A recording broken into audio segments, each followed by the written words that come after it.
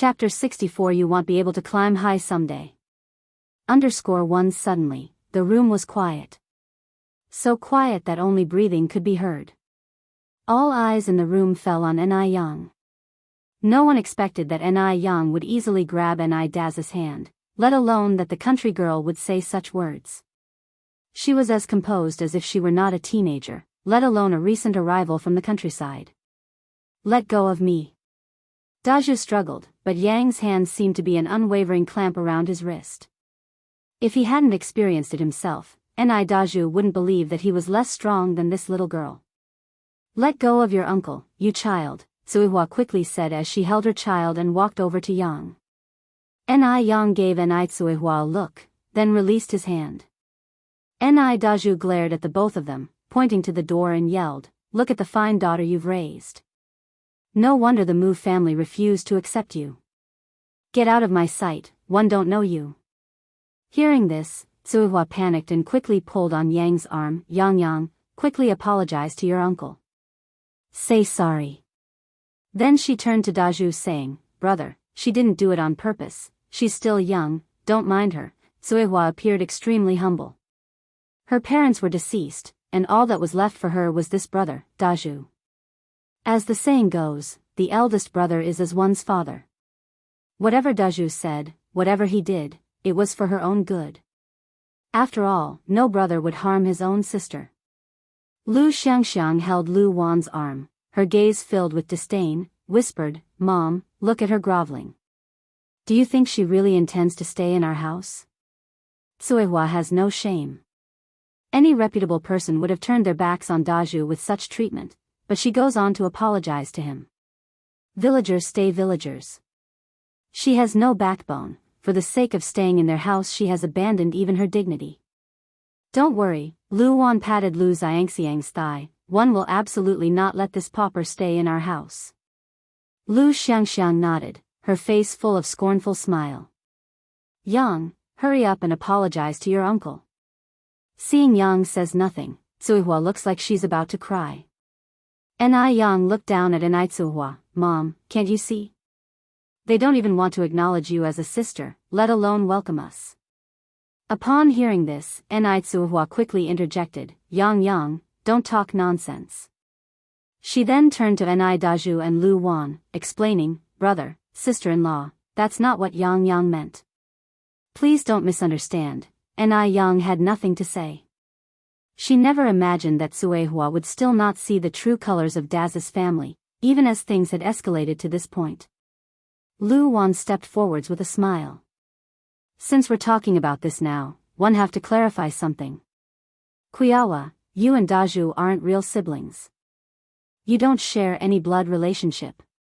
You're just an orphan who Daz's dad picked up. If you really are his sister, why wouldn't we welcome you? But you are not. And now Daju has married into the Lu family, he has even less to do with you. If you have any shame, you should leave our house.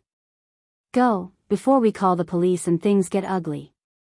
Lu Wan's words were hit like a thunderbolt on a clear day, striking right at Ni Suihua.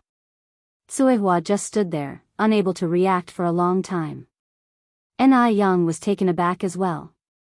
She never expected that her mother and Ni Daju did not share any blood relation. No wonder Ni Daju was such a despicable man, while Suihua had no trace of deceit. Plus, they did not share any noticeable resemblance.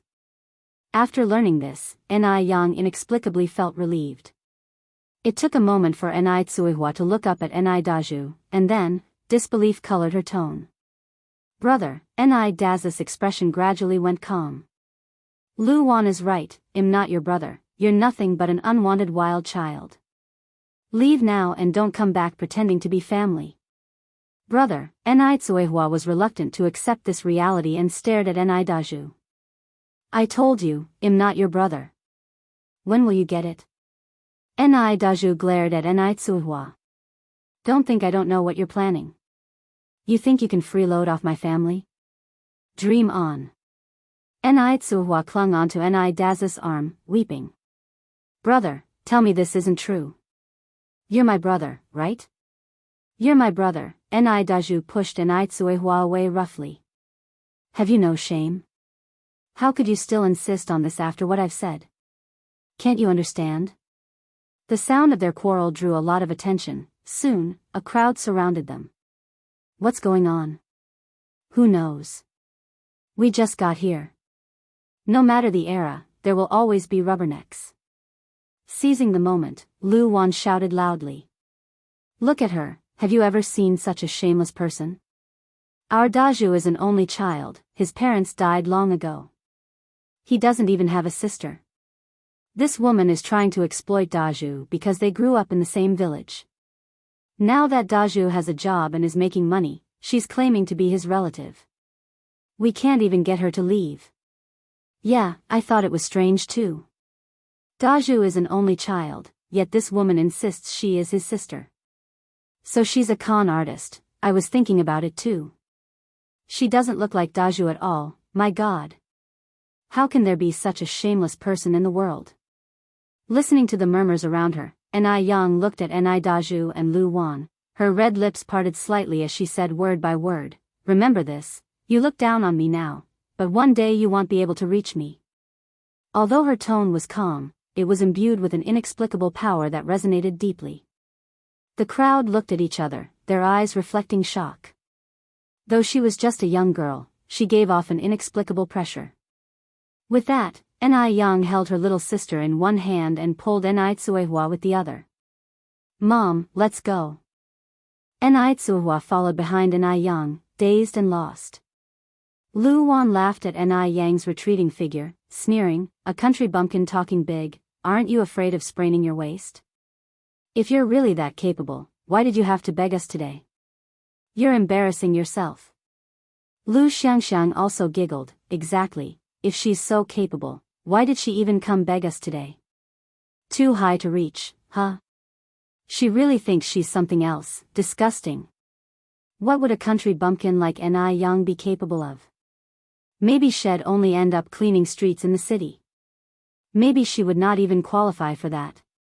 The lower class will always be the lower class. Ni Yang led Ni Tsuehua and her little sister out of the workers' compound.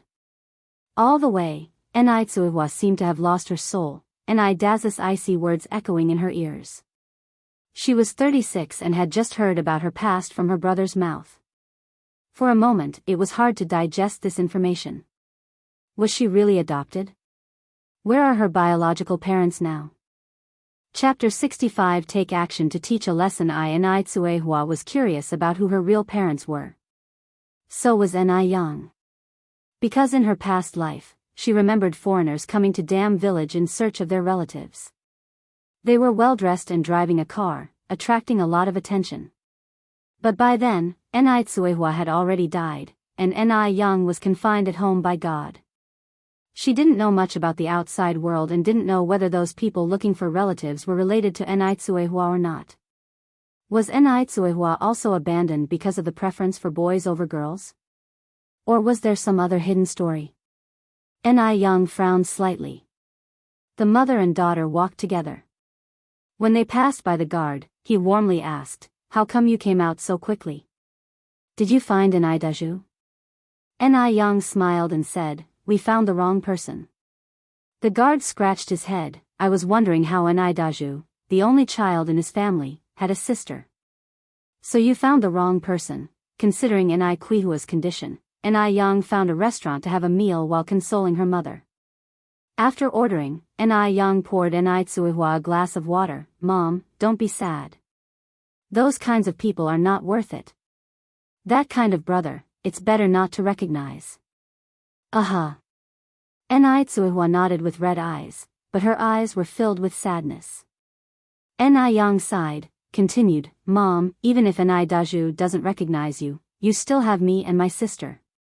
Don't worry, one day, I will make them regret what they did today." As she spoke, Ni Yang's eyes overflowed with self-confidence, surging with radiance. Ni Tsuehua tightly held Ni Yang's hand and nodded, "Yes, Mama is not sad, Mama is not sad at all." Ni Yang was right. Ni Daju was absolutely ruthless in dealing with things. If she still thought about this brother, then she would be a fool. In the future, She and Ni Yang will work hard to live a good life together and won't let anyone ridicule them anymore. Ni Yang continued, then you should smile, you know, a smile can shorten 10 years of life. Looking at such a sensible daughter, Ni Tsuehua showed a smile. That's right, Ni Yang smiled slightly, Mom, in the future, we don't need to be sad for someone unimportant, just live our lives well. The most important thing is to live in the present, let the past be the past. Aha. Ni Tsuehua nodded. After eating, the mother and daughter went to stroll in the department store with the child. This was Ni Kuihua's first time shopping in such a high-end mall, her eyes full of curiosity. At this time, the department stores were all state-owned, so the salespeople were quite arrogant, often looking at people with disdain.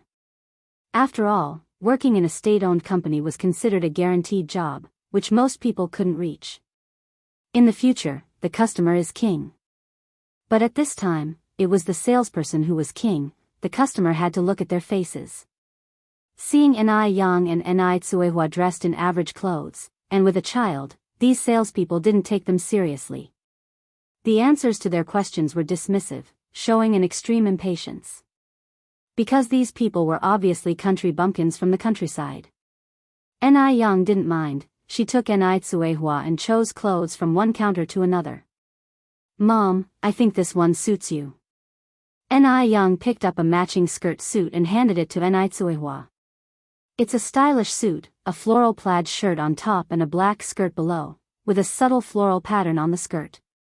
Ni Tsuehua quickly waved her hands to refuse, it's for young girls like you, not suitable for me. Ni Yang smiled and said, which young girl would wear this? Besides, you're not old, go try it on. This suit really suits you. Ni Yang pushed Ni Tsuehua towards the fitting room. Just then, a sales assistant who was standing nearby walked up to them, pointing and ordering, you can't try on this dress. If you try it on, you have to buy it. Hearing this, Ni Tsuehua immediately put the dress down, scared, let's not try it, Yang, let's go. Ni Yang isn't someone easy to bully, after all, in her previous life, she owned and managed over 100 restaurants and carried an aura of assertive composure. Ni Yang smiled at the sales assistant, can't try? Can you show me the rule in this store that specifically states this dress cannot be tried on? Also, where is the rule that says if you try on something you must buy it? Or do you mean this department store is owned by your family and you can make up such rules as you like? Ni Yang was smiling as she spoke, but the sales assistant couldn't detect any humor in her expression. How odd. Although she was just a teenager, her formidable presence felt like a giant ship prevailing against winds and currents. Ni Yang's lips slightly parted as she said, please fetch your supervisor now. I want to know how your supervisor normally trains employees. Perspiration broke out in a cold sweat on the sales assistant. She never expected Ni Yang to confront her like this. The usually sharp sales assistant had completely misread Ni Yang. If their superiors found out about today's incident, she would certainly lose her secure position. She had thought Ni Yang was just an easy-to-bully hillbilly, but it turned out she was tougher than the spoiled city girls. Let's go, Yang, let's leave. Ni Tsuehua stuttered, her voice trembling with fear. Ni Yang turned to Ni Tsuehua, reassuring her softly, don't worry, Mom, everyone is equal now. Ni Tsuehua had just arrived from the countryside, carrying an innate sense of insignificance where she felt she was always a step below others, no matter where she was. Ni Yang secretly made up her mind to help her mother get rid of these obsolete habits and learn to be truly independent and strong. This is why today's incident definitely needed to be properly resolved, so her mother could face her own worthiness. Seeing Ni Tsuehua so scared, a flicker of contempt ignited in the sales assistant's heart. Despite Ni Tsuehua being an unsophisticated country bumpkin, who could ignore the fact she had such a formidable daughter? Knowing when to rein in during the troubled times, the sales assistant quickly changed her tune. Ladies, one apologize for the misunderstanding just now. This dress can indeed be tried on. Please, go ahead. Ni Yang looked at the sales assistant, her tone even and calm, I want you to apologize to my mother now. Her tone was subtle, yet resounding, allowing no room for dispute. Apologize? The sales assistant was taken aback, looking at Ni Yang incredulously. She was expected to apologize to a country bumpkin? How was that possible? But when she met Ni Yang's clear, icy gaze, she quickly capitulated. Feigning respect, she turned to Ni Tsuehua. I'm sorry for the misunderstanding, ma'am. Please forgive me. Worried that Ni Yang would not be satisfied, she even gave a deep bow. Ni Tsuehua was dumbfounded to see the sales assistant actually apologizing to her. She responded somewhat dazedly, It's okay. With the apology and the bow given, Ni Yang decided not to stoop to the sales assistant's level. In the first place, Ni Yang just wanted to peacefully help Ni Tsuehua buy some suitable clothes without stirring up trouble. But it was the sales assistant who had ignited the dispute.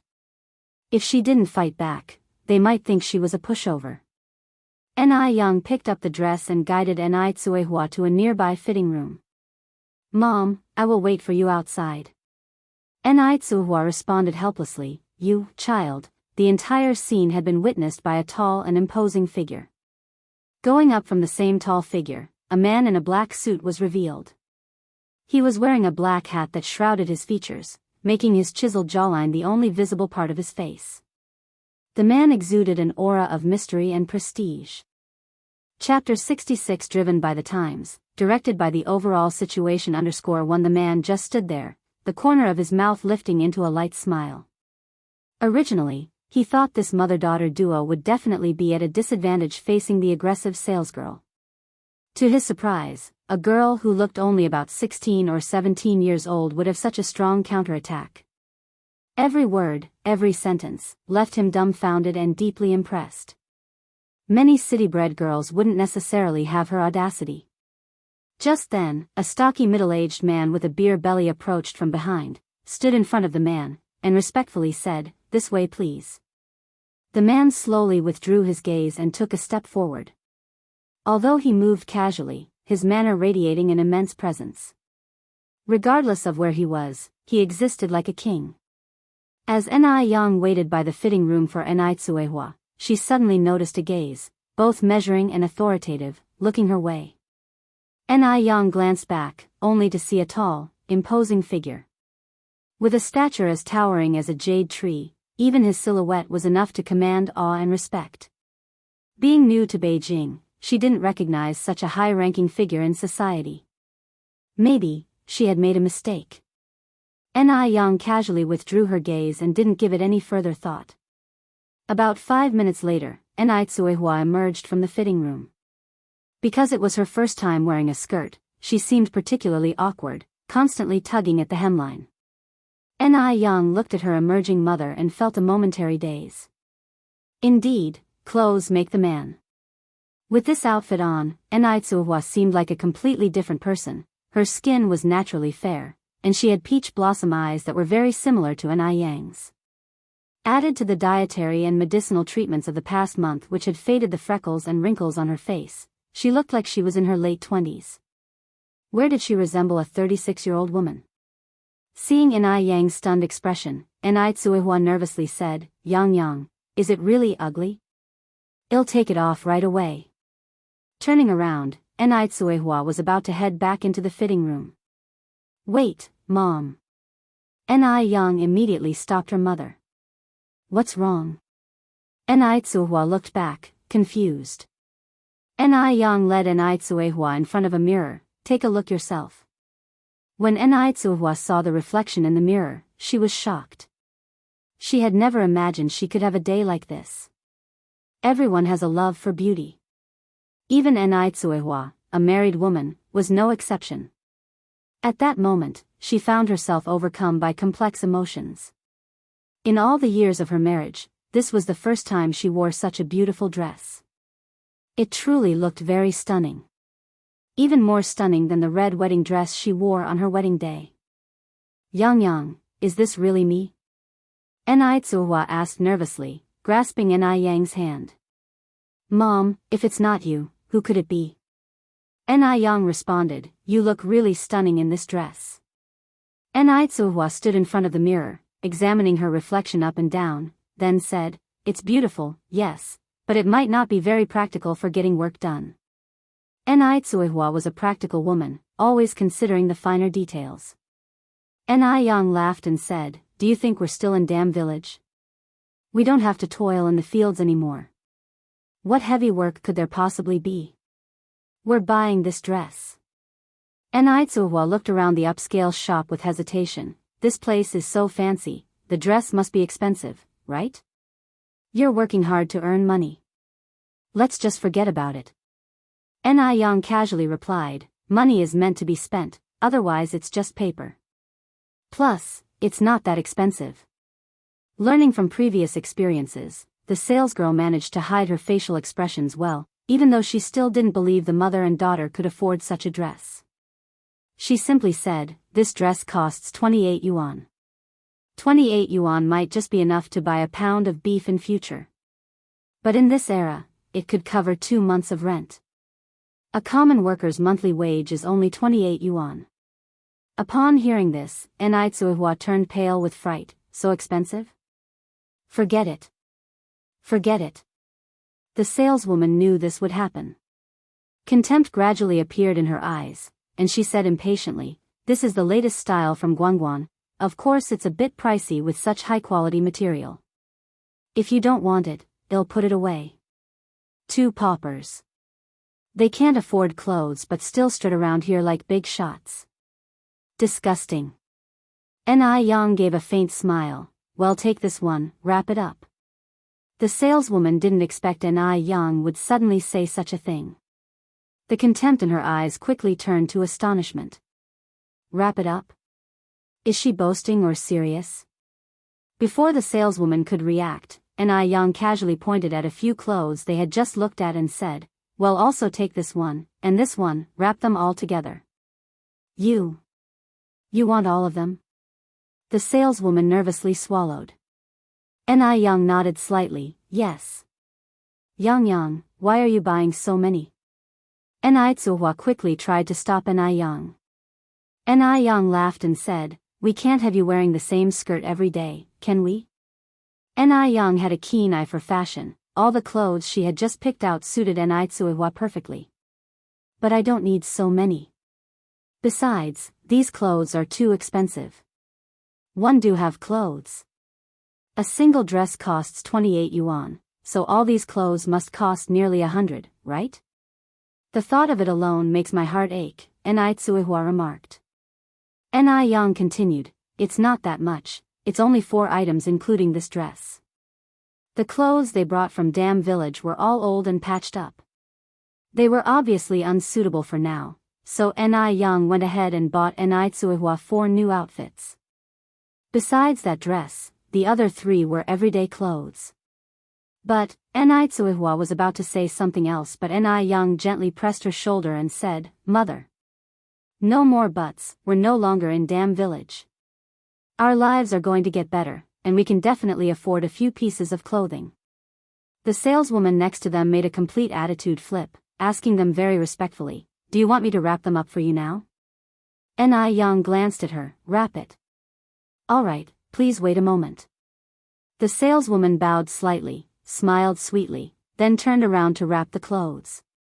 Seeing her like this, Ni Tsuehua surprisedly said, "Why did this young lattice attitude change so fast, just like flipping a book? She was so indifferent just now." Ni Yang laughed and said, "Just the way of the world, it's not her fault." "Oh," Ni Tsuehua nodded in a half-understanding way. The 4 pieces of clothing cost a total of 108 yuan. Ni Yang willingly took out the money to pay, while Ni Tsuehua next to her felt heartache. She never thought there would be a day when she would spend 100 yuan on clothes. 108 yuan, it's almost the annual income of the Mu family. After buying the clothes, Ni Yang took Ni Tsuehua to the lingerie counter. Bras have existed since 1914, but they just hadn't been brought to the countryside yet. Ni Yang was already 17 and still wearing the ancient belly band, while Ni Tsuehua hadn't even seen a bra before. Therefore, in the countryside at that time, many women's breasts began to sag prematurely before they were even 30 years old. Although Ni Yang had been paying attention to dietary skincare recently, Enai Quihua's breasts were already showing signs of sagging. However, with the help of a bra and the dietary skin care, she would definitely have a perfect bust shape. This was the first time Enai Tsuehua had seen a bra, and she curiously asked, "Yang Yang, what is this?" Chapter 67 Become Stronger. Don't hold your daughter back. _1 Seeing Enai Tsuehua like this, Enai Yen whispered a few words in her ear. After Enai Tsuehua understood the purpose of these strange clothes, she promptly blushed and felt uncomfortable all over. "Yang Yang, let's go," she said. Enai Yen laughed and said, "Mom, there's nothing to be embarrassed about. These days, everyone in the city wears these. Not only can they prevent female diseases, but they also prevent sagging breasts."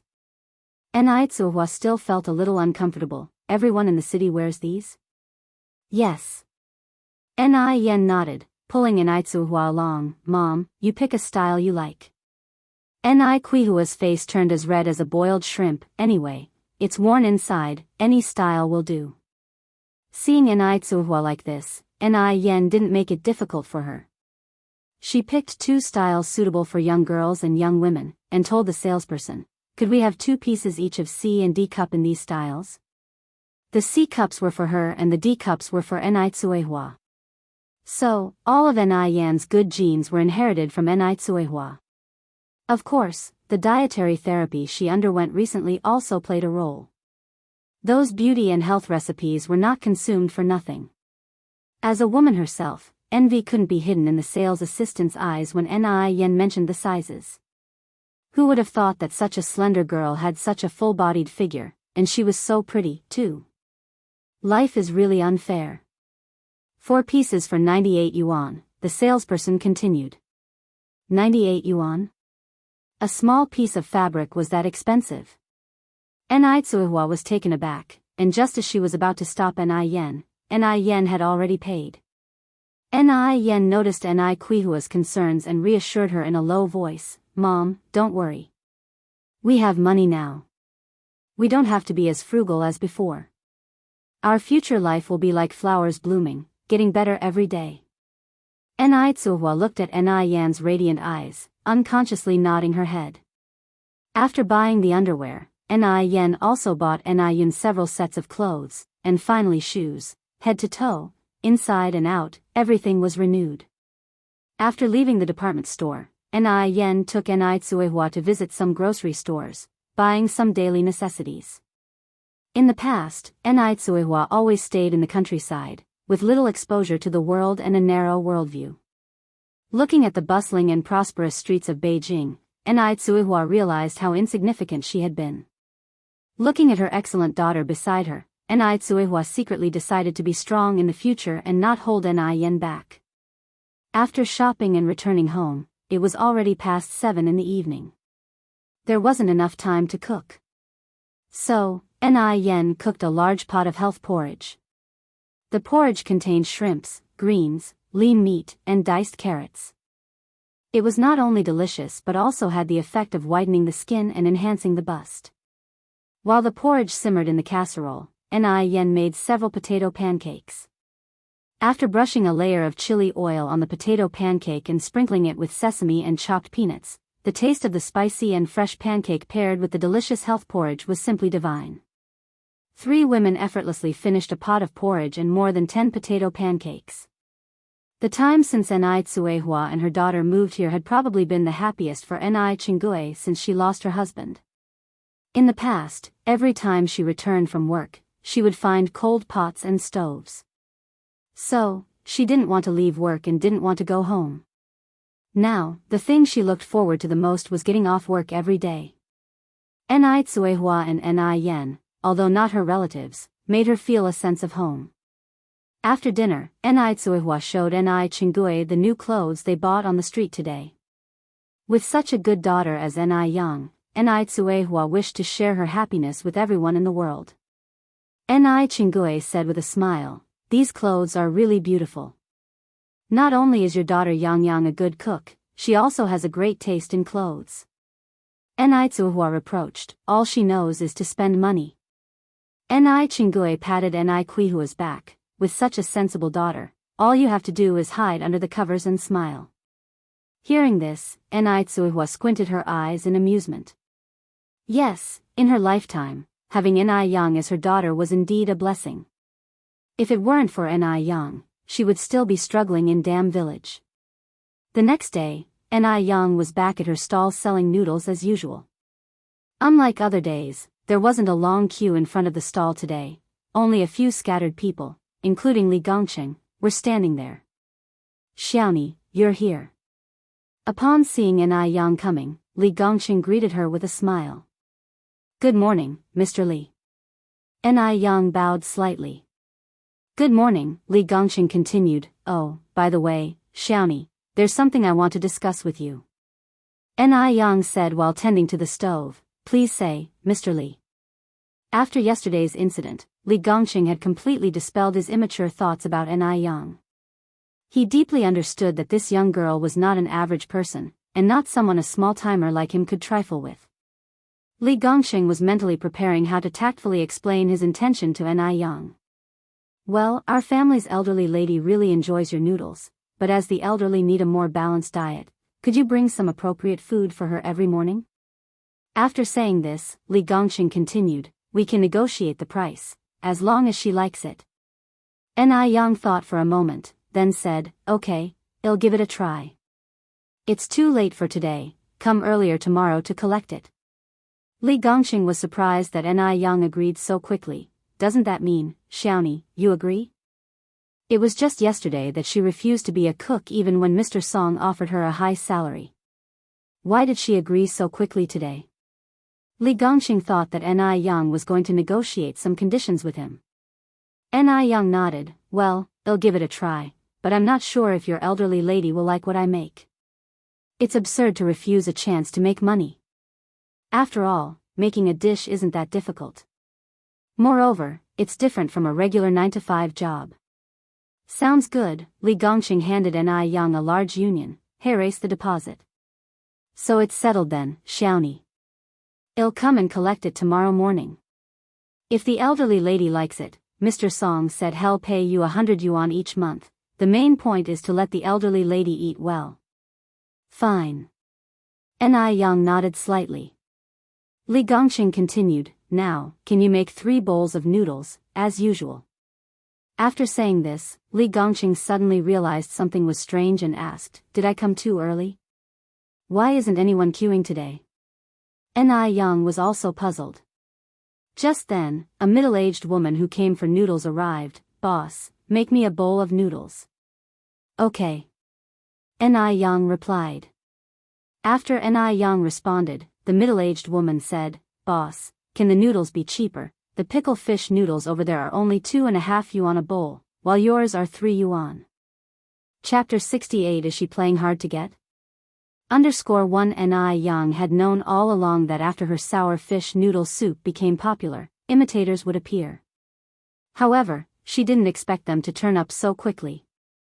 She was watching the middle-aged woman trying to haggle. With a smile, Enai Yang said, I'm sorry, comrade, this is a small business, I can't lower the price any further. The imitator's pickled fish noodles had just come out and it was also 5 cents cheaper per bowl. Naturally, everyone would choose the newcomer, seeking novelty and cheaper prices. The appearance of the imitator had its pros and cons for Enai Yang. The advantage was that the quality difference would be highlighted only in comparison. Enai Yang was now using a secret recipe for the pickles and the chili. The imitator could never replicate the exact same taste. Enai Yang was still full of confidence in her own skills. The disadvantage was that they had taken over most of her business this morning.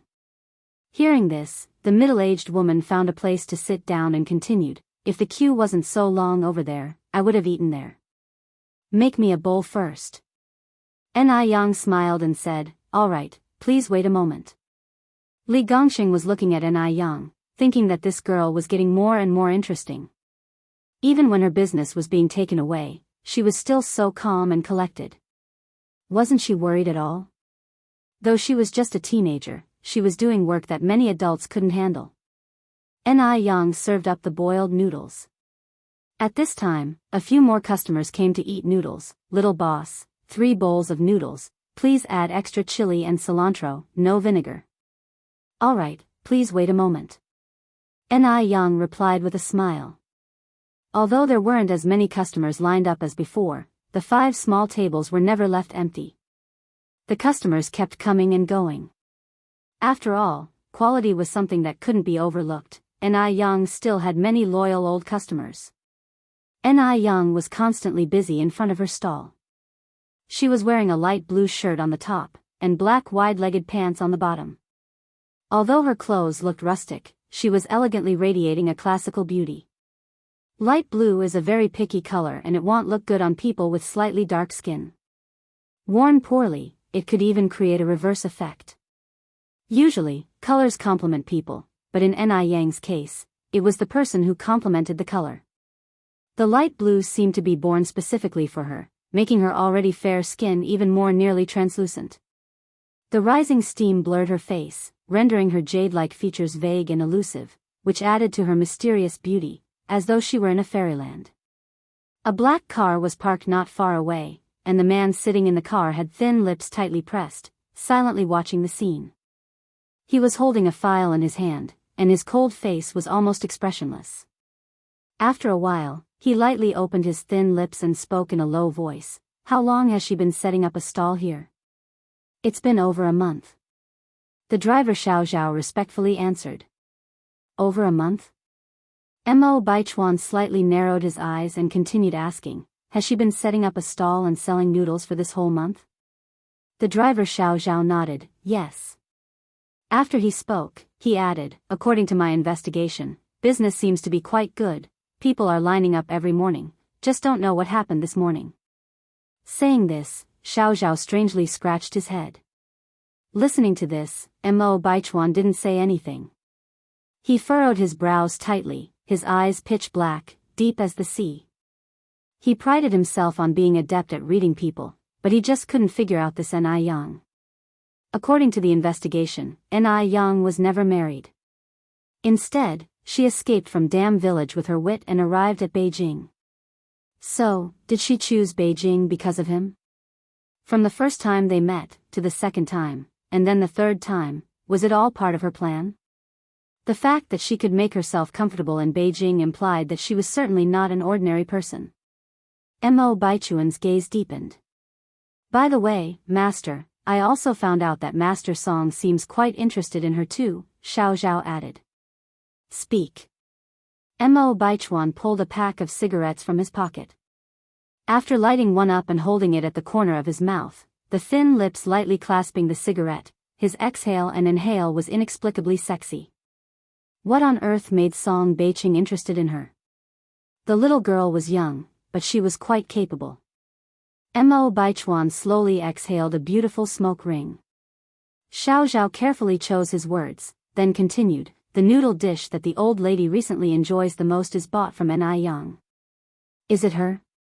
Mo Baichuan was taken aback, a flash of doubt in his eyes. Xiao Zhao nodded.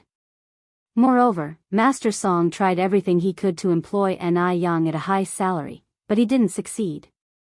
I heard from Xiaoli that he even raised the monthly salary to over 50,000. He even let Ni Young name a price, but none of these moved her. This is interesting. A monthly salary of over 50,000, what does this signify? It signifies instant wealth. Generally speaking, no one can resist such magnificent wealth. Ni Young must be selling noodles for the money. So why would she refuse Song Beiqing? Why refuse this enormous wealth? Unless, she has set her sights even higher. Isn't there a saying? The most beautiful things often carry deadly poison. Mo Baichuan narrowed his eyes, which were as black and deep as a phoenix's. After a moment, he gently moved his gaze from Ni Young and said, let's go, well go back. After all, Ni Young is just a woman. No matter how she tried, she couldn't move his mountain. Moreover, Song Beiqing is not a fool. He's experienced in the world of romance. If Ni Young targeted him, she would only end up empty-handed, losing both her body and heart. However, Mo Baichuan was looking forward to seeing what Ni Young would do next. For now, he just needs to wait and watch. When the time is right, he will personally strip away her beautiful facade. The car sped fast, raising a cloud of dust. Mo family. Two elderly women with white hair were sitting in Mo Hudi's room. One was the old lady Mo. The other one was old lady Mo's old friend, old lady Zheng from the Zheng family. The two elderly women looked at Mo Hudi lying in bed, their eyes filled with heartache and sadness. Poor Mo Hudi, such a small child, suffered from illness every day, and she had already become a bag of bones. Old lady Zheng asked in a low voice, "Erwin, you mentioned earlier that there's a famous doctor in Jiangnan who might be able to cure Xiao Dai's illness. How's it going? Has the doctor come to see her?" Hearing this, old lady Mo sighed. The famous doctor is too arrogant, refusing to treat anyone from the Mo or Yang families. I've already asked a friend to help, we should have news soon. The friend that Lady Mo mentioned was Li Xianxian. Li Xianxian also promised her that she would definitely convince the divine doctor from Jiangnan. Now, all of old lady Mo's hope was on this rumored divine doctor. Hearing this, old lady Zheng nodded. At that moment, Mo Hudi slowly woke up on the bed. The first thing she said after opening her eyes was, "Grandma, did Guobao come to see me these days?" Chapter 69 Filial Piety. The daughter who was lost for 33 years because of her long-term illness, Mo Hudi only had one good friend, Yang Guobao. Furthermore, no parent would wish for their child to hang around with a sickly kid. What if their child caught whatever she had? Previously, Yang Guobao would come to see her every few days. But now, if her memory served her, Yang Guobao hadn't come to see her in more than a month. Could it be that Yang Guobao had already? At this thought, Mo Hudi's expression darkened. Grandma Mo continued, "Didn't I tell you? Guobao was taken to the countryside by his mother, and he hasn't returned yet. Will Guobao come back?" Mo Hudi asked again. This question was a bit difficult for Grandma Mo to answer. Yang Guobao had been taken away by Wang Meifeng for over a month now, and they had not received any news. Who could be sure about the situation? Old lady Zheng interjected, "Haven't the Yang family thought of bringing back Wang Meifeng and her son?" If the daughter-in-law was wrong, that was her problem, but their grandson was still their descendant. Would they just leave him stranded without a care? Grandma Mo said, "Gobeo's grandma is also very stubborn. She's still waiting for Wang Meifeng to admit her mistake. If Wang Meifeng doesn't acknowledge it, the Yangs won't actively bring them back." After saying this, Grandma Mo continued, "But this is really Wang Meifeng's fault. She's a college student, yet she was tricked by a teenager. Isn't it laughable?" Old lady Zheng pondered, "Maybe, that young girl has got some skills?" Grandma Mo replied, "Old sister, we've lived for so many years. Have you seen a teenage divine doctor? Especially a female one? No need to mention several. Even one, she had not seen. Moreover, all the historical divine doctors in China were men. When did a little girl become one?" Old lady Zheng laughed, "You're right." The two old sisters chatted casually for a while. Mo Hudi lay in her bed, listening. After a while, she fell asleep. Old lady Zheng held Mo Hudi's hand, her expression difficult to decipher. After a half a while, she muttered, "If one hadn't lost Ting back then, perhaps her child would be as old as Xiao Dai by now. It's all my fault. I'm useless." Her voice was filled with sadness and regret. Just then, a figure rushed past the door. The figure didn't go far but hid in a corner, listening to the conversation inside. Hearing this, Grandma Mo sighed, comforting, "Aching, it's not your fault about what happened back then. Don't be too hard on yourself. Now you have Lingling, don't you? Lingling is sensible and filial, and she gave you an outstanding granddaughter. It's as if they were your own." Old lady Zheng croaked, "But Tingting is my daughter, who I carried for 9 months and gave birth to.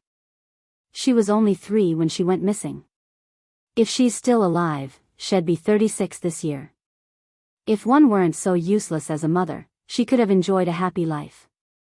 But now, I don't even know whether she's alive." Even though old lady Zheng had adopted a girl who had children of her own, she couldn't help but miss her biological daughter.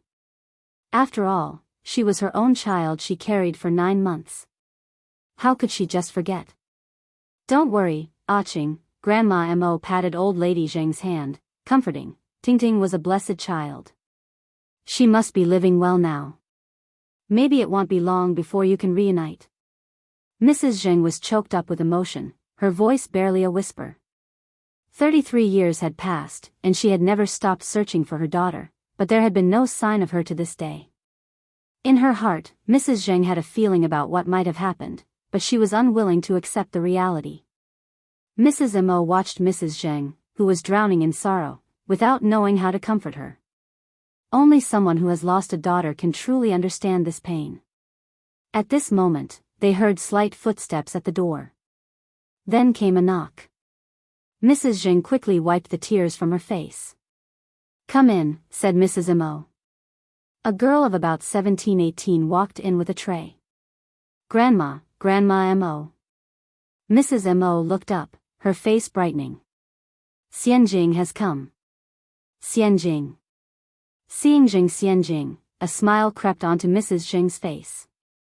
Even though Xianjing was the child of her adopted daughter Zheng Lingling, Mr. and Mrs. Zheng loved their granddaughter dearly and indulged her in every way. They had even discussed that if they couldn't ever find their biological daughter, they would leave all their legacy to Zheng Xianjing once they passed away.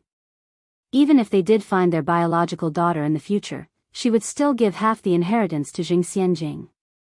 Moreover, Zheng Xianjing was an excellent student. At only 18, she had already been admitted to a prestigious university and was studying finance and management. "Grandma Mo, one borrowed your kitchen for a bit and made some mung bean soup. This is your bowl, and this is for my grandma." As Xianjing spoke, she handed over the bowls of mung bean soup with both hands to the two elderly women. Mrs. Mo joked, "Xianjing, you divided these so clearly, one hope you didn't put something extra in your grandma's bowl to make it taste better than mine?" Xianjing, taken aback, replied, "My grandma has a bit of a headache, so I added a little bit of herbal medicine to her mung bean soup." On hearing this, Mrs. Mo was surprised and said, "Xianjing, did you prepare these 2 bowls of mung bean soup separately?" Zheng Xianjing nodded. "Xianjing, you really are so considerate." Mrs. Mo took Xianjing's hand, nodding in agreement. "Your grandma is so lucky to have a respectful and caring granddaughter like you in this life." Making 2 separate bowls of mung bean soup might seem like a small thing, but the thoughtfulness involved was exceptional. The preparation itself was straightforward, but making them separately would have been quite bothersome. Many biological grandchildren perhaps wouldn't have the patience for such a lavish display of affection. Respectful and caring? On hearing this, a scoffing smile flickered in Xianjing's eyes. She was indeed very affectionate. But all her affection had gone to the dogs. She treated Mrs. Zheng so well, but Mrs. Zheng was still hung up on her biological daughter who had probably been dead for centuries now. Naturally, blood is thicker than water. How could she, a granddaughter born out of an adopted daughter, ever compare to a biological child? A mocking smile crossed Xianjing's heart, but she didn't let it show as she modestly said, "Grandma Mo, I'm not as good as you say 1 a.m., this is just what any granddaughter should do." Mrs. Zheng looked at her excellent and understanding granddaughter and said, "Xianjing is just like her mother, always respectful and loving ever since she was a child." Upon hearing this, Mrs. Mo nodded in agreement. "Indeed, Lingling is also a respectful child, our Xianjing takes after her mother." Feeling slightly embarrassed, Xianjing said, "Oh, grandmas, you're teasing me again. Please try the mung bean soup. It's refreshing and helps drive out the heat in the summer, and also helps detoxify." Chapter 70. It's not easy for us to have a good life. _1 The taste of the mung bean soup was mediocre. Nevertheless, out of respect for Zheng Xianjing's effort, the 2 elders gulped down the soup in one go. "Grandma, let me wipe your mouth." Zheng Xianjing handed over a clean handkerchief in a timely manner. Elder Lady Mo teased from the side, "Indeed, a biological grandmother is a biological grandmother. Look at her, handing bowls and offering handkerchiefs. Me, a stranger, cannot enjoy such a privilege. Biological grandmother?" There was a cold sneer in Zheng Xianjing's heart. Elder Lady Zheng never treated her as a biological granddaughter. This appellation was truly ironic. Zheng Xianjing remarked with a smile, Granny Mo, once Xiao Dai is better, she will definitely be even more filial than me. Of course, Elder Lady Mo liked hearing this comment. She also firmly believed that Mo Hudi would definitely recover.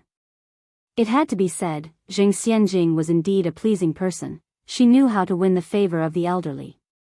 In fact, since the day her mother had informed her that she and Elder Lady Zheng did not share any blood relation, she had started being cautious, afraid of offending these two elders with her words or actions. Therefore, her obedient and considerate behavior over these years was all a facade. Because she had to please these two elders of the Zheng family, only then would she have the chance to inherit everything from the Zheng family. However, today, upon hearing Elder Lady Zheng's words, she felt an unprecedented threat. From Elder Lady Zheng's words, it was not difficult to deduce that all these years they had been searching for that lost biological daughter, it was just that they had never found her. But what if? What if one day they did find her? What would their family do then? Therefore, she must find a way to make the elderly couple of the Zheng family draft their will sooner than later. Otherwise, she would never be able to rest easy. All that the Zheng family owned was hers. Why should she have to give it all away? Thinking of this, a faint light flashed in Zheng Xianjing's eyes.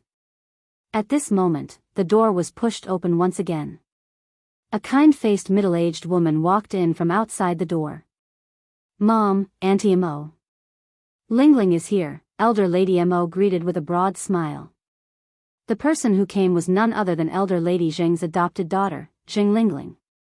As soon as Zheng Lingling arrived, she stood behind Elder Lady Zheng, massaging her shoulders. Elder Lady Mo praised her non-stop, saying how filial Zheng Lingling was. Zheng Xianjing continued, my mom is massaging Grandma. Grandma Mo, let me massage you. I have recently learned a new massage technique. As Zheng Xianjing spoke, she began to massage Elder Lady Mo. Elder Lady Mo was so pleased that her mouth curled up in a smile. This mother-daughter duo massaged the elders quietly, not disturbing their conversation. Elder Lady Mo, under Zheng Xianjing's massage, blissfully closed her eyes. As if suddenly reminded of something, Elder Lady Zheng asked, Erwin, how has your sixth child been lately? At these words, a glint of light flashed across Zheng Xianjing's usually tranquil gaze. Elder Lady Mo closed her eyes and said disappointedly, still the same, entirely useless. Elder Lady Zheng let out a sigh, all your children are so talented, it's just the sixth one who has turned out to be utterly good for nothing. Elder Lady Mo had a total of 6 children. 5 sons and 1 daughter. The sixth one mentioned by Elder Lady Zheng was Elder Lady Mo's youngest son, and also the son causing her the most worry. Each of the other 5 children of the Mo family, including grandson Mo Baichuan, were influential figures in Beijing. This sixth child, he is the least impressive of the Mo family. Well, him. He never went to college. Never held a job. Even now, he's still an idle drifter. He basically just eats and waits for death, wandering around, often not returning home for several months, even a year. Because of this, he's become a joke among the aristocratic circles in Beijing. Ugh, don't even mention him. Lady Mo sighed irritably. That boy is such a headache. Lady Zheng patted Lady Mo's hand, consoling her, don't worry too much about it, everyone grows and develops at their own pace. Forget it, muttered Lady Mo scornfully, I've given up on hoping he'll make anything of himself in my lifetime. Mrs. Zheng glanced at her daughter's expressions quietly. She has been observing for a while now. Each time they mentioned this disrespectful sixth child of the Mo family, her daughter, Zheng Xianjing seems a bit off. Although this good-for-nothing sixth child of Mo family doesn't possess much talent, he is indeed blessed with good looks. It couldn't be, her daughter, has taken a liking to the worthless sixth of Mo family? Zheng Lingling faintly felt worried. Her daughter should aim to marry someone of Song Biqing's or Mo Baichuan status, not end up with the incompetent sixth of Mo family. No way. She had to banish this absurd idea from her daughter's mind immediately. Therefore, during lunch, Jing Lingling finally found a chance to talk to her daughter privately. Xianjing, Jing Lingling called out to Jing Xianjing. What's the matter, Mom? Jing Xianjing turned back. With a hushed voice, Jing Lingling asked, Your mom wants to know, have you fallen for the sixth of Mo family? Jing Xianjing replied a bit awkwardly, No. No? Jing Lingling narrowed her eyes. Xianjing, you're my daughter. I can tell what you're thinking. Listen to me, you must quit this absurd idea right now. If you have time, put in more efforts towards Song Beicheng or Mo Baichuan. Either one of them would be 1,000 times better than that sixth of Mo family. Finishing her words, Jing Lingling continued sincerely, Xianjing, your mother struggled to make a life like this. I hope you can always stay on top of the world. That sixth of Mo family, all he knows is to ask for money from his family. What can he possibly provide you? Jing Xianjing obediently nodded her head, Okay, Mom. One understand. Of course, she wants to stay on top. In fact, she wants to be at the very top. It's just that there are certain things she doesn't feel comfortable discussing with her mother. Just when Jing Lingling was about to say something else, Jing Xianjing preempted her. Oh Mom, I heard something today. What was it? Jing Lingling quickly asked. Jing Xianjing continued, I heard that old woman has been secretly looking for her biological daughter for years. I'm worried, Jing Lingling frowned severely, those two troublemakers. I've been nothing but good to them, and they still treat us as outsiders. Xianjing, don't worry. As long as your mom's here, one won't let anyone take anything that belongs to us. With her mother's very promise, Jing Xianjing felt relieved. Over on Yurdist Road's morning market. Probably because the market was not bustling today, and Ai Yang only managed to sell all of her 500 bowls of noodles around noon. After cleaning up her stall, she rode her bicycle to the vegetable market. On the way, she conveniently passed by the newly opened sour fish stall. It was approaching lunchtime. Not only was the place filled with noodle eaters, but there was also a long queue forming. But what surprised her more was the owner of this stall. The person wasn't someone else, it was Zhu Yonghong's mother, Sun Chuanxiang, who was arrested a month ago. With Zhu Yonghong still in jail, Sun Chuanxiang had a middle-aged man helping her who bore a look similar to Zhu Yonghong. She assumed that this man was Zhu Yonghong's father. What an interesting family. The daughter hires thugs to destroy the competition, while the parents directly turn into copiers. When she noticed that Ai Yang passed by this place, Sun Chuanxiang kept her head high and called out with a triumph in her voice, Come on everybody, delicious pickled fish noodles. Just 0.25 yuan a bowl. Only 0.25 yuan a bowl. Chapter 71 Encounter Again, First Subscription, 10,000 Words Chapter, Seeking Support. Sun Chuanxiang was deliberately flaunting in front of Ai Yang. Isn't it just a bowl of pickled fish noodles? Who can't make that? Ai Yang is just a lowly wench. Previously, not only did she steal their business, she even caused her daughter to get arrested. It didn't matter that Zhu Yonghong was taken in, what mattered was it affected her son who was in college. Now, her son has been forced to suspend school and is under investigation at home. She had no idea when her son could return to campus. Their family had been farmers for 3 generations, never producing anyone successful. They finally had a golden phoenix, only to be ruined by Ai Yang, that wench. If it weren't for Ai Yang, would such a disaster have happened? For a moment, Sun Chuanxiang wished she could bite Ai Yang to death. However, she has now taken her revenge, successfully taking away all of Ai Yang's customers. It was obvious that Ai Yang hadn't sold a single bowl of noodles this morning. Ai Yang can still smile now. But she's probably going to cry tomorrow morning. Cheap hussy, serves you right. Thinking about it, Sun Chuanxiang became even more self-satisfied. Ai Yang appeared unaffected, ignoring Sun Chuanxiang. It wasn't pride, but rather that the taste of Sun Chunxiang's pickled fish stank. Even if sold cheaply, it wouldn't keep many customers, except for a few bargain hunters. Those who truly care about taste won't be returning customers. After all, whether it's the pickling of the fish, the chili, or even the sour vegetable in Ni Yang's pickled fish noodles, there's a secret recipe involved. Sun Xuanxiang was simply running out of tricks. Why should she lower herself to the same level as such people? As it turns out, she should really be thanking Sun Xuanxiang. After all, only the inferior can highlight the superior. Isn't there an old saying? Often imitated, never surpassed. Ni Yang arrived at the vegetable market, bought some vegetables, meat, fruits, and about a dozen fish, tied them all on the bike, and just as she was about to ride back, she saw some trendy young men and women, each holding a can of Jian Libo energy drink. Jian Libo is a kind of soft drink unique to this era. Soft drink? Ni Yang thought for a moment and suddenly had an idea. At this time, a bottle of Jian Libo was quite expensive and most families couldn't afford it. However, an iced Jian Libo did have a great effect on beating the heat. Now, it was summer. Many customers would be sweating and wanting to quench their thirst after eating halfway through a bowl of pickled fish noodles.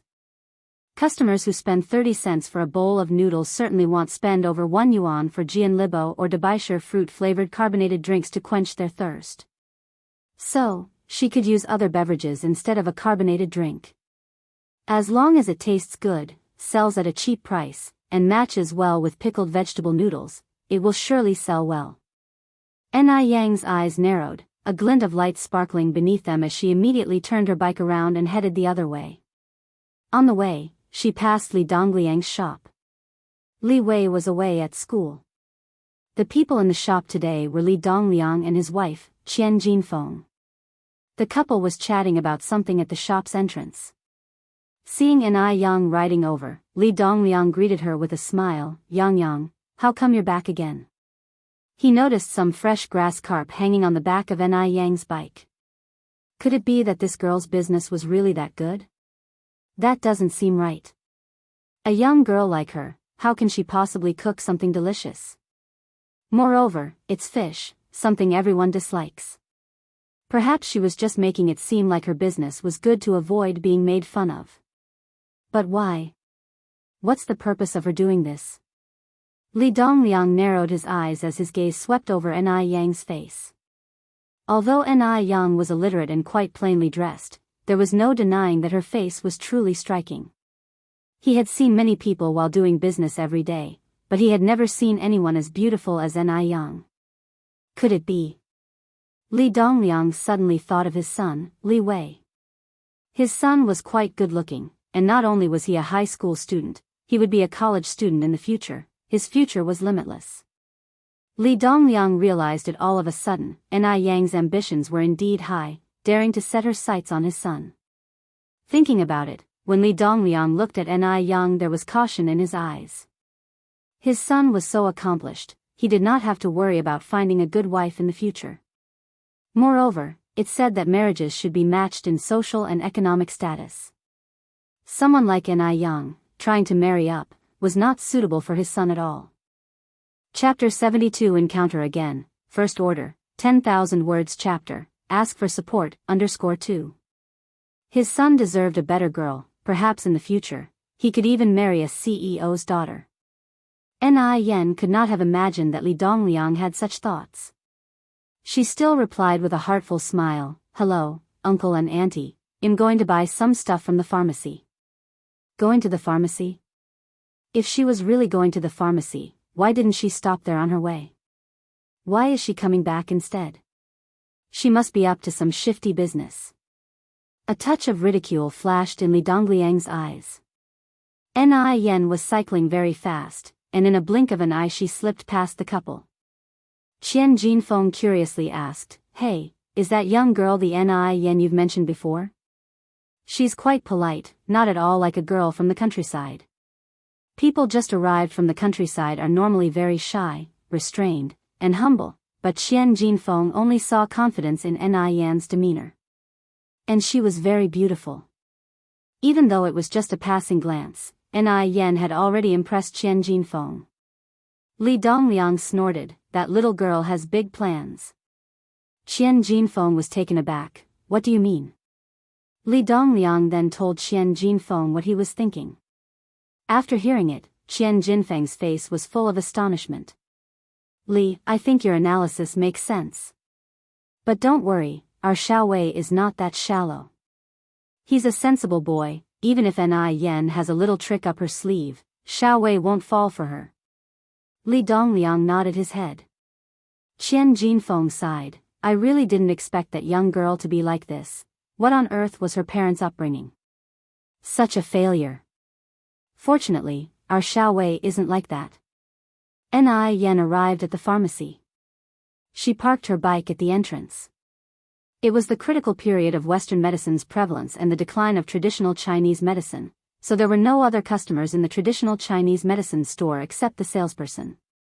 The salesperson greeted enthusiastically when he saw someone entering. Hello comrade, what can I help you with?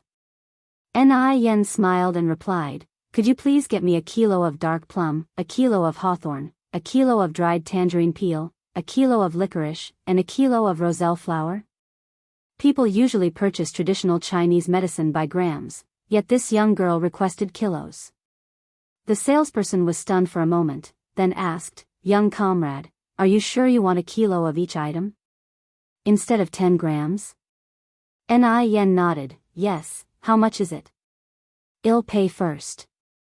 Wait a moment, let me calculate. The salesperson picked up his abacus and started calculating.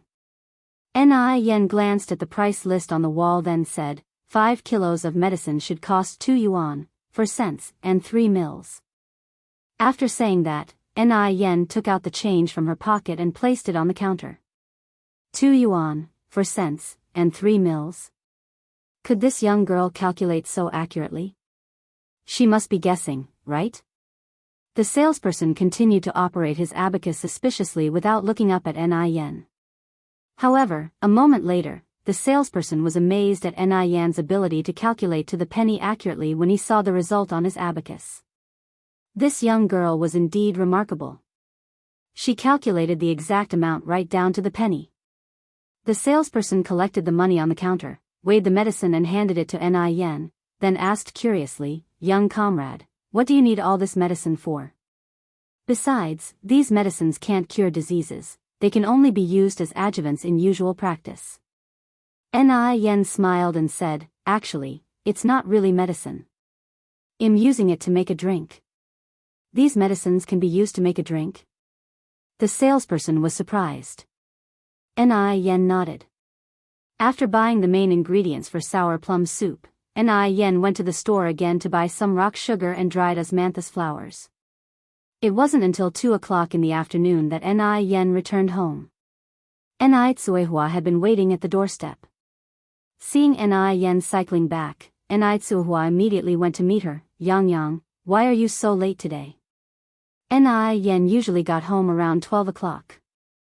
Ni Tsuehua was so worried that Ni Yen could have met with some accidents. Ni Yen smiled mysteriously, I bought some interesting things. What interesting things? Knowing her daughter's mischievous nature, Ni Tsuehua couldn't help but be a bit curious. Ni Yen continued to maintain her mystery, you'll know tonight. By the way, where's Yunyun? Ni Tsuehua laughed, Yunyun is sleeping. I've left you some food in the pot. You should go and eat first, I'll tidy up these things for you. Chapter 73 Encounter Again, First Order, 10,000 Words Chapter, Ask for Support, _3. Ni Yang was already hungry, I will go to eat first then, thank you for your hard work. Go ahead.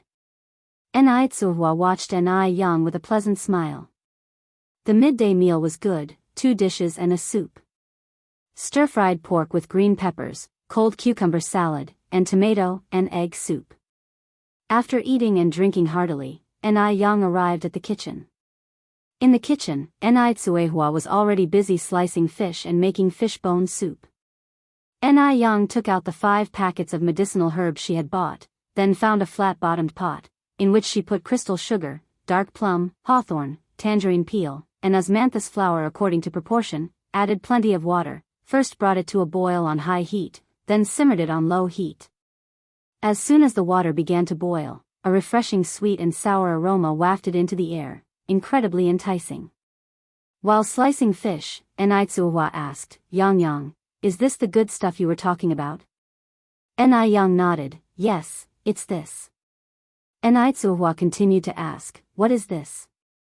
Young lifted the lid off the flat-bottomed pot, only to see that the previously clear water had turned purple. Mom, this is called sour plum soup. It can eliminate greasiness, invigorate the spleen, and stimulate the appetite. In fact, the effects of sour plum soup go far beyond these. It has the ability to dissipate qi and resolve stasis, generate saliva to quench thirst, consolidate lung energy, relieve anxiety and calm the mind. Regular consumption can eliminate diseases and strengthen the body, making it a valuable health drink in hot summer. Can we drink this? Tsuhua asked, sniffling at the seemingly good smell. Emichim. Young slowly nodded. It's best to simmer the sour plum soup over low heat for 30 minutes, then stew it for another 30 minutes to enhance the flavor. After turning off the heat, Young went back to the yard to marinate the pickles with the greens that Tsuhua had washed and put into the pickling jar. Marinating pickles is quite time-consuming, so Young was busy until late in the afternoon to marinate all the vegetables. By this time, the sour plum soup had also finished stewing. Young poured the finished sour plum soup into the glass bottles she had bought a few days ago, then hung those bottles in the well to chill for a while. At dinner time, they could enjoy the sour and sweet sour plum soup. Young was very much looking forward to the finished sour plum soup. After finishing all the chores at home, Young said goodbye to Tsuehua and walked towards the river with her bucket. She had set a fish trap in the river but hadn't checked it for 2 days, so there should be quite a lot of fish now. Along the way, Young met quite a few enthusiastic villagers. After some time of getting to know each other, those who had originally had issues with Young had changed their minds quite a bit. Firstly, because of the children's propaganda. Secondly, due to the fact that Young was always smiling and greeting everyone kindly, regardless of who she met. Frankly, who doesn't like a beautiful and polite girl? Stop. At this moment, an arm suddenly appeared in front of Young, blocking her path.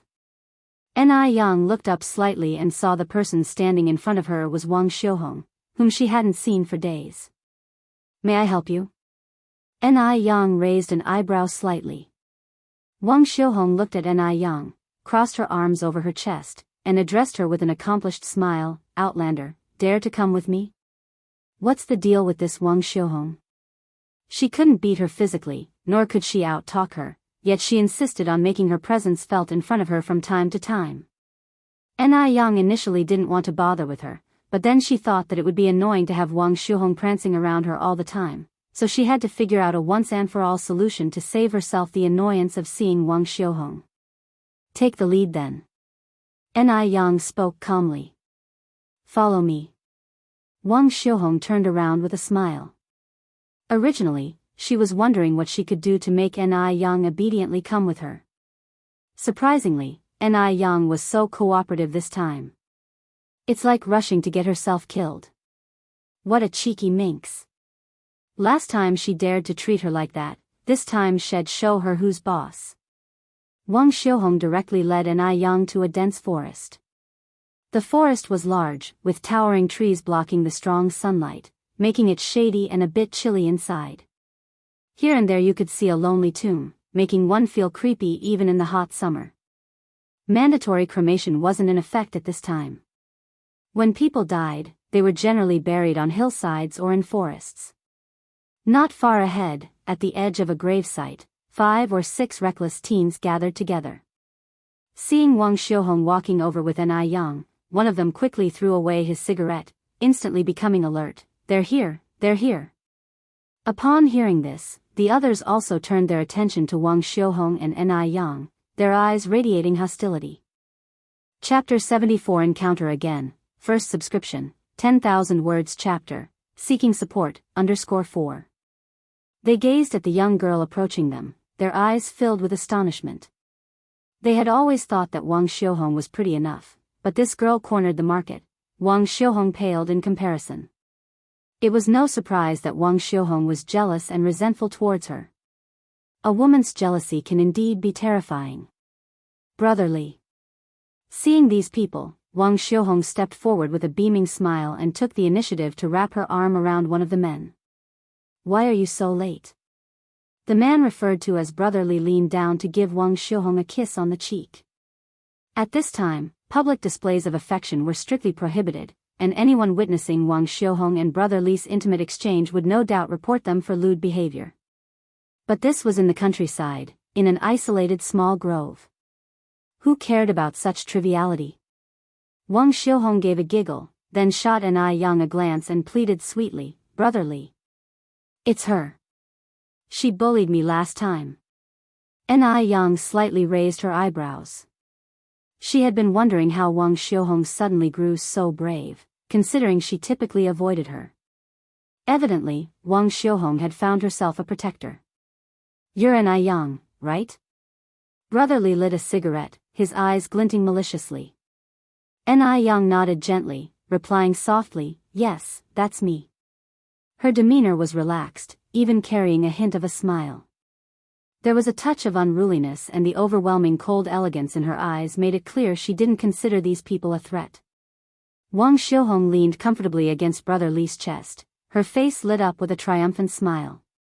"Brother Li, last time she bullied me so much, this time you must help me get justice."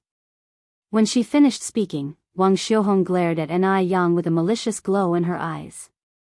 The grove was surrounded by farmland on all sides, rarely visited by outsiders. If anything were to happen here today, An Yang would have no one to call for help. Upon hearing Wang Xiuhong's words, An Yang smiled. "Using your body to seek revenge on me, Wang Xiuhong, that's all you are capable of." "You." Wang Xiuhong clenched her teeth, her hands repeatedly clenching and unclenching. The anger on her face faded, replaced by feigned embarrassment. She looked up at Brother Li and whined, "Brother Li, look at her. Even in your presence, she still dares to act so brazenly." Brother Li glanced at his sidekicks and they immediately understood, swiftly moving forward to surround An Yang. The 5 men towered over An Yang, who was petite and alone among them, creating an air of helplessness. Wang Xiuhong watched An Yang, her eyes sparkling with satisfaction. With these 5 men here, An Yang would be torn apart even if she didn't die. After today, An Yang wouldn't have the face to stay in Jinghua village anymore. Did An Yang think herself too high and mighty? Today, Wang Xiuhong planned to trample that arrogance underfoot and let An Yang taste the humiliations she had suffered. This thought was immensely pleasing to Wang Xiuhong, and she couldn't help but smirk.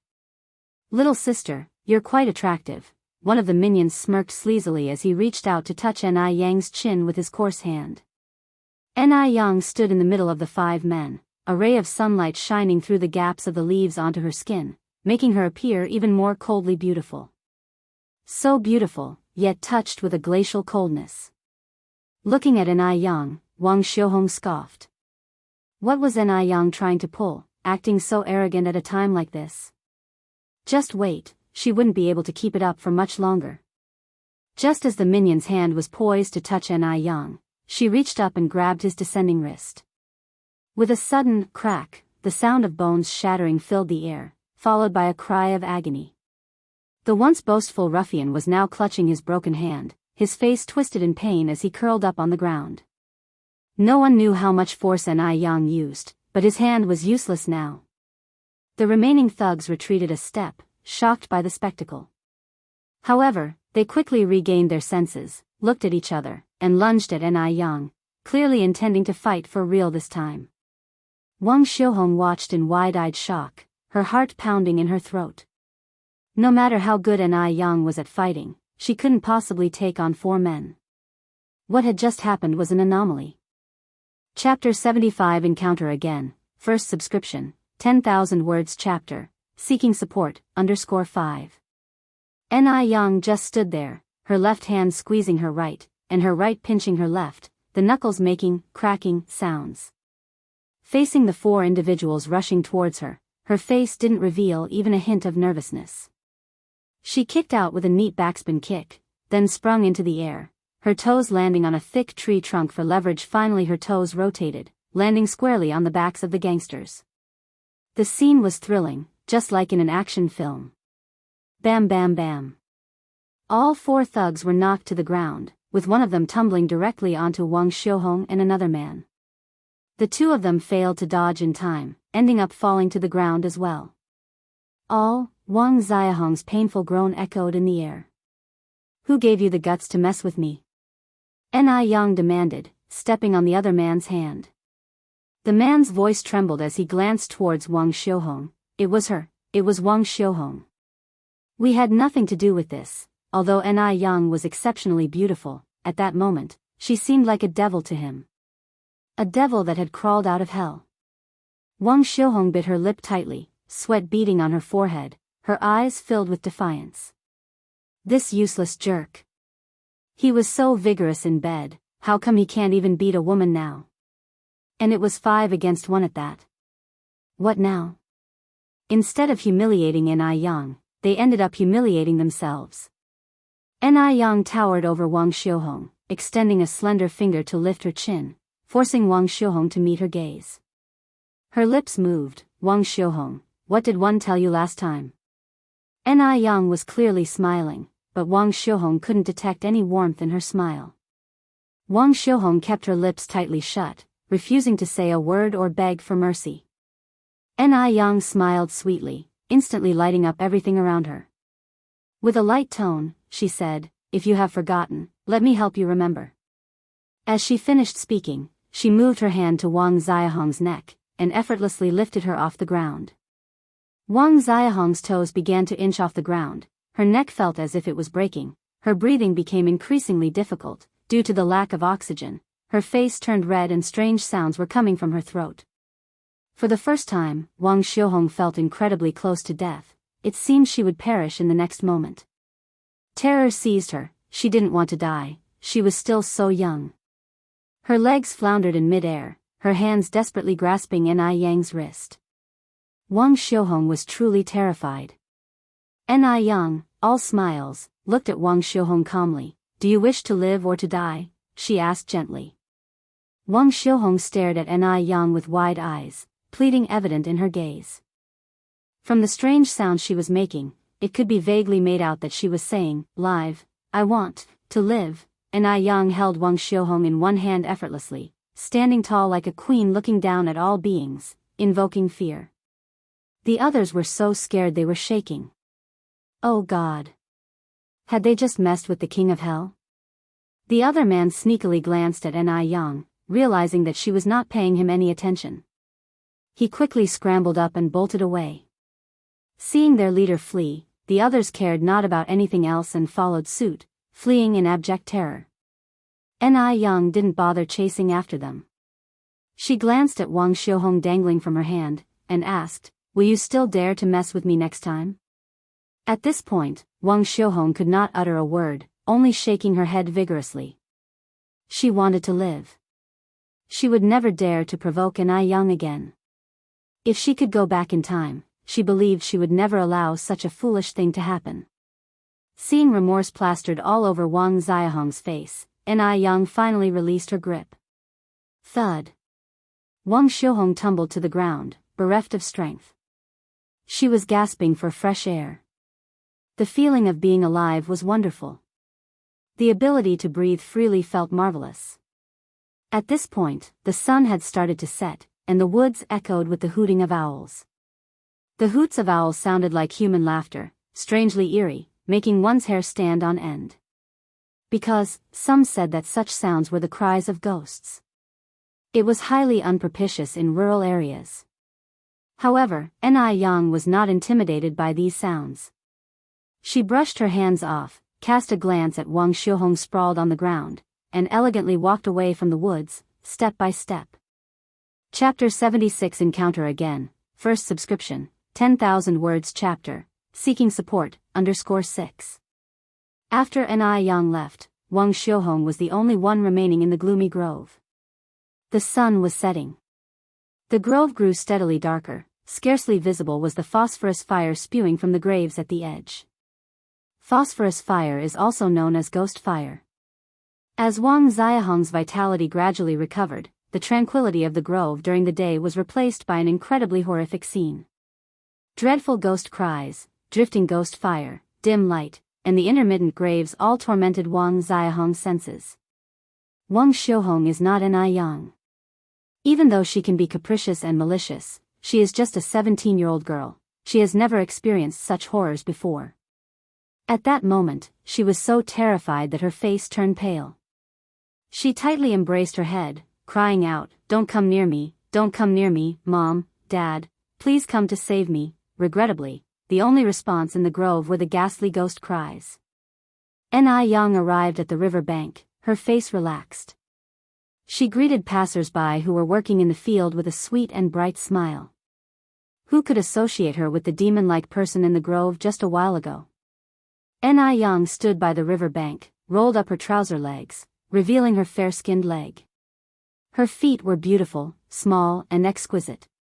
Her glossy and transparent nails were like rows of small seashells, faintly presenting a soft pink hue, delicate as a piece of art. A slim figure approached from across the river, and saw such a scenario. The girl was partially rolling up her trousers, stepping into the river one step at a time. Every step she took was steady. The sunset was projecting on the river's surface, reflecting a golden sheen, forming a beautiful picture with her. Even with just her back view, it made one's imagination run wild. If she turned back and smiled at him now, what kind of ripple would it create? The man was taken by surprise and just stood there, nearly mesmerized. Isn't this the same girl he saw at the mall last time? Didn't expect to encounter her so soon again. Just then, it occurred to him, could she possibly be attempting suicide by jumping into the river?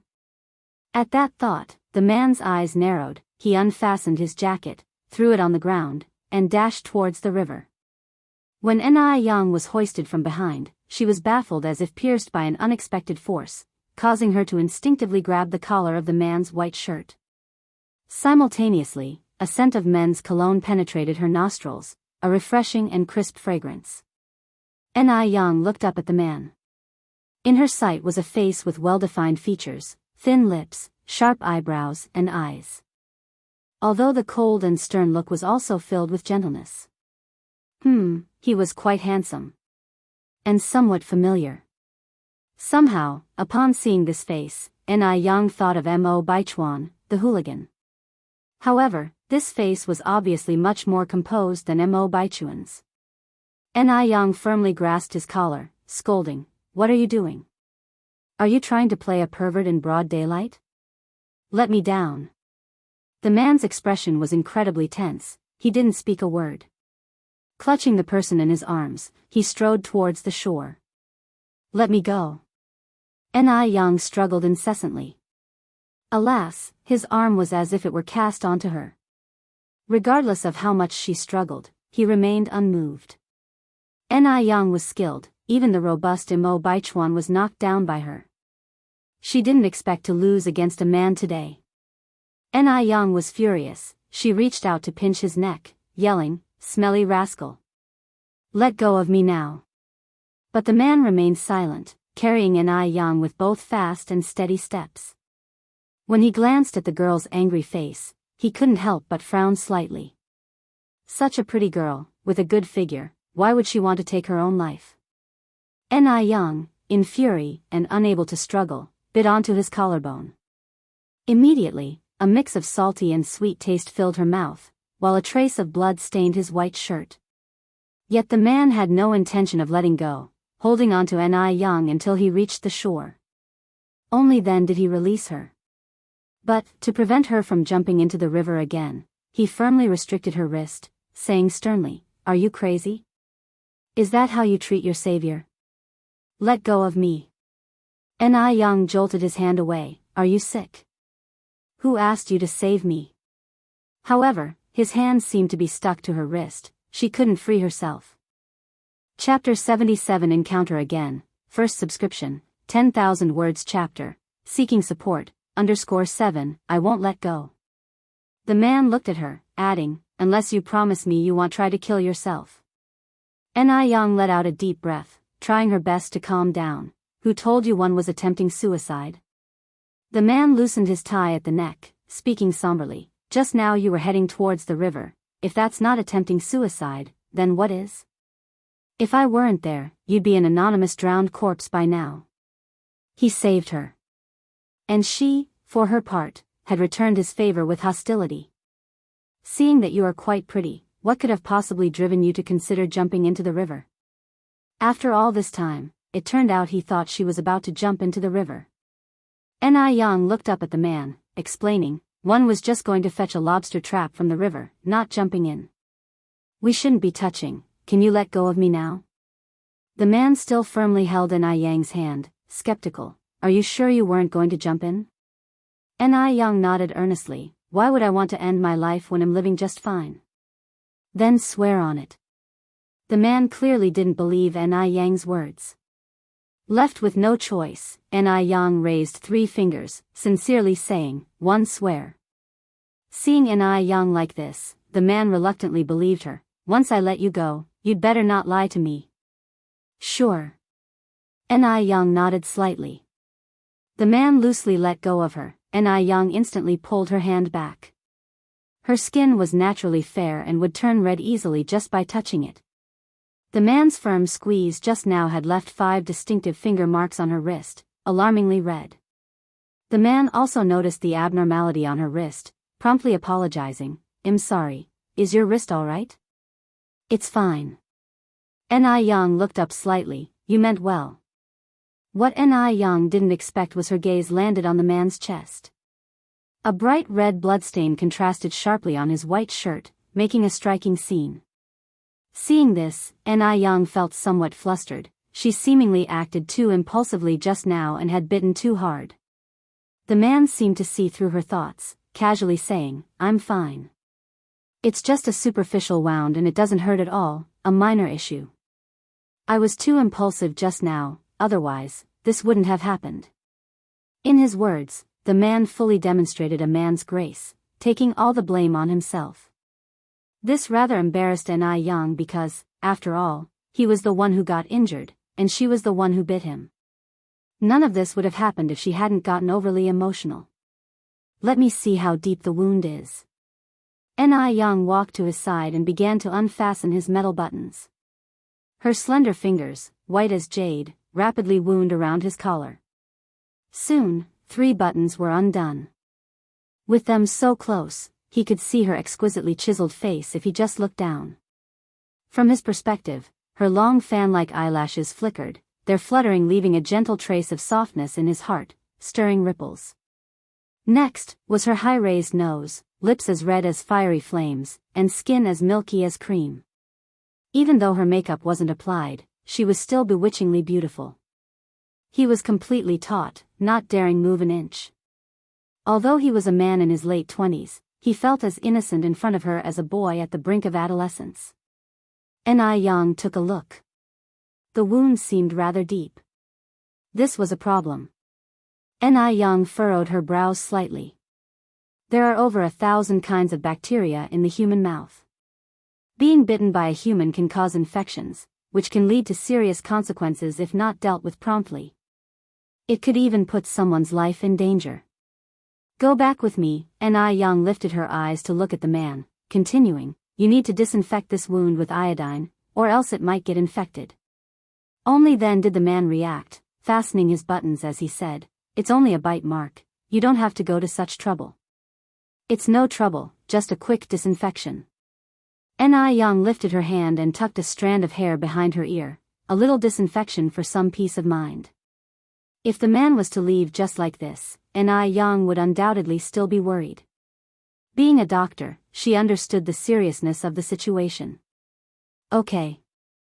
The man nodded, as long as you don't find it bothersome. Sure. Yang nodded slightly, please wait for me a moment. Chapter 78 Encounter Again, First Subscription, 10,000 words chapter, Seeking Support, _8 As she finished speaking, Yang turned and walked towards the river. Hey! What are you doing? Seeing her walk back into the river, the man was startled, and grabbed her wrist. With a swift jerk, he pulled her into his embrace. His one hand gripped hers, while the other wrapped around her slim, soft waist. The feeling of her softness and warmth in his arms momentarily stunned him. He could clearly smell the unique, clean scent that emanated from her, like bamboo but not quite, mixed with the faint allure of orchids. It was intoxicating, much like the mesmerizing allure of a poppy flower. Young quickly regained her senses, immediately backing away to a safe distance as she explained, I'm going to pick up the fishing trap. Don't misunderstand. Oh, the man coughed lightly, well, I'll go with you. He acted as though Young might fling herself into the river in the next second. He considered himself a righteous young man. Young was about to refuse when the man was already a step ahead, walking forward. Left with no choice, Young hurried after him. The fishing trap is over here. The man, born into privilege, had never seen a fishing trap. He exclaimed in surprise like a child, wow! So many fish. Is this the fishing trap? Young nodded, MHM. The man took the fishing trap from Young's hands, let me carry it. The trap appeared light when Young was holding it, but once he took it, he realized how heavy it was. It was probably around 30 to 40 pounds. He was astounded by how much strength the delicate-looking girl possessed. No need. I can handle it, Young caught up to the man. This man was being a bit too familiar. They had only met 10 minutes ago, yet it seemed as though Young had known him for a long time. The man laughed, I'm a man, after all. It's not right to have a weak and delicate girl like you do the heavy lifting. Noting the sincerity in his words, Young found it hard to refuse and thanked him instead. No problem, the man said, next time you come to retrieve the trap, bring your father with you. This kind of work is more suitable for men. Young answered flatly, one don't have a father. Having a father like Mu Jinbao was no different from not having one at all. The man looked surprised, touching his nose apologetically, I'm sorry. One didn't know your father had already, so, that was why she could handle herself so well at such a young age. Necessity makes the man, indeed. For a moment, the man's expression was quite complex. Young simply smiled lightly, it's okay. I don't mind. Again, the man was taken aback. He didn't understand how the girl could still muster a smile. It was obviously a very sad topic. And furthermore, they were talking about her father. Was it a case of laughter through tears? By the way, what's your name? Despite knowing that it may be rude to ask so suddenly, he couldn't help himself. It seemed a shame not to know the name of such a beautiful girl. For the first time the man realized that he could be so reckless when faced with a pretty girl. But he wasn't usually like this. Young, having already lived 2 lifetimes, was not as conservative in her thoughts. My name is Young. And yours? The man replied, Mo Chishan. Young raised an eyebrow, river that receives all, which makes you deep, mountain that hides all, which makes you vast. Nice name. A surprised glint passed through Mo Kishan's eyes. Many people would simply laugh off or superficially compliment his name. He didn't expect Young to understand the meaning hidden behind his name. Mo Chishan smiled and said, a pearl rolling in the vast sea bears the moon's tears, a jade born in the warm sunlight of the blue field emits smoke. Your name is quite nice too. Young replied with a laugh, thank you for the compliment. She wasn't modest at all. Mo Chishan arched an eyebrow. After collecting the fishing trap, Young led Mo Chishan towards the family's residence. Just then, 2 children suddenly popped out from the adjacent bush. Hello, Sister Young. Upon looking up, Young recognized them as Penghu and Gooden. She greeted them warmly, hello there. After the greeting, Penghu and Gooden noticed Mo Chishan standing next to Young and curiously asked, Sister Young, who is this man? Just as Mo Chishan was about to formally introduce himself, Young interrupted him with a cheerful smile, this is my cousin. His family name is Mo. You can call him Brother Mo. Mo Chishan looked at Young in disbelief. WTF? When did he become her cousin? Chapter 79 Need to take a strong dose of medicinei. Hello, Brother Mo. Penghu and Gooden said in unison. Hello to you both. Mo Chishan politely smiled at Gooden and Penghu. He thought to himself, well, no more explanation needed, he might as well be her brother for the time being. After bidding farewell to Penghu and Gooden, the two continued on their way. As they passed by a lotus pond, a child suddenly leaped out from the thick lotus leaves and stood between them.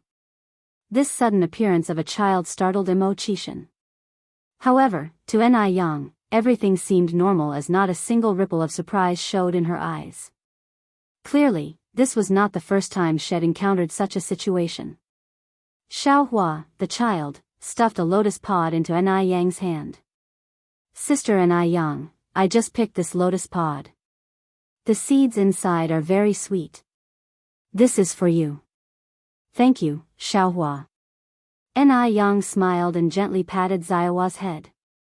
Sister Ni Yang, there's no need to be polite with me. Xiao Hua replied, shyly tugging at her hair. Along the way, they probably encountered over a dozen children. Each child was incredibly polite when greeting Ni Yang.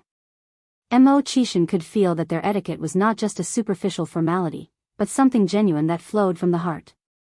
Initially, Mo Chishan assumed that Ni Yang, who typically appeared aloof, was equally non-social in her day-to-day interactions. However, he was surprised to discover her warm side. Bearing the approval and affection of a group of innocent children, Ni Yang must possess a very approachable personality in her daily life. The only thing that rubbed Mo Chishan the wrong way was that Ni Yang introduced him as her cousin to every child they encountered. Who would want to be her brother? Ni Yang? Mo Chishan glanced down at her, obviously puzzled. Ni Yang looked up slightly, seemingly understanding the question in his eyes. She slowly opened her lips and whispered 6 words, avoiding suspicion under suspicious circumstances. She did not want to become the entertainment and laughing stock for her relatives again. At this time, televisions were not yet common, and people filled their days with gossips and rumors. Little did they know, such rumors could sometimes be deadly. Upon hearing her words, Mo Chishan lightly touched his chin and remained silent. It wasn't long before they arrived at the entrance of the Ni family's house. Here we are. This is my home, Ni Yang introduced. Mo Chishan nodded approvingly, your house is quite large. As Ni Yang led Mo Chishan inside, Ni Tsuihua emerged from the house, holding a child. Yang is back. Upon finishing her sentence, Ni Tsuihua noticed Mo Chishan beside Ni Yang and asked suspiciously, Yang, who is he? In this era, relationships between men and women were not so open. Seeing a man had visited her home, vigilance filled Ni Tsuihua's eyes. A widow's home attracts much gossip. They must guard against it. Ni Yang then briefly explained the situation. She then said to Mo Chishan, Mr. Mo, this is my mother. After listening to Ni Yang, Ni Tsuihua finally felt relieved. She smiled and said, Mr. Mo, are you all right? Yang was indeed a bit reckless this time. It's all right, Auntie, Mo Chishan said as he put down the bucket of fish in his hand. It's also my responsibility, you can just call me Xiaoma. Ni Tsuihua had a positive first impression of Mo Chishan. She instructed Ni Yang, take Xiaoma and go disinfect his wounds immediately. The young man was well dressed, from his suit down to his leather shoes and wrist watch. He was clearly not any ordinary individual. Ni Yang then led Mo Chishan into her room. The culture of that era was very sensitive to a man and woman sharing a room. Nevertheless, Ni Yang had returned from the 21st century without these societal chains weighing her down and didn't pay it any mind. Mo Chishan, having experienced his fair share of the world, didn't fuss over this issue as well. He was, however, surprised by Ni Yang's open-mindedness. Seeing her last time at the mall, he had already known Ni Yang was no ordinary girl, but he didn't expect her to be even more extraordinary than had imagined. You can sit for a while, I'll go fetch the iodine and cotton swabs, Ni Yang said, pointing to a chair. All right. Mo Chishan sat down comfortably. It was his first time seeing such a modestly furnished boudoir. The room only had a bed, a wardrobe, 2 chairs, and a table. There wasn't even a decent dressing table. Despite its simplicity, the room was spotless and refreshing. Accustomed to seeing luxuriously decorated bedrooms, this humble room offered a unique charm, suffused with the faint scent of magnolia. Chapter 80. Need to take a strong dose of medicine _2. It smells delightful. Mo Chishan looked around, quickly spotting a magnolia tree outside the window bedecked with countless blossoms. The lovely scent was drifting in from there. Soon, Ni Yang brought over iodine and swabs. Just as Mo Chishan was about to stand up from the chair, Ni Yang seemed to anticipate his action and chuckled, "You can stay seated.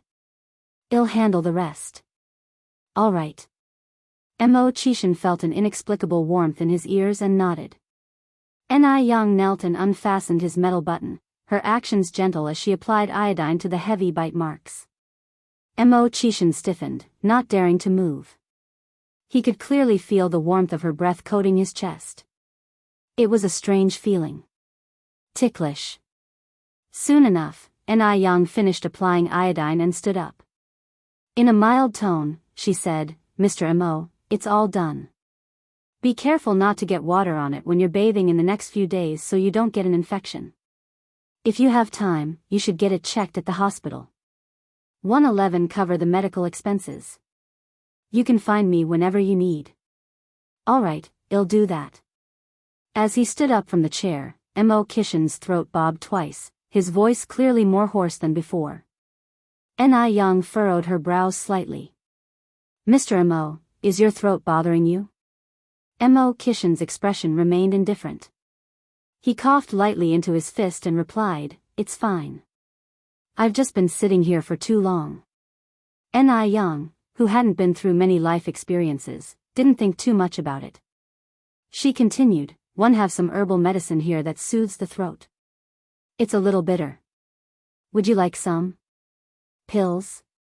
This was something that couldn't be fixed with medication. Mo Chishan shook his head slightly, his face betraying no emotion. "Thank you, but no. It's getting late, one should go." "All right." Seeing his refusal, Ni Yang didn't insist, "Then let me walk you out." Under the circumstances, it would be inappropriate to ask Mo Chishan to stay for dinner. Upon hearing this, Mo Chishan was somewhat disappointed.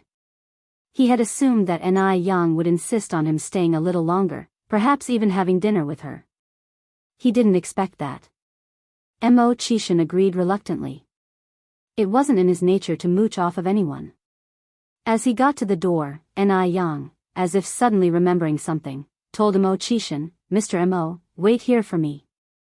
Before he could react, Ni Yang had already dashed back into the house.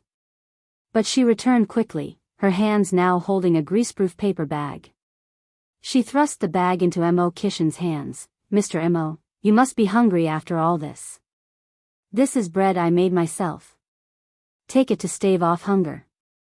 Mo Chishan had intended to decline, but upon hearing that she made it herself, he consented, "All right, thank you." After a pause, Mo Chishan continued, "We're friends now, so calling me Mr. Mo is rather formal. Besides, didn't you just introduce me to those kids as your brother? It's fitting as I'm a few years older than you. If you don't mind, you can call me brother." Ni Yang didn't hesitate and promptly said, "All right, brother Mo." Mo Chishan smiled slightly. "I'll get going then. You don't have to see me off. I'm quite familiar with this area." "Sure," Ni Yang nodded, "be careful on your own." Mo Chishan waved at Ni Yang, "Go back, it's getting dark. Don't want to frighten you." Ni Yang waved back at Mo Chishan and turned to leave. Her slender figure soon disappeared into the night. Mo Chishan watched her retreating figure, his eyes slightly squinting. It seemed his trip here hadn't been for naught. He removed his gaze from the darkness a while later, turning around to head back slowly. Mo Chishan was in a good mood that day, his lips curved in a smile all the way to the riverside. The moon that night was beautiful, casting a silver sheen over the river and bringing forth rippling reflections. Just as he reached the riverside, his left shoulder was slapped heavily, and a begrudging voice rang out, "Where the hell have you been all this time?" I've been waiting here for so long because of you. Mo Chishan had a resigned smile on his face.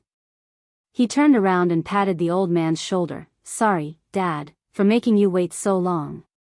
Mo Fuhai feigned a stern expression. Tell me truthfully, where have you been all this while? Did you go messing with some innocent young girl again? Chapter 81. Need to take a strong dose of medicine _3. Dad. You really are my real dad. Mo Chishan said helplessly. In your mind, do you regard my image as being that bad? Mo Fuhai slapped Mo Chishan's head directly. Who lets you, boy, fool around all day with no shape or form? Don't forget, you are an engaged man. A man must be consistent in life. Only a real father could say these words. Mo Chishan touched his forehead helplessly, grateful that Ni Yang had not heard these words. Otherwise, even jumping into the Yellow River wouldn't clean his record. Dad, I don't even know what Miss Zhao from Zhao family looks like. How can one marry her? People nowadays emphasize freedom in marriage. Maybe she won't even give me the time of day. After all, in others' eyes, he was a good-for-nothing. At one point, he had even become a joke in his circle. Which rich heiress would look twice at him? As far as he knew, Miss Zhao of the Zhao family had been looking down on him for more than just 1 or 2 days.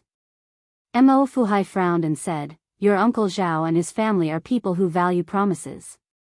They are not the kind of people who would go back on their word. Anyway, you should always pay attention to your actions and speech. You can't do anything to upset Miss Zhao. Dad, it's getting late, we should go back. Mo Chishan started to change the subject. Let's go. Mo Fuhai packed up his fishing gear. Let's go back. Let me carry it. You walk in front, watch your step. Mo Chishan took the fishing gear from Mo Fuhai. Mo Fuhai took the lead, hands clasped behind his back. The car was parked not far away. Seeing them coming, the driver hurried up, took the gear from Mo Chishan and said respectfully, Master, 6th Master. Dad, take it slow. Mo Chishan helped Mo Fuhai into the car. But Mo Fuhai directly shook off Mo Chishan's hand. Shoo. I'm not that old, don't need your help. The master was a martial artist in his youth and carried a certain toughness, refusing any help for anything he did. His only regret in life was not having trained Mo Chishan to be an excellent martial general. Forget not being a martial general, he was a downright spoiled brat. Fortunately, the Mo family's estate was strong enough to support this prodigal son without any issue.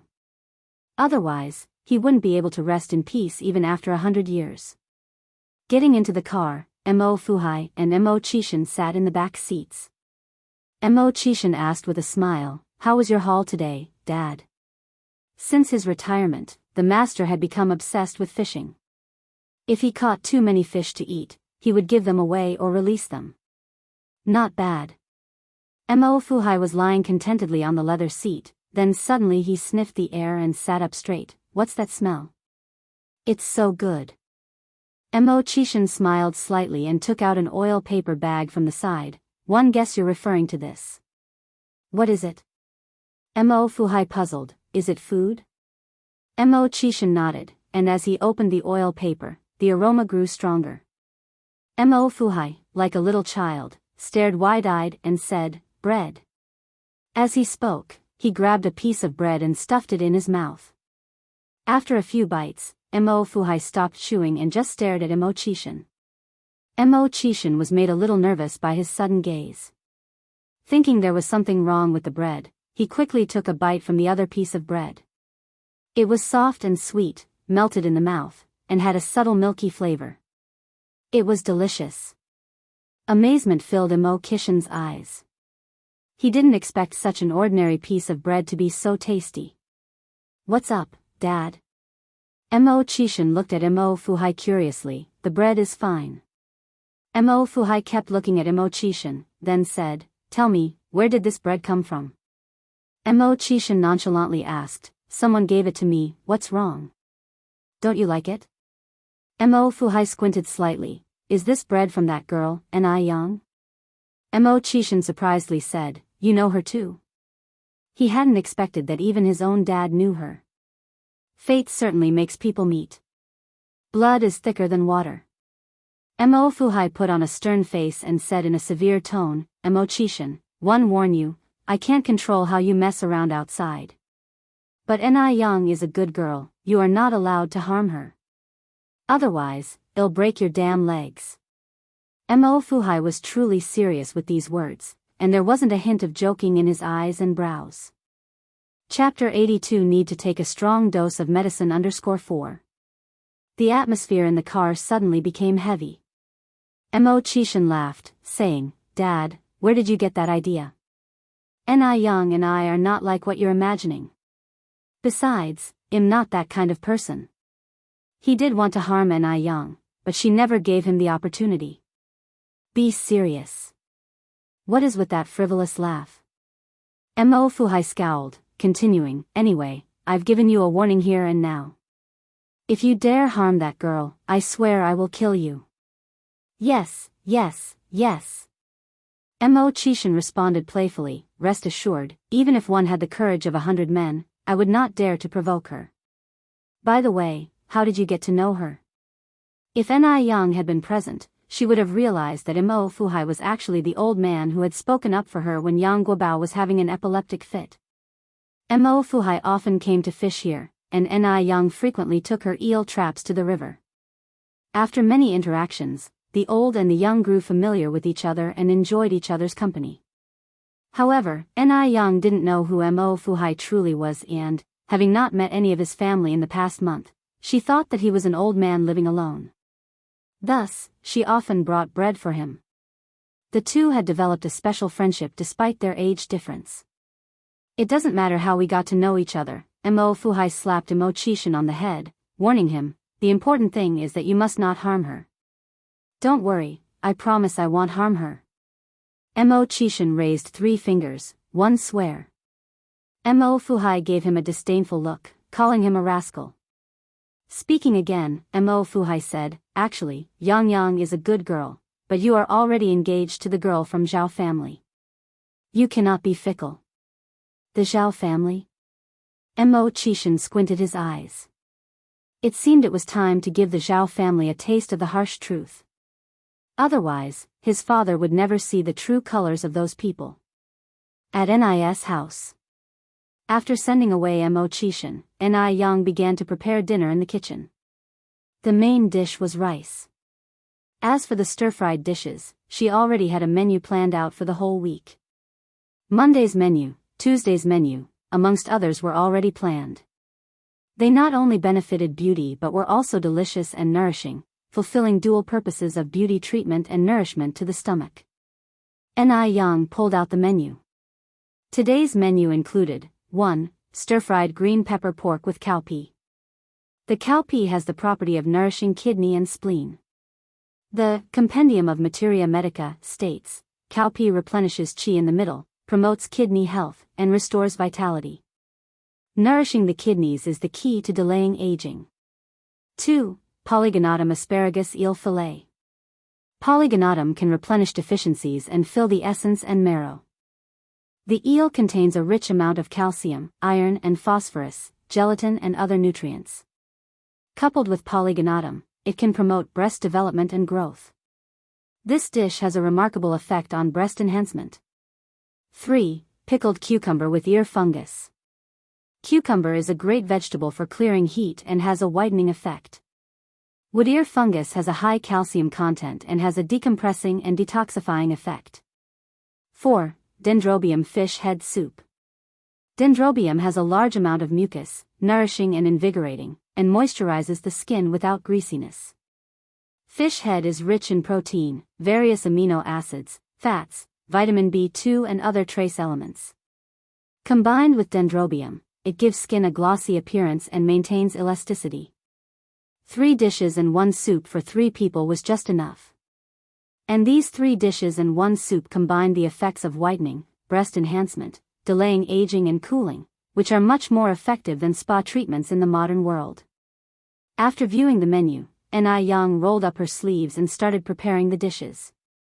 Apart from the wood ear fungus and pork that were purchased, the rest of the vegetables were all gifted by the villagers. Some of the vegetables were grown by Ni Tsuehua, the fish was caught by Yang herself, and the dendrobium and polygonatum were dug out from the mountains. Thus, the total cost of a meal was less than 1.5 yuan. The key point was that these combinations could bring out the best in oneself, which can't be bought with any amount of money outside. After more than an hour in the kitchen, the beautifully presented 3 dishes and 1 soup were brought to the table. The moment Chinggui entered the house, he was hit with the scent of the delicious dishes. His bad mood brightened instantly. Summer is usually a period with reduced appetite, but Chenggui's appetite was improving by the day. Chinggui immediately dropped his bag and went to the yard to wash his hands before eating. Yang was pulling something up from the well. As soon as she opened the well cover, a burst of cool air gushed out, instantly reviving her. Chapter 83. Need to take a strong dose of medicine. 5. Yang, what's in this basket? Chinggui curiously bent over to look. Tsuhua walked over from the side and laughed. This is the sour plum soup that our Yang made this afternoon. Sour plum soup? Chenggui's eyes lit up and she exclaimed with surprise, Yang knows how to make sour plum soup. Beverages are quite expensive at this time. A regular soda sells for 1 to 2 yuan a bottle, not to mention the handmade sour plum soup. During a work banquet, Chinggui once had sour plum soup. It was sour and sweet, refreshing and grease-cutting. The taste was indescribably delicious. Drinking it in the summer was like a taste of paradise, you just couldn't get enough. Just thinking about it made Chinggui uncontrollably swallow her saliva. Yang laughed, this is my first time making it, I don't know if it will taste good. Yang, don't be humble. Does anything you make taste bad? Tsuhua said, Sister Chinggui, don't flatter Yang. What if it doesn't taste good this time? Chinggui replied, there's nothing that our Yang has made that hasn't tasted good. Yang moved the glass jar into the living room. The glass jar was 5L in size, capable of holding 10 kilograms of water. At this moment it was filled with purple-red sour plum soup, reflecting inviting circles of light under the warm yellow lamp. It looked just like aged wine. This sour plum soup has such a beautiful color. Tsuhua couldn't help but exclaim. Chinggui replied, Yang's mom, this sour plum soup not only looks good, but its taste is also exceptional. Yang brought 3 glass cups and poured a full cup for both Tsuhua and Chinggui. Mom, Auntie and you try first. Yang looked at them expectantly. I don't need to try it to know that it tastes good. Chinggui said as she picked up the cup and took a sip. The air seemed to quieten. Yang and Tsuhua were both watching Chinggui, afraid to miss any change in her facial expression.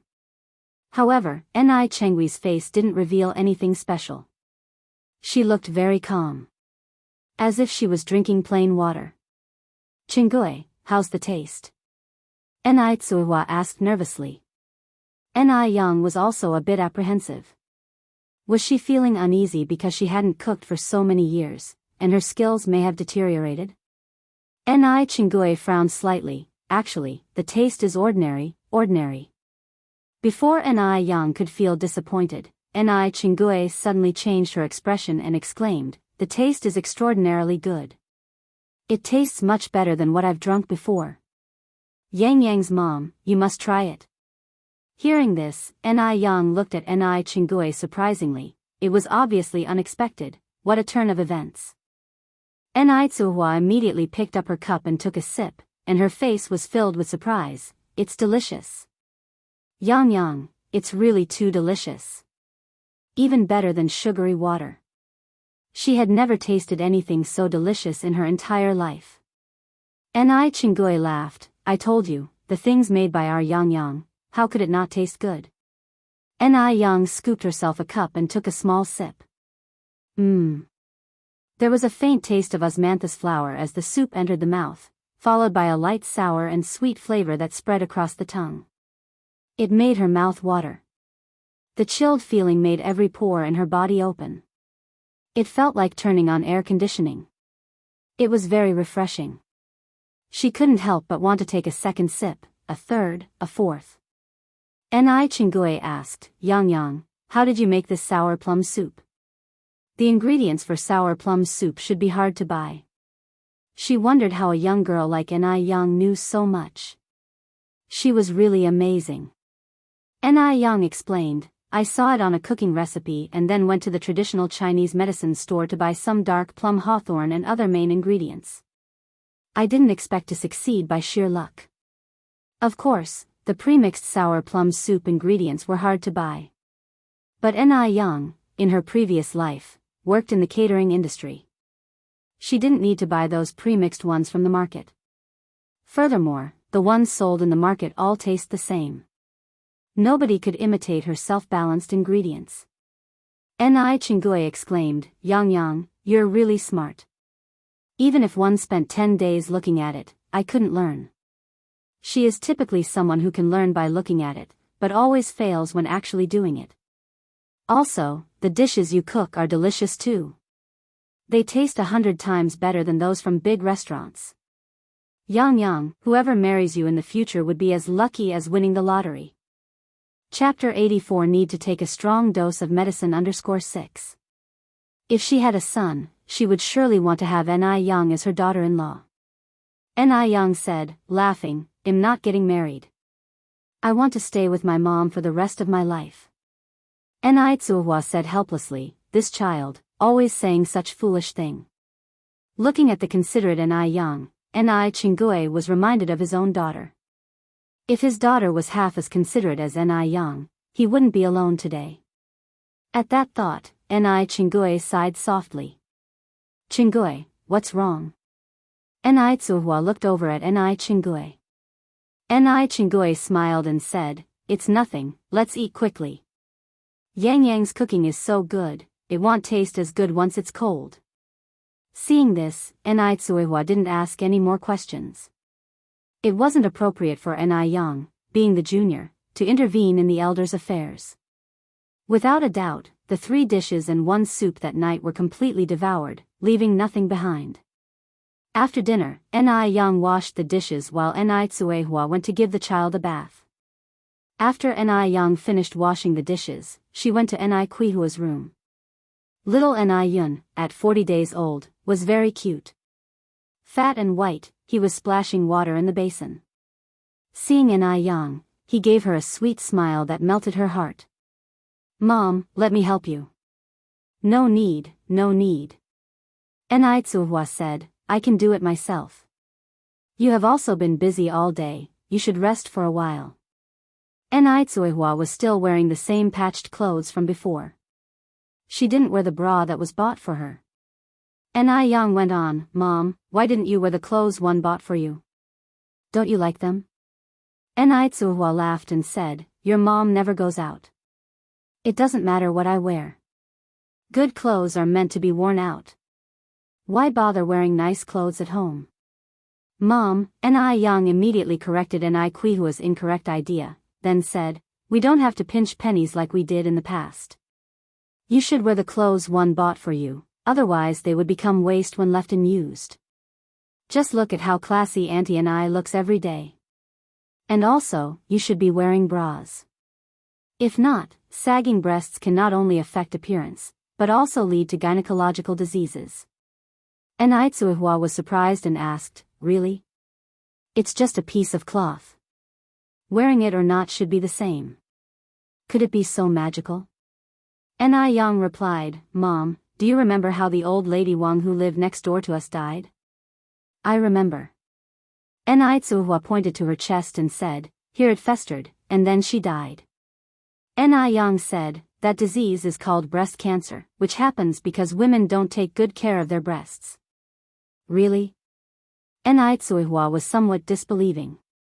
Yang spoke seriously, Mom, when have one ever lied to you? It seems, never. Tsuhua hesitated, then said, Yang, but your mother feels uncomfortable wearing these clothes. It tightens around the chest, it's as if one can't breathe properly. Yang continued, Mom, everyone feels the same the first time they wear them. You'll get used to it. And you don't have to wear it all the time, you can take it off when you go to sleep. If you keep neglecting yourself like this, you'll definitely regret it someday. And when that time comes, there will be no medicine for regret. Hearing this, Enrich nodded her head. All right, I understand. Enrich continued, I'll hold little Enrich for you. You go and try on the bra and the new clothes we bought last time. Enrich hesitated for a moment, but then took the clothes to change.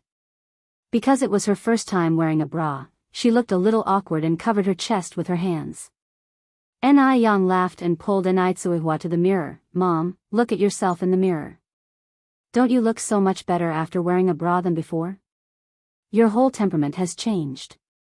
Chapter 85. Wanting 100 sons is not a problem. Enrich was wearing a beige batwing shirt on the upper body, and a pair of black flared trousers on the lower body. The batwing shirt was fashionable this year. It had a retro pattern embroidered on the collar which echoed the pattern on the cuffs. It looked very nice. Enrich's skin was originally on the paler side, so wearing beige now made her skin look even more fair and well-balanced. Due to her wearing a bra, her bust was shaped perfectly, presenting a great confidence. Even her posture improved, and she was standing much straighter. The transformation made her look like a different person. Where had that previous, self-conscious and gloomy look gone? For a moment, Enrich almost couldn't believe that the person in the mirror was her. But the bra was too tight, uncomfortably so, and she couldn't resist the urge to loosen that bit of strap at the back. After all, a habit of 36 years couldn't be changed overnight. Enrich held Enrich's hand. Mom, look at how beautiful you are now.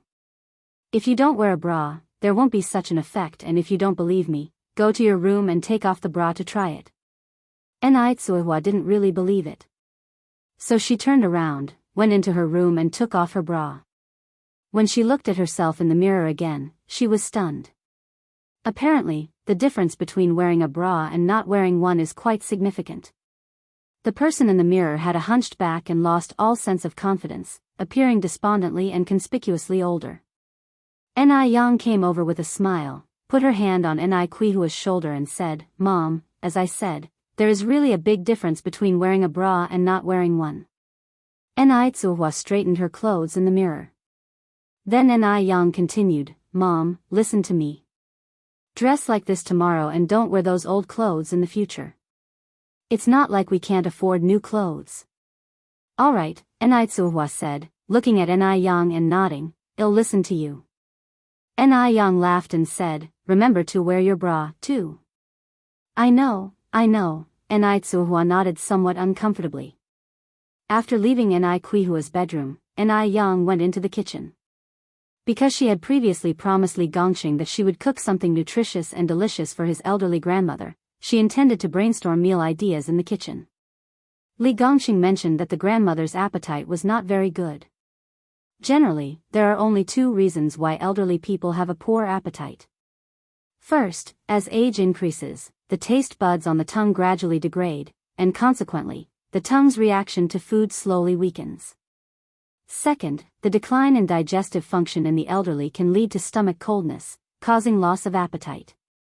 Therefore, the remedy should be targeted. After pondering for a while, Enrich started to prepare the ingredients. She planned to make sour cabbage and pork stuffed pan-fried dumplings for the grandmother, and then boil some mint porridge. The pairing of sour cabbage and pork pan-fried dumplings with light mint porridge in the morning is simply delicious. Mint has the effects of dispelling wind heat, clearing the head and eyes, and inducing sweating and easing rash. In summer, elderly people can eat mint porridge to soothe their minds, disperse heat, stimulate appetite, aid digestion, and even break down greasiness. The dumplings can be wrapped now, and they can be pan-fried tomorrow morning. Porridge, however, needs to be cooked fresh tomorrow morning. Because leftover porridge is not tasty and less nutritious as well. Although she couldn't cook the porridge in advance, she could soak the rice ahead of time. Enrich skillfully washed the rice and left it to soak in a clay pot. After soaking the rice, Enrich went to the vegetable garden to pick some mint leaves. She had found this mint by chance by the river and took a few plants back to plant in the vegetable garden, which unexpectedly grew very well. After picking the mint leaves, Enrich started to knead the dough and roll out the dumpling skins. After putting child to bed, Enai Tsuehua also came into the kitchen. Yang, what are you busy with? Let me help you. Enai Yang turned around with a smile. Do you still remember how to make liaoyi dumplings? Yes. Enai Tsuehua nodded. Enai Yang then told Enai Tsuehua about what she had planned for Mrs. Mo. Hearing this, Enai Tsuehua laughed. What's so difficult about that? Leave the job of dumpling and dumpling skin making to me, and you go and prepare the dumpling stuffing. Apart from not cooking as deliciously as Enai Yang, Enai Tsuehua was a very competent mother. She had many skills such as embroidery, shoe mending, knitting. Moreover, Enai Tsuehua was extremely intelligent. She picked up many things quickly after being taught once. All right. Enai Yang nodded, then I'll leave it to you. Chapter 86. Wanting 100 sons is not a problem. Enai Tsuehua rolled up her sleeves and protested, what's so tiring about this? You're the one who really works hard. She has been seeing Enai Yang's daily toil. Unfortunately, she could not help Enai Yang much and could only handle the house chores so that Enai Yang wouldn't worry. At this moment, being able to help Enai Yang by making dumplings, Enai Tsuehua felt very happy. She finally felt like she could lend Enai Yang a hand. After leaving Enai Tsuehua with the rolling pin, Enai Yang went to retrieve pickled vegetables from the courtyard. The pickles were perfectly preserved, with elements like millet pepper, Szechuan pepper, raw ginger, and others. As the lid for the pickling jar was opened, a tempting aroma wafted out, making one's mouth water. As Enai Yang squatted by the pickling jar, 2 adorable bunnies scuttled up to sniff at her feet, looking absolutely precious. These 2 bunnies were part of the group she caught from the mountain last time. A month went by and the tiny bunnies grew into proper-sized rabbits. They were plump. In a few more months, they could be used for spicy rabbit head or braised rabbit meat. Enai Yang grabbed a generous amount of pickles, then brought up a chunk of pork belly from the well. The pickles, which were already very fragrant, paired with the chunk of pork belly, made for an excellent combination. Enai Yang could not help but salivate as she was filling the dumplings. When Enai Yang finished filling the dumplings, Enai Tsuehua finished rolling out all the dumpling skins. Enai Tsuehua's method was accurate, each dumpling skin being uniform in size and perfectly thin. Enai Yang placed the prepared fillings on the stove, picked up dumpling skin and asked, Mom, can you teach me too? Enai Tsuehua replied with a smile, why bother? Let Mom handle little things like making dumplings. Go get some sleep, otherwise you'll be up early tomorrow. Enai Yang shook her head saying, it's still early, one wouldn't be able to fall asleep even if one tried. Let's wait a while longer. Enai Tsuehua's speed and accuracy in dumplings making were remarkable. In merely a few seconds, she had a dumpling ready and each was shaped like pretty liaoyi, even more appealing than the ones sold in the streets. Enai Yang felt hungry just watching and said, Mom, make more dumplings. Let's have dumplings for lunch tomorrow. Okay. Enai Tsuehua nodded and pressed, Yang, be honest with me. How did you get to know that Shema today? She had a hunch that there was more to it. Enai Yang answered nonchalantly, it's just like I told you. One was retrieving a fishing trap from the river, and he thought I was going to jump in the river, really? Enai Tsuehua looked doubtfully into Enai Yang's eyes. Really? Enai Yang nodded lightly. Enai Tsuehua continued, actually, Shema seems to be a decent kid. Your mom was thinking, the rest of her words were left unsaid. Mo Chishan definitely captured Enai Tsuehua's approval.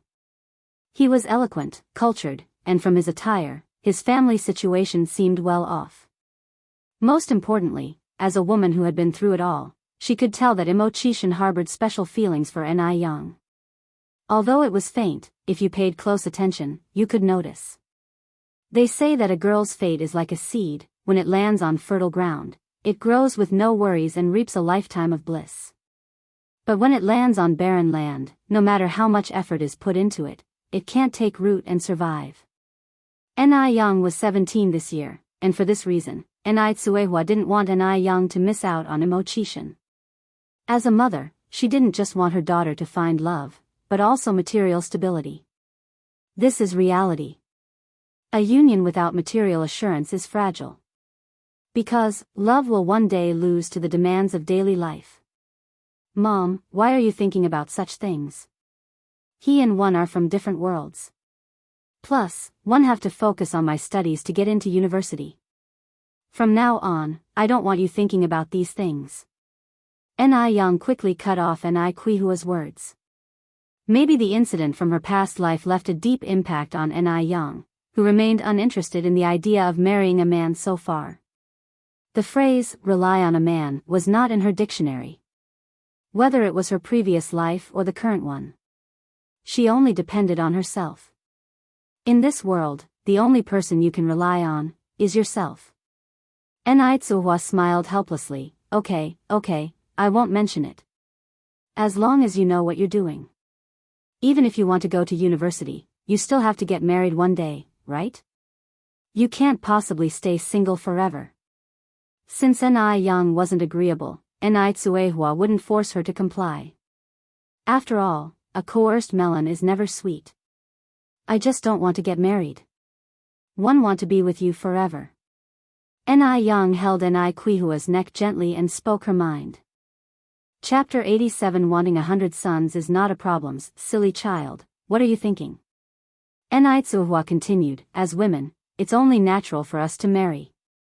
Ni Young raised an eyebrow slightly, but why must a girl get married? Mom, don't you see we are doing just fine without men now? Not only have we managed to survive, but we're also living better than before. This just shows that men aren't necessary at all. Ni Tsuehua was momentarily speechless. Because what Ni Young said did make sense. After pondering for a moment, Ni Tsuehua answered, but if you don't get married and have children, who will take care of you when you're old? Ni Tsuehua, having not received an education, was narrow-minded and held a small worldview. The confining notion that a woman's purpose was to bear children was deeply ingrained in her. Otherwise, she wouldn't have previously felt guilty for being unable to produce a son. Such misconceptions needed to be rectified. Ni Young looked up at Ni Tsuehua and said seriously, Mom, girls are not tools for carrying on the family line. Marriage and having children are not a necessity for every woman. The chairman has said that men and women are now equal. As women of the new era, we must be independent and self-reliant. We can't rely on men to survive. Take yourself for example. If you hadn't chosen to divorce back then, you surely know what your life would be like now. Only when we become stronger ourselves, do we become truly strong. Hence, what's most important for us now is to work hard to make money, then go to high school, university, and broaden our horizons. We need to have the ability to live a good life ourselves and also to help others. When we become millionaires one day, you'll realize that not only can you have a son, but even if you want 10 or 100 sons, it won't be a problem. And one promise, they will all be filial. Times have changed, and we women can hold up our share of the sky just as well. Ni Yang's words were heartfelt, leaving Ni Tsuehua silent for a long time. She wanted to say something in rebuttal, but she realized she couldn't find any words to counter. Indeed, her thinking was too narrow. Ni Tsuehua nodded, Yang, you're right. From now on, we will not rely on anyone. Seeing her mother understand this reasoning, Ni Yang felt less worried. Her biggest fear was that Ni Tsuehua would remain in a dead end. Ni Yang picked up a dumpling skin and said, Mom, you make such beautiful dumplings, please teach me. She genuinely wanted to learn. Seeing Ni Yang's thirst for knowledge, Ni Tsuehua didn't refuse again, but taught her step by step. Ni Yang, being a clever girl blessed with the advantages of her rebirth, was a quick learner and mastered the skill in no time. The dumplings she made were nearly as good as Ni Quihua's. In less than 15 minutes, the mother and daughter had made 100 dumplings. The next day, Ni Yang got up early.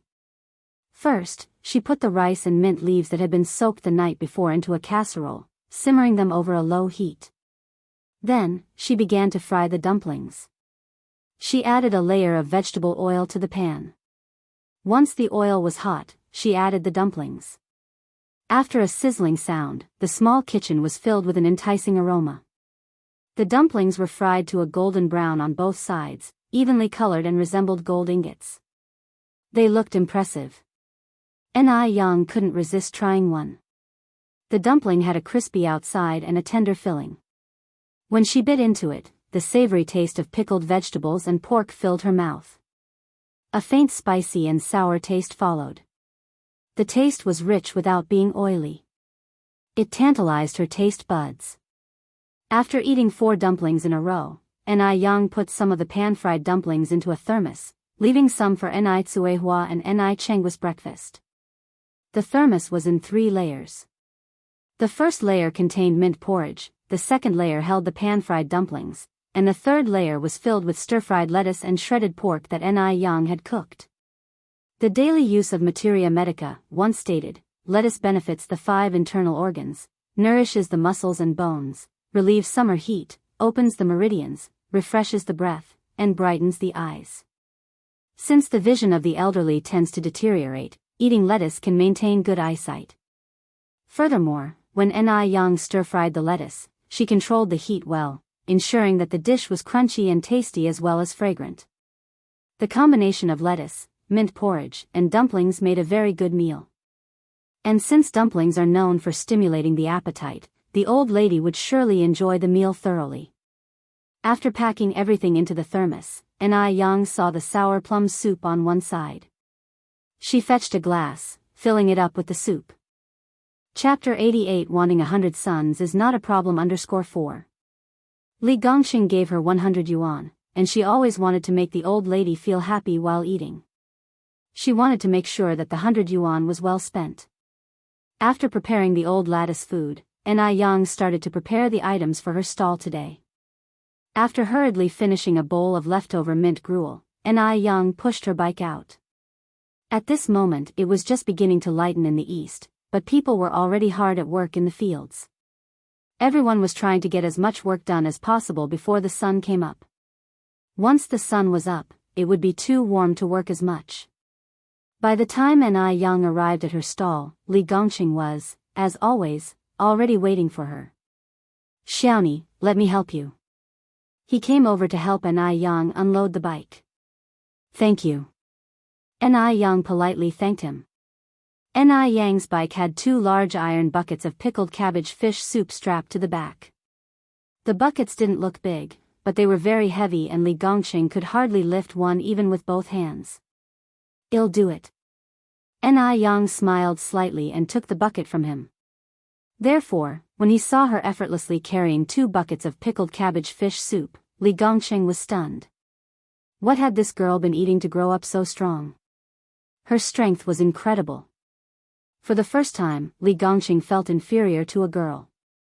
Not only did she earn more money than him, but now she was also stronger than him. But Yang was a bit odd. Despite poor sales yesterday morning, she had prepared a lot of food for today. Was she planning to sell all the way until tomorrow morning? Was she a bit naive? In fact, Yang was not naive at all. Because she had a sense that her business today would be better than the day before. Of course, the strategic thinking behind this was beyond Li Gongqing's comprehension. After all, he was not a businessman. With this in mind, Li Gongqing approached Yang, ready to speak, when she beat him to it, a smile playing at the corners of her mouth. "Mr. Li, shall we stick to the usual this morning?" "Yes." Li Gongqing nodded. "All right, it will be a moment then." She seemed to remember something, and handed him a bag with a thermos in it. "This is the breakfast we agreed on for the old lady. I just made something simple, I don't know if she would like it."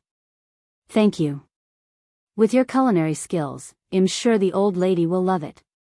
Li Gongqing happily took the food from her. Soon, a bowl of fragrant pickled fish was placed in front of Li Gongqing. Meanwhile, there was also a purple-red drink. "What is this?" Li Gongqing asked, pointing to the cup of sour plum soup. Yang explained with a smile, "This is sour plum soup, I made it myself. The first cup is free, would you like to give it a try?" "Sure." Li Gongqing grabbed it and took a sip, then declared in shock, "Xiaoni, this sour plum soup is so delicious. How much is it per cup?" 1 cent per cup, Young answered. 1 cent per cup. Such a delicious drink was so cheap. Li Gongqing could hardly believe his ears. He knew that cans of soda sold for 1.5 yuan each. This sour plum soup tasted infinitely better than store-bought sodas. 1 cent? Li Gongqing asked with uncertainty. Young nodded. Yes, 1 cent. Young was a businesswoman and certainly wouldn't run a business at a loss. Although 1 cent for a cup of sour plum soup might seem cheap, she was banking on the volume of sales and it could potentially bring in more customers.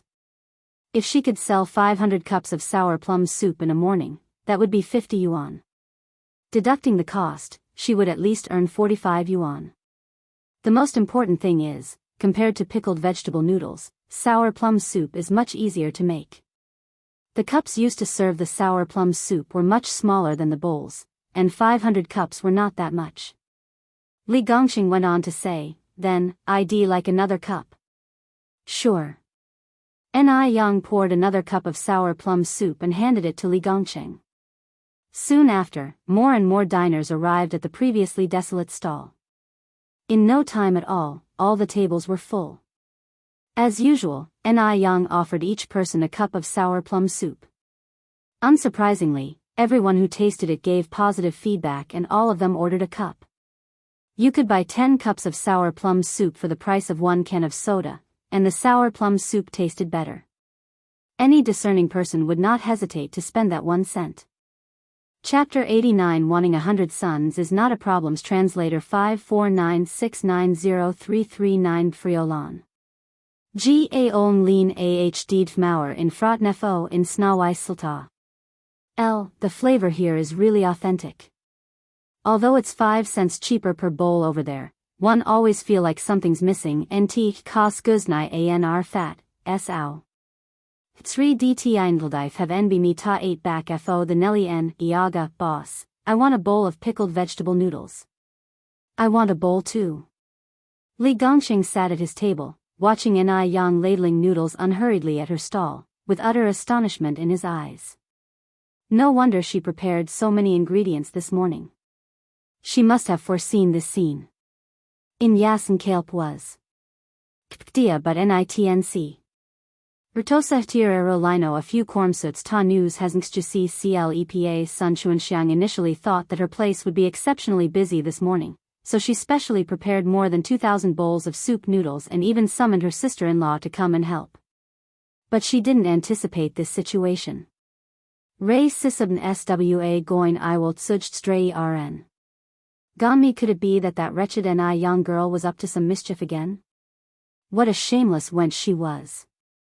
Sun anoixing tib her IPL dan dias to Ray silm, staru at her say, d exia, nih epek and I on niskthi. I'm going over there for ab, I, T Zhao Xiangji nodded, sure, sis, go ahead. Sun Chuanxiang left her stall and walked over to Yang's. As TCE. Ptxi ert saw D in a lawn weekly at Inesien. Ji upon seeing this scene, Sun Chunxiang's face turned green with anger. Indeed. Hat resetwi glur ni eigen ahd stolen hre isianusp, what a faceless brat. Sun Chuanxiang really felt like throwing herself at her and choking Yang to death. This nui ift. SRS got her heg to it and throw it no ernspo, then Ray Austin was received to draw out fo. Holix nad one he's was snulki I her sksto. Umer did Yang think she was that easy to push around? No, she couldn't stand by and watch Yang take away all her customers. HTIW a Ligmazen Cafe, Sunstjangsen Audika into 8 Dmld of the Enel, hits line esms priat gn. OLU all pilabro not dao, NK tuberties anrioth pgilst sif onldo offs vor T not yom sit fe tnesk erkp epr blow. A boy salo dot eve to wait in any lee DNA. The asset is 10 seemed ret at an HR, EE. Upon hearing this, a short-haired woman immediately asked, really? Sun Chuanxiang nodded hurriedly. What are you asking, big sis, do you think I would lie? It's right over there, look, hte sartir to onmo dotso no t, piasit udalk adderst 8 I adriakn dipon yut by sun and uxgen. C DNA after Nryugif Udo the attack null, O Hedsgi with DN, I estate, ho, you ignalk abbot that law? Sep, yes, yes, yes. Sun Xuanxiang nodded anxiously, that's the one. The short-haired woman continued, I went there yesterday morning, the flavor wasn't nearly as good as this place. Although it's a bit cheaper, the fishy smell is rather strong. Suddenly, as if realizing something, the woman said, with a knowing look, oh, I see. You must be the boss of that stall, right? UNSH Jixnon didn't sexpit HTE Serdrio onum to say TS. Hi as Baylor da team otikert when Narithos Romek ops. Ek, I went there yesterday morning too. The taste is indeed not as good, so I came back here this morning. Yeah, me too. Eti Ovorf Ri Si Wei, Tebret's son Chungxiang's face turned darker and darker, and with a bowed head, she ran away amidst the discussions. Ekiel Alalkretsen. E Detwen G, Od she wondered whether all these people could have been hired by Anai Yang. How could Anai Yang's noodles taste that good? Da edtas tem ot. Oh, after returning to her own stall, Sun Xuanxiang handed Zhao Xiangji 30 cents, and said, Xiangji, take this money and buy a bowl of pickled fish noodles from the place across the street. She was eager to taste it, just to see if that bitch's noodles are indeed as delicious as everyone said they were. Zhao Nizi xh Leo at SNU NHK SNU NI or Pursuis ADN 8 DS Etra SLN IWS not we also sli dikplase shi FN? Utsil YHW etsa EMNI Nibu Ti Sriel? Sun Xuanxiang, looking a bit impatient, said, just do what one asked. Without daring to say anything more, Zhao Xiangji took the money and headed off. Wav. RNI Ray A, TR as DHA Cuters SNU Nukangsgia a Untatso Tim. Pft. Is it just because she's got money? Esta os agderab tu at? Does having money mean she can order me about like I'm some beast of burden? After waiting in line for a long time, Zhao Xiangji finally got a bowl of pickled fish noodles. Whileno yun hse del the oblu of unsel in adn did she ad nerten y sun nugsiaxen was igenwell to septen 30 cent to eve ray bergina ola ba. CK they were both supposedly pickled fish noodles, but the difference was like night and day. The pickled fish noodles from that place had a great color, broth, and presentation. Tudges the lemels inlo saw ognoe rof pelio ot ud. Lr no wonder no one patronizes Sun Chungxiang's noodle stall. After Sun Xuanxiang tasted some of the noodles that Zhao Xiangji had brought back, as soon as they entered her mouth, she frowned. Hse cloud Ariel gets a tot, Epenrod go tea out weeks, oag seeth odsalon hadn tiog and tea breet rich, sour, and refreshing. It was so delicious that after eating a bowl, you couldn't help but want a second. Sun enengsugia uj tua ipes of pilek talvajib morph 8 and tot above 8 wab, el ikwlik arlignes tot this pildek eltagiv was tun ilek the eno as losui hugubdraf mo htem, arket havenji sidtud pidkal hfis and solo orpha igen time, she knew ta 8 cessness fo the eyes saw ni the ipkal v. We'll get the reason why Ni Yang's pickled vegetable noodles tasted so good was largely because of the pickled vegetable. This meant that if she could find out where this pickled vegetable was bought from, she could make noodles that taste just as good. Tnijink fo sure, ta ugms alim zurntra o to usn kenjixens, CFE being a local of Beijing, if Sun Xuanxiang wanted to find where this kind of pickled vegetable was sold, it would be extremely easy. Just wait and see. Dal would deftianly be Bella to inft hte sme epklikt of Geel. Teeb when Li Gongxing arrived at the Mo family with the meal prepared by Anai Yang, there was a guest at the house. It saw a Nyug Wonam who saw Katia Seer. Tidv if he hadn't seen Anai Yang, he would have certainly thought her a beauty. But after meeting Anai Yang, he felt that no one else had seen before could even compare. Eno Cloden Vyas. Isht after Anai Yang, there were no more beauties. The young woman was sitting on the couch, speaking with Madame Mo. It was Railk tot amdma om liked air a, later saya lolf fo isim nirad thray aranan. Tkas, Madam, Li Gongxing approached. Xiaoli is here, Madame Mo looked up and smiled. Li Gyeongji Ncg tup eta trelmt minokri no the oseft le dna asti, demame.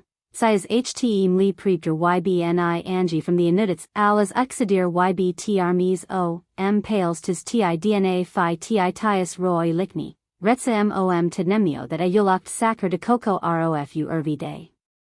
Madame Mo nodded, looking a bit disappointed. Didn't he buy any noodles to bring back this morning?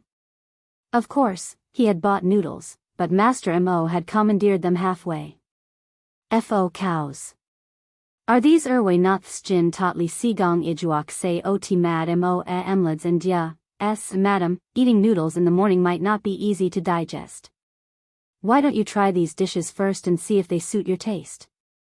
Alright, Madame Mo nodded, I understand, you can go on with your work il genig nabad withlisk to damma mo net ruint dna lu. Ft Madame Mo turned to the young woman beside her and said with a smile, Xian, let me tell you, this Xiaoni is quite skilled in cooking. You haven't had breakfast yet, have you? Let's eat together and see what delicacies are in this thermal container. Chapter 90 is that person, Ni Yang? Underscore one I Xiaoni? And she's good at cooking? Could it be Ni Yang? Li Xianxian squinted subtly. The good cooking skills and the surname Ni made Li Xianxian unconsciously think of Ni Yang. Thinking of Ni Yang's beautiful face, Li Xianxian felt an unprecedented sense of crisis. But didn't Li Shu say that Ni Yang had married a bachelor? Could it be that Mu Yan is not Ni Yang at all? Did she mistake everything from the beginning? Li Xianxian thought until she was lost in thought. Xianxian, what are you thinking? Old Madame Mo waved an arm before Ni Yang. All? No, Li Xianxian quickly snapped back, laughing, Grandma, is this Xiaoni's cooking really that delicious? Yes, especially that bowl of noodles, it's simply divine.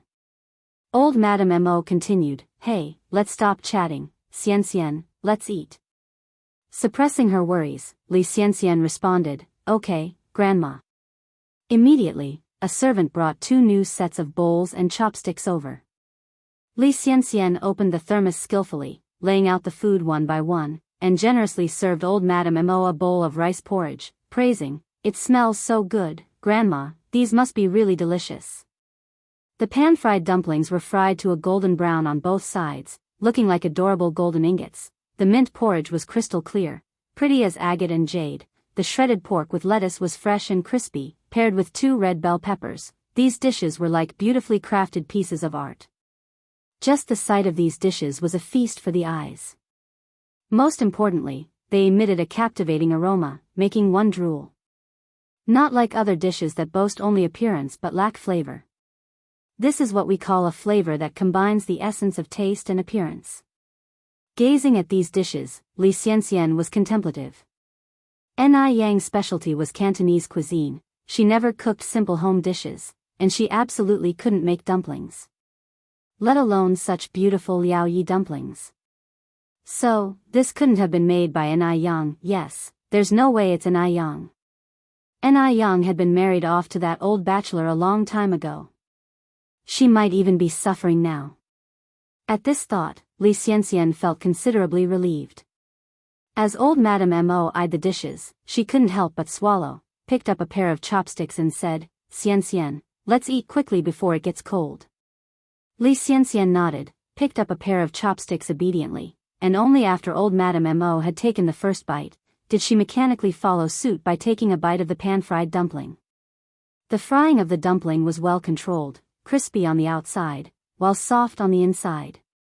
After one bite, a splash of sour and spicy soup exploded from within, filling her mouth with a delicious tart, spicy, and savory combination. The lettuce was crispy and refreshing, delicate and tasty, pairing very nicely with the dumpling and creating 2 different types of sensory experiences. It was so delicious that she couldn't stop eating. After finishing the dumplings and lettuce, she had a mouthful of refreshing mint porridge just in time to cut the grease. It felt like an upgrade in her life quality. Old Madame Mo had initially thought the pickled fish noodles were the most delicious food in the world, but now it seemed her previous experiences were just too limited. Old Madame Mo ate with joy. Good. Li Xianxian was also surprised. she had never eaten anything so delicious before. But in order to maintain her figure and image, Li Xianxian put down her chopsticks after having only a couple of dumplings. Old Madame Mo was surprised. Xianxian, are you done eating? Li Xianxian picked up a napkin and elegantly wiped the corner of her mouth like a well-bred girl, speaking softly, Grandma, I'm already full, you can have the rest. You only ate this much? Old Madame Mo frowned slightly, like feeding a cat. Li Xianxian smiled shyly, I've had a small appetite since I was little. In order to maintain her figure, Li Xianxian dared not eat too much.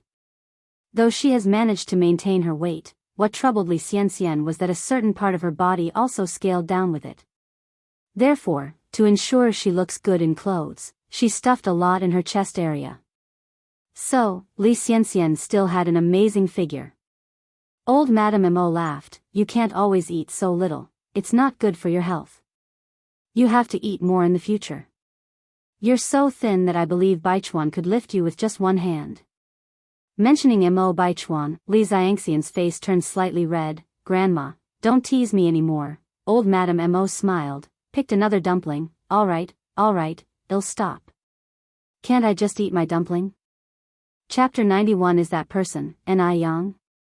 _2. Li Xianxian bashfully lowered her head, but a glint of triumphant satisfaction shone in her eyes. Since Grandma Mo had willingly brought up Mo Baichuan in front of her, it meant there was a 2% chance for their entanglement. Because the dishes Ni Yang prepared were so delicious, Grandma Mo ate as many as a dozen pan-fried dumplings, drinking a large bowl of porridge. Only then she put her chopsticks down. With a few dumplings left, along with half a bowl of porridge and half a plate of pork stir-fried lettuce, Grandma Mo specifically ordered someone to keep them for lunch. Hearing this, Li Xianxian lifted her gaze and said, Grandma, you're older now and your digestive system isn't in the best condition. It might be better to throw away the leftovers. However, Grandma Mo casually retorted, it's fine. I've eaten book covers and roots when I was young. What's a little leftover food? The old generation is used to being thrifty and were somewhat displeased upon hearing Li Xianxian's suggestion. Just by hearing what she said, it was clear she was not a person accustomed to daily life.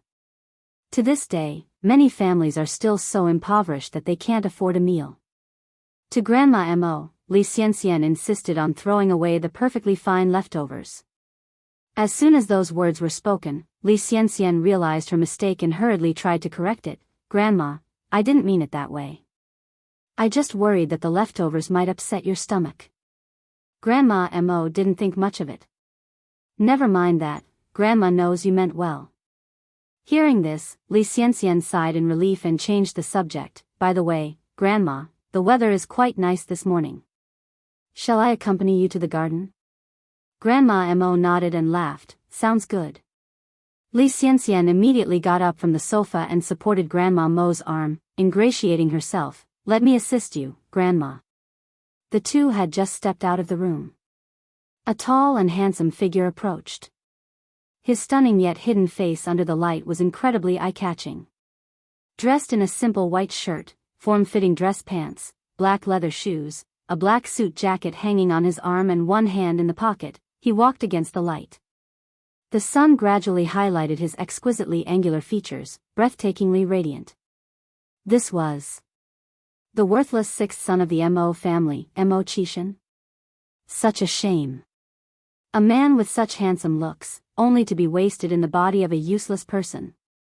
Li Xianxian squinted her eyes, a hint of disdain briefly flashed in her eyes, but she politely said in front of Grandma Mo, Uncle Six. Mo Qishan nodded and walked over. Without a word, he gave Grandma Mo a big hug. Mom, I've missed you so much after such a long time. Grandma Mo was stunned at first, then pushed Mo Qishan away, irritated. Get away. Who is your mother?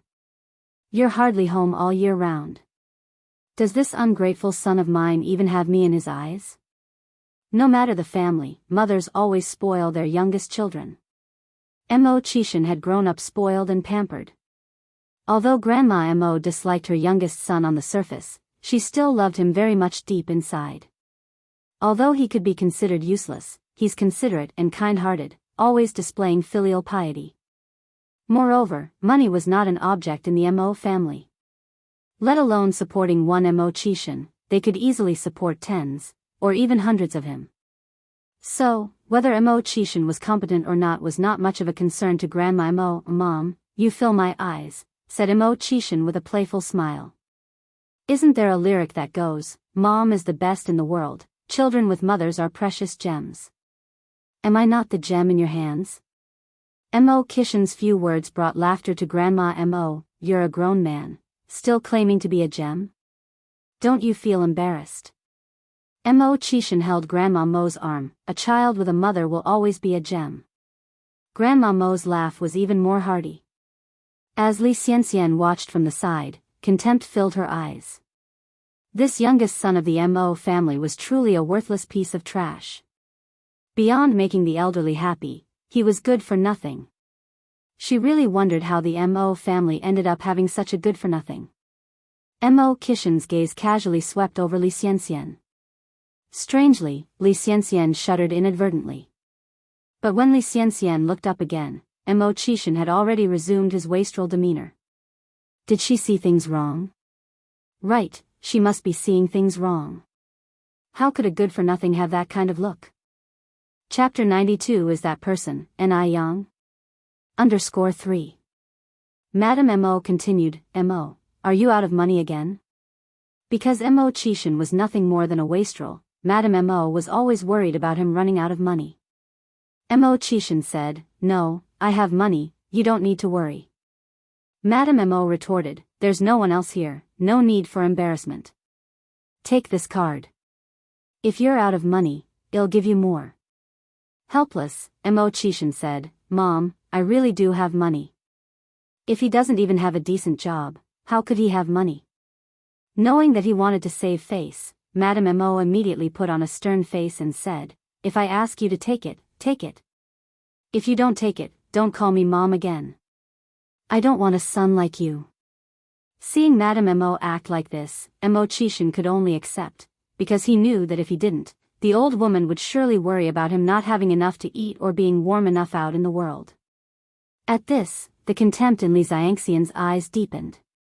This Mo6 not only was a mama's boy but he relied on his parents for living expenses too. It was really sickening. Madame Mo continued, "By the way, Mo, Xianxian and I are going for a walk in the garden. Do you want to join us?" Mo Chishan said, "You two go ahead, I'm going upstairs for a nap."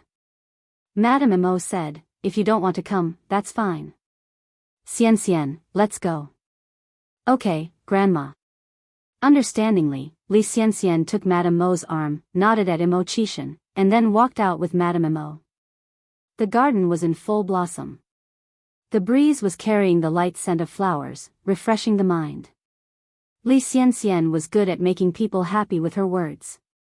In just a few minutes, she had managed to cheer up Madame Mo. Girls are always better, they know how to make people happy. Unlike that Baichuan, always has a poker face. He finally got time off, but still doesn't know to spend more time with me, his old mother. As she was hoping to set Mo Baichuan and Li Xianxian up, Madame Mo would often mention Mo Baichuan intentionally or unintentionally. Li Xianxian said gently, "Grandma, here I am with you. Besides, Mo is not young anymore. In a few years, when he gets married, there will naturally be a daughter-in-law to take care of you, and even give you a few great-grandchildren. By then, you will be a great-grandmother." Upon hearing this, Madame Mo's smile became even broader. No idea when that kid is going to settle down. Li Xianxian's eyes flickered. "Didn't you arrange a meeting for Mr. Mo and Miss Zhou a few days ago? I heard that Miss Zhou is not only very beautiful but also an overseas study alumni. These two are simply made for each other, a perfect match of looks and talent." Mentioning this, Madame Mo became angry. That dim-witted boy didn't even meet up with Miss Zhou. Left with no explanation for the matchmaker. They had clearly arranged to meet at the cafe. When that boy comes back, he'll have to answer to me. Hearing this, Li Xianxian pretended to be surprised. "Oh. Mr. Mo didn't meet Miss Zhou?" Madame Mo nodded. "I wonder if he has someone else in his heart. Even if he does, he can't stand up Miss Zhou like that." Upon hearing this, a flash of excitement quickly passed through Li Xiangxian's eyes. She knew that Mo Baichuan had her in his heart. It was just that he was too shy to admit due to his macho pride. Otherwise, he wouldn't have stood Zhou Yalan up for her sake. Everything Mo Baichuan did must be for her. Thinking about this, Li Xiangxian's heart was as sweet as if it had been filled with honey.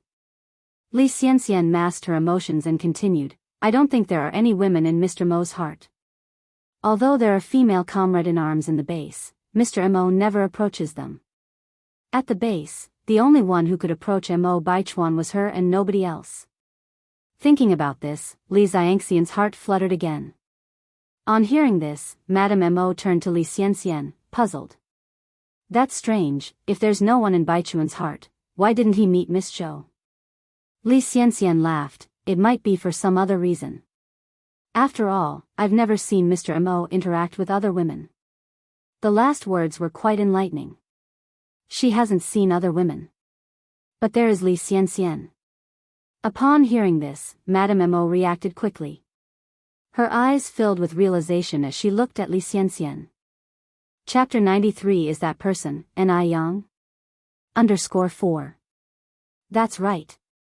The person who has always been closely following Mo Baichuan is Li Xianxian.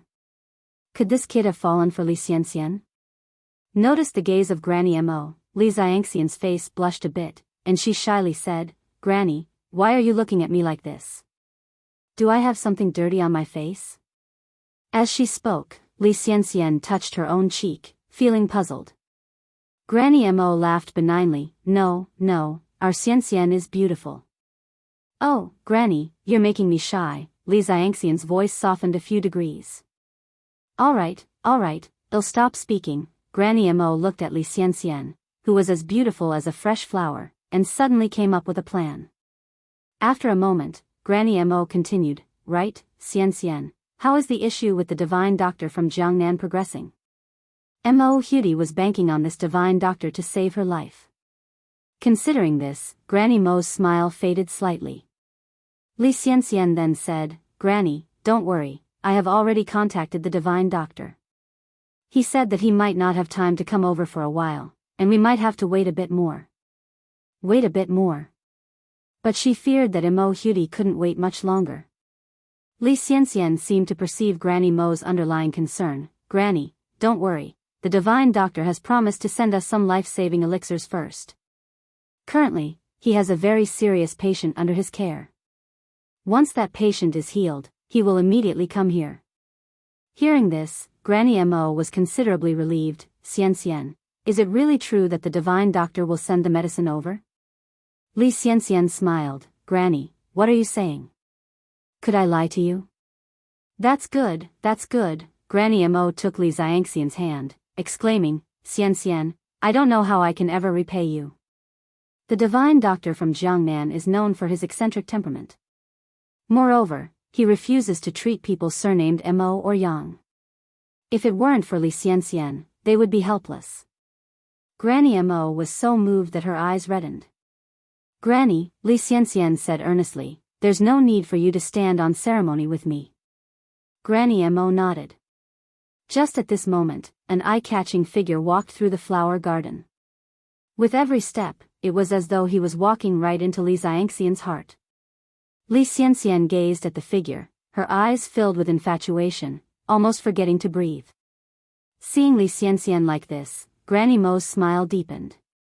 Her grandson was truly magnificent. So handsome. Look at how smitten the young lady is. Chuan is back. Granny Mo went forward to greet him with a beaming smile. Granny. Mo Baichuan reached out to steady Granny Mo. At this time, Li Xianxian also reacted, quickly reaching out to support Granny Mo's other arm, saying softly, Granny, let us accompany you for a walk. There's no denying that the way she conversed was clever and she had high emotional intelligence. Granny Mo smiled widely, very well. With one on each side to support Granny Mo, Li Xianxian occasionally said something to make Granny Mo laugh heartily. The atmosphere was indeed harmonious. After a while, Mo Baichuan suddenly stopped and said to Granny Mo, Granny, I have to leave for some work. I won't be able to accompany you. Stay a bit longer, it's not often that you accompany me for a walk. Granny Mo looked up at Mo Baichuan. Li Xianxian also looked expectantly at Mo Baichuan. However, Mo Baichuan didn't even spare her a glance. He bent down and said, Granny, I promise I will spend more time with you when I get a chance. He then affectionately touched his left cheek to Granny Mo's. Granny Mo looked delighted. Get going, you naughty boy. I'm off then. Mo Baichuan turned and walked off in another direction. Li Xianxian stared dumbly at his retreating figure. Her eyes were clouded with adoration, and she couldn't snap out of it for quite a while. Granny Mo teased her with a smile. Xianxian, what do you think about Chuan, that naughty boy? Li Xianxian quickly recovered, nodded and said, he's very good. The smile on Granny Mo's face grew wider as she added, that boy has always been like that? He has a troublesome temper, even in front of the people he likes, he never changes. You must not mind. Mo Baichuan's personality was notoriously troublesome, that was the reason he has been unable to find a partner till now. Granny Mo didn't want his bad temperament to scare Li Xianxian away. Chapter 94 is that person, Ni Yang? _5. It's not easy to find someone you like. Li Xianxian shyly shook her head, pretending she didn't understand. I don't know what you're talking about, Grandma, let's go look around up ahead. From an angle where old lady Mo couldn't see, a triumphant smile spread across Li Xianxian's face. Li Xianxian did a good job pretending, so old lady Mo naturally didn't notice anything unusual. Over at the Yurtist Road morning market, Ni Yang had prepared more than 600 bowls of noodles today and sold them all before noon. There were still many customers who didn't get a chance to have noodles. Little boss, you only prepare so few noodles every morning. Are you deliberately tempting our appetites? Joked a customer who stood in line for a long time without getting his noodles. Exactly, little boss, are you doing it on purpose? A lot of customers joined in the buzz. Mu Qingli distributed small cards to everyone and apologized. I'm really sorry, there are limited bowls of soup noodles every morning, and I can't keep up by myself. You can come over earlier tomorrow. With this small card, you can get a 5-cent discount per bowl. This earned considerable approval from the crowd. 5 cents. That could buy one old-fashioned popsicle. The little boss indeed knew how to do business. Who else would be willing to give up this 5 cents? Ni Yang distributed all more than 100 cards until none left. After giving out all the cards, Ni Yang started to clean up the stall and prepared to go home. Today was Saturday, so as Ni Yang just walked over to the shop, she saw Lu Wei sitting on a bench in front of the door reading. Upon hearing footsteps, Li Wei immediately looked up. As expected, it was Ni Yang. Ni Yang, have you started packing up? Li Wei initiated the conversation. Yeah. Mu Qingli nodded. Li Wei continued, Ni Yang, I have a question to ask you. Ni Yang swiftly arranged the table and chairs. What's the matter? Li Wei took out an English test paper next to him. This problem was one of the most prone to errors in high school English. Last time, Ni Yang easily corrected the difference between adming and admirable, making Li Wei disappointed. He was a high school student, and Ni Yang was merely a junior high student. How could Ni Yang's English be this good?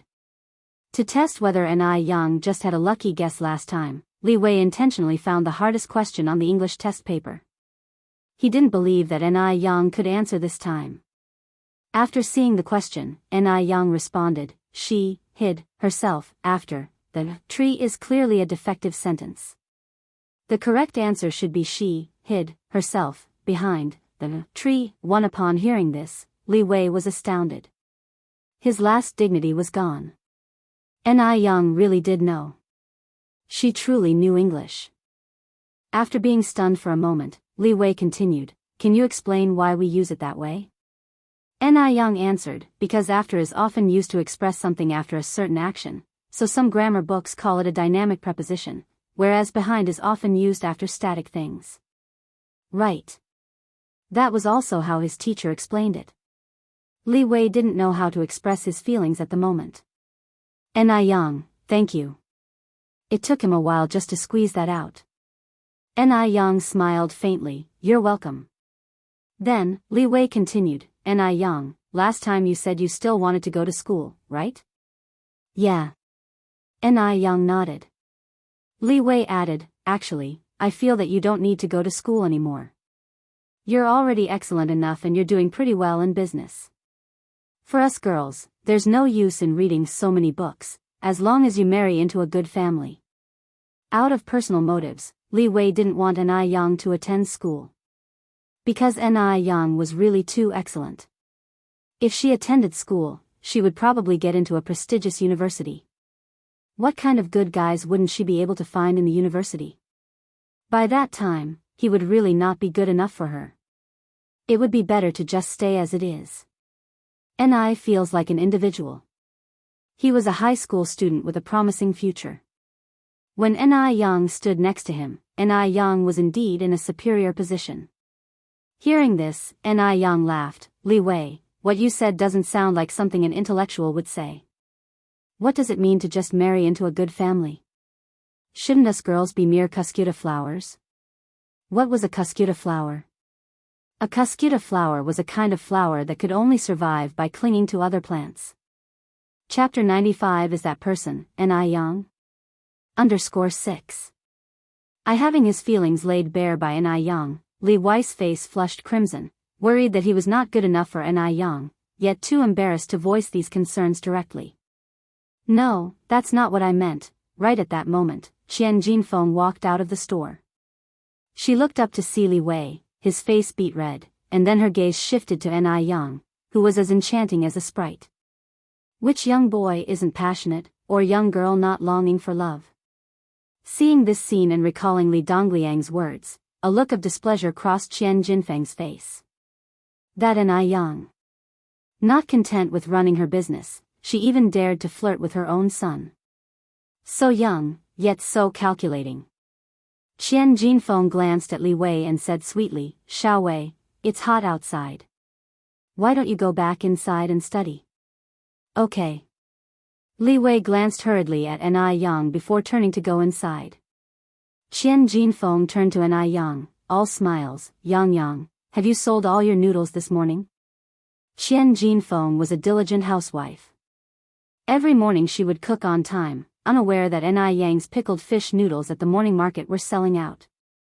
So every time Ni Yang told them she had sold out, they thought she was boasting. Ni Yang nodded, yes. Auntie, I have done my cleaning here. I'm heading home. Go ahead. Qian Jinfeng waved at Ni Yang. Once Ni Yang had left, Qian Jinfeng called into the house, Xiao Wei, we have to remain grounded in life. Don't always think about shortcuts or getting carried away. For example, when choosing a girl to marry, shouldn't the couple come from similar backgrounds? Qian Jinfeng's voice was loud, her words a veiled criticism, causing Ni Yang to frown in confusion. Although Ni Yang didn't fully understand what Qian Jinfeng was hinting at, she knew that those words were intended for her to hear. It seemed she needed to work harder, strive further, to buy her own shop and no longer depend on others. After leaving the shop, Ni Yang went to the vegetable market and bought more than 30 fish and a rooster. Why a rooster? Because it was cheaper than a hen, costing only 3 yuan. A hen would cost 6 yuan. The rooster was over 4 pounds, plenty for 3 people to eat. Once she returned home and had finished eating, Ni Tsuehua had already prepared the rooster. Yang, how should we cook this chicken tonight? Ni Tsuehua had taken Ni Yang's advice to heart. She was no longer wearing her old, worn-out clothes, but the batwing shirt and bell-bottom pants she had tried out the night before. She had even put on a bra. She looked beautiful and confident. Ni Yang stroked her chin thoughtfully. Let's have roasted chicken tonight. Roasted chicken, with its golden crust and juicy meat, neither too dry nor too greasy. Just the thought of it made one's mouth water. Roasted chicken? This was the first time Ni Tsuehua had heard of it. She only knew 2 ways to cook chicken, either braised in soy sauce or in clear broth. How was chicken roasted? With these thoughts in her mind, Ni Tsuehua couldn't help but voice her doubts. Ni Young explained with a smile, well, roasted in our bread baking oven. The bread oven was a natural oven that could roast anything. Ni Tsuhua didn't ask any more questions and said, "They'll go start the fire now." Ni Young nodded, "They'll start marinating the chicken." The mother and daughter worked in perfect harmony. By the time Ni Young was done marinating the chicken, the bread oven was preheated. Ni Young carefully placed the chicken in the oven. Roasting chicken was a lengthy process, and she took this opportunity to attend to other tasks. In the afternoon, a drizzle began to fall. Little Ni Yun was sleeping on her bed. The fish had been filleted, and both the fish soup and sour plum soup were stewing on the stove. Although Ni Young could have used this opportunity to rest, she was someone who couldn't stand idleness. Seeing Ni Tsuehua beside her, Ni Young suddenly had a new idea. "Mum, shall I teach you to read?" Chapter 96. The little girl is quite capable. Ni Tsuehua is a bona fide country folk, deeply influenced by the tradition of favoring males over females, and has received no formal education from childhood. As a child, her days were filled with picking pigweed and toiling in the collective farm to earn work points. However, such conditions were not unique to Ni Tsuehua. Many rural women her age were illiterate. Some have even never stepped foot outside their county their entire life. Read the alphabet? Ni Tsuehua was taken aback at first, then bursted out laughing, "At my age? Learn to read?" Illiteracy was a significant problem and incredibly inconvenient. Every time Ni Tsuehua held out a stack of papers to ask Ni Young which were important and which could be thrown away, it tugged at Ni Yang's heartstrings. Especially in the advanced information technology era, being illiterate was practically paralyzing. If she was going to relive her life, Ni Young wanted to change not only herself but also her mother. She was determined to help Ni Tsuehua become a little better than before. "You have to learn," insisted Ni Young very seriously. "Mom, you're only 36. There's no limit to what your future can hold. Being illiterate is a laughing matter out there." At that, Ni Tsuehua was dumbfounded. Did her future truly hold unlimited possibilities? Back in the countryside, everyone was illiterate, so she didn't feel out of place. But ever since she arrived in Beijing and started interacting with the local villagers, Ni Tsuehua had come to realize her own shortcoming. Like when that disdainful woman, Wang Jinfang, from the village covertly ridiculed her for being an illiterate, she didn't even know what being an illiterate meant. And she had just laughed along with everyone else. It wasn't until much later that she found out illiterate meant not knowing how to read or write, being uneducated. Thinking about this, the smile on Ni Quihua's face gradually faded. Looking up at Ni Young, she asked, Yang, can I still learn now?" With such an outstanding daughter, she as a mother must not hinder her progress. Ni Young nodded, "Yes, of course. Mom, you're so clever. I'm sure you'll pick it up." Determined to stand strong and no longer be a burden to her daughter, Ni Tsuehua decided to follow Ni Yang's advice and learn the alphabet. Ni Yang took 2 notebooks and a pair of pens out of the house. "Mom, first let's learn to write your name." "All right." Ni Tsuehua nodded in agreement. Ni Yang had a beautiful handwriting. Small regular script, each stroke distinct and forceful, as if printed straight from a textbook. Although Ni Yang had an elegant, passionate yet rough penmanship as well, it wasn't appropriate to show it off as she was teaching Ni Tsuehua how to read and write. "Our Yang has such beautiful handwriting." Although Ni Tsuehua was illiterate, she could tell beautiful from ugly, and her eyes were filled with pride. Ni Yang handed the pen to Ni Tsuehua. "Why don't you give it a try?" Ni Tsuehua nervously accepted the pencil. These hands had tilled the soil, planted the seedlings, done all sorts of strenuous work, but strangely couldn't seem to hold a pen properly today. Ni Yang's writing lines were straight and clear, while hers were a messy, zigzagging scrawl, and to make matters worse, her hands were uncontrollably trembling. Just as Ni Tsuehua was feeling stupid and useless, Ni Yang leaned over, gently held Ni Quihua's pen-holding hand and slowly guided her, stroke by stroke. "Mom, it's like this for everyone the first time they learn to write. Don't get disheartened. My first handwriting was even worse than yours. They say teaching elderly people and children literacy is the most challenging. But Enai Tsuehua was neither elderly nor a child, and she was clever to boot, hence Enai Yang believed that she could definitely teach her well. Enai Tsuehua then said, "But Yang, your handwriting is so beautiful now." Enai Yang chuckled, "Well, don't you see how many years I've practiced? It's your first day, you can't rush these things. It has to be taken slow." With that said, Enai Tsuehua was considerably more at ease. After 10 minutes of hands-on lesson by Enai Yang, Tsuehua was able to write her own name independently. Although her handwriting was not very good, it was already a giant leap forward.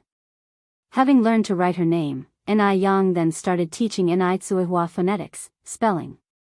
Enai Yang wrote all 26 alphabets on a piece of paper. Seeing those letters played out, it was as if Enai Tsuehua had opened a long-lost gate of memory. Vague as it was, she could vaguely hear a gentle voice teaching her, "This is pronounced A-O-E." Chapter 97. The little girl is quite capable. _2. Enai Quiliua opened her mouth and recited following the sound in her memory, A-0-E. What came next? However, Enai Tsuehua couldn't remember no matter how hard she tried. Enai Yang looked at Enai Tsuehua in surprise. "Mom, how did you know these phonetic alphabets?" Enai Tsuehua shook her head. "I don't know, it just feels like I've heard it somewhere." Heard it somewhere? Enai Yang narrowed her eyes subtly. Could this be related to her mother's past? Enai Tsuehua continued, "Maybe I heard it by accident when I was herding cows." Don't the students at school always recite it this way? A-O-E. The elementary school in Dam Village is in the village center where Enai Tsuehua used to herd cows, so this seemed like a plausible explanation. Enai Yang didn't think further and continued teaching Enai Tsuehua phonics. Enai Tsuehua was really smart. In a short while, she grasped the meaning of the 26 phonetic alphabets. She also understood the differences between initials, finals, front nasal sounds, and back nasal sounds. By the end of an afternoon, Enai Tsuehua could already independently spell words using phonetics. Enai Yang laughed saying, "Mom, if you had been schooled, I'm sure you could have been admitted to a prestigious university." Enai Tsuehua was very pleased and asked, "Really?" "Of course it's true," Enai Yang continued, "otherwise, how could your daughter be so smart?" "All because I inherited your good genes." "Genes?" Enai Tsuehua asked curiously, "What are genes? Are they different from roosters and hens?"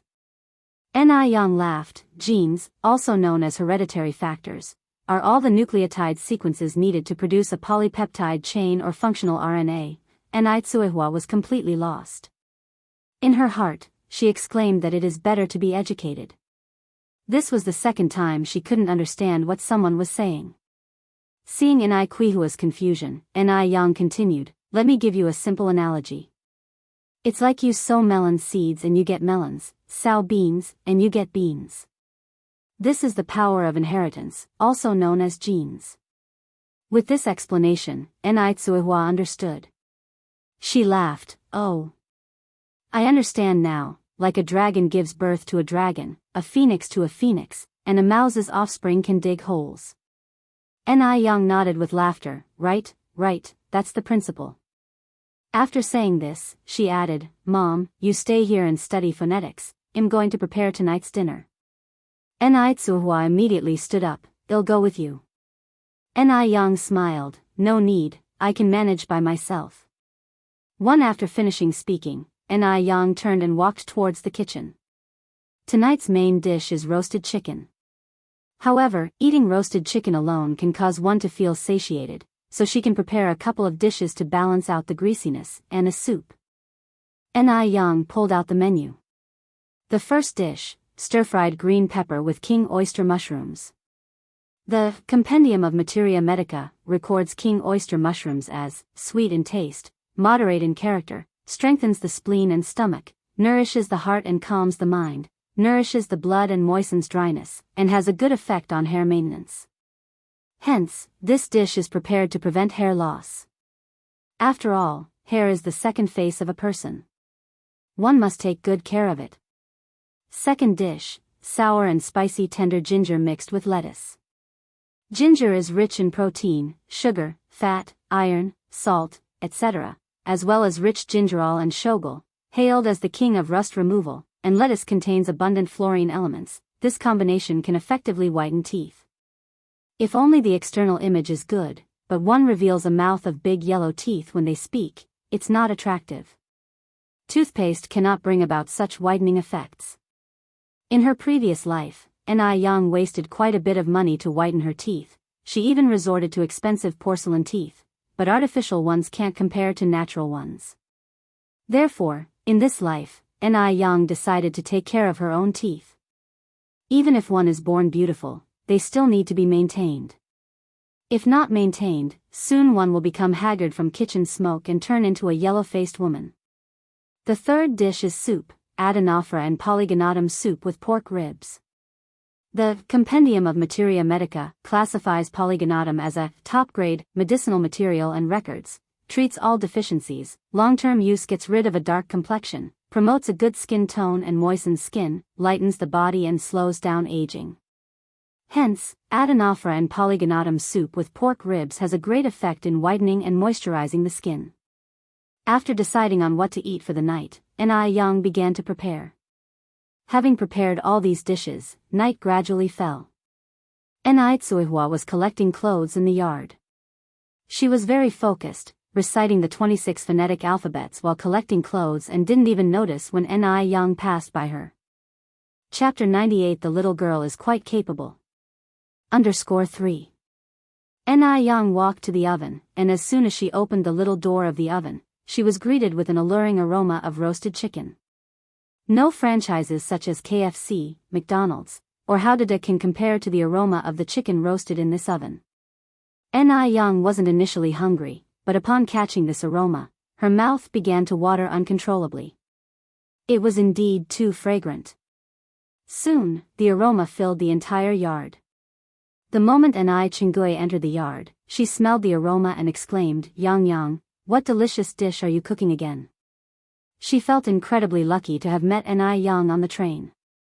Ni Yang, carrying a dish, walked out of the kitchen and smiled. "Aunt Ni, can you guess?" Ni Chinggui took a sniff. "It smells so good, I guess it must be meat." Ni Tsuhua approached from the side. "Sister Chinggui, can you guess what meat it is?" Ni Chinggui laughed. "It must be pork, right? What else, besides pork, can be made so fragrant? Such aroma is absolutely delightful." "It's chicken," Ni Tsuihua replied.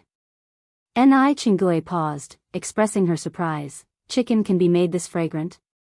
Ni Chinggui had eaten chicken stew and chicken soup before, but she had never even seen chicken made this fragrant before. Ni Tsuihua continued, "Yes, it's chicken, Yang Yang's roasted chicken. Sister Chinggui, please wash your hands and prepare to come in for the meal." Roasted chicken? The news clearly brightened Ni Chenggui's eyes. She had long heard of roasted chicken, but she had never eaten it. Because some areas in the country are not fully equipped yet, it's not easy to get to eat roasted chicken. However, she heard from others that roasted chicken was indeed delicious. Ni Chinggui couldn't resist swallowing her saliva. "All right, I will be right there." She immediately went to the well to wash her hands. When Ni Chinggui came to the living room after washing her hands, Ni Yang had already prepared the meal and set the bowls and chopsticks. But the first thing Ni Chinggui noticed was not the food, but Ni Tsuihua. In the dark yard just now, she couldn't see clearly. She didn't realize that Ni Tsuihua was dressed so nicely today. "Yang Yang's mom looks very pretty today." Looking at them, Ni Yang's beauty and confidence were clearly inherited from Ni Qihua's superior genes. Ni Tsuihua was a little shy and tugged at the corner of her clothes. "This daughter of mine, Yang Yang, insisted that I dress this way." Ni Chinggui laughed. "This dress suits you very well, you should have worn it long time ago." Ni Chinggui looked at the shiny roasted chicken on the table with astonishment. "Yang Yang, how did you roast this chicken?" Ni Yang explained, "It was roasted in the oven." Ni Chinggui nodded, sighing. "Yang Yang, you're truly amazing. Even if I had an oven, I wouldn't be able to roast this." Aunt and you are just being modest. Anyone could learn it as long as they are willing to spend their heart on it. Yang tore off 2 chicken legs and put them into Quihua's and Chengwi's bowls respectively. Mom, Aunt and let's start eating. A chicken only has 2 legs, which are among the most precious parts of the chicken's body. Both Chengue and Tsuehua refused the chicken legs Yang passed to them. Yang had been busy all day and had worked hard all day. Therefore, the one who should enjoy the chicken legs should have been Yang. Yang smiled and tore off a piece of chicken wing. Aunt and Mom, you guys eat. I'm fine with a chicken wing. Seeing Yang being so sensible, Quihua's eyes were full of comfort and relief. Chengue was also full of feelings in her heart. Yang was indeed a good girl. She was really envious of Tsuehua.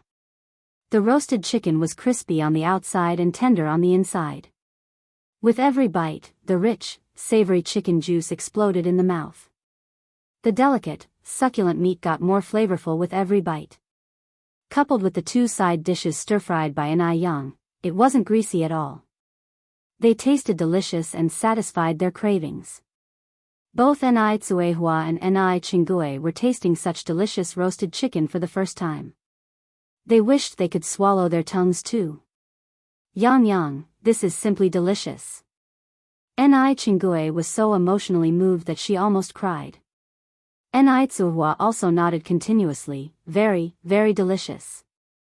Seeing the roasted chicken she made was so popular, Yang's heart was full of pride.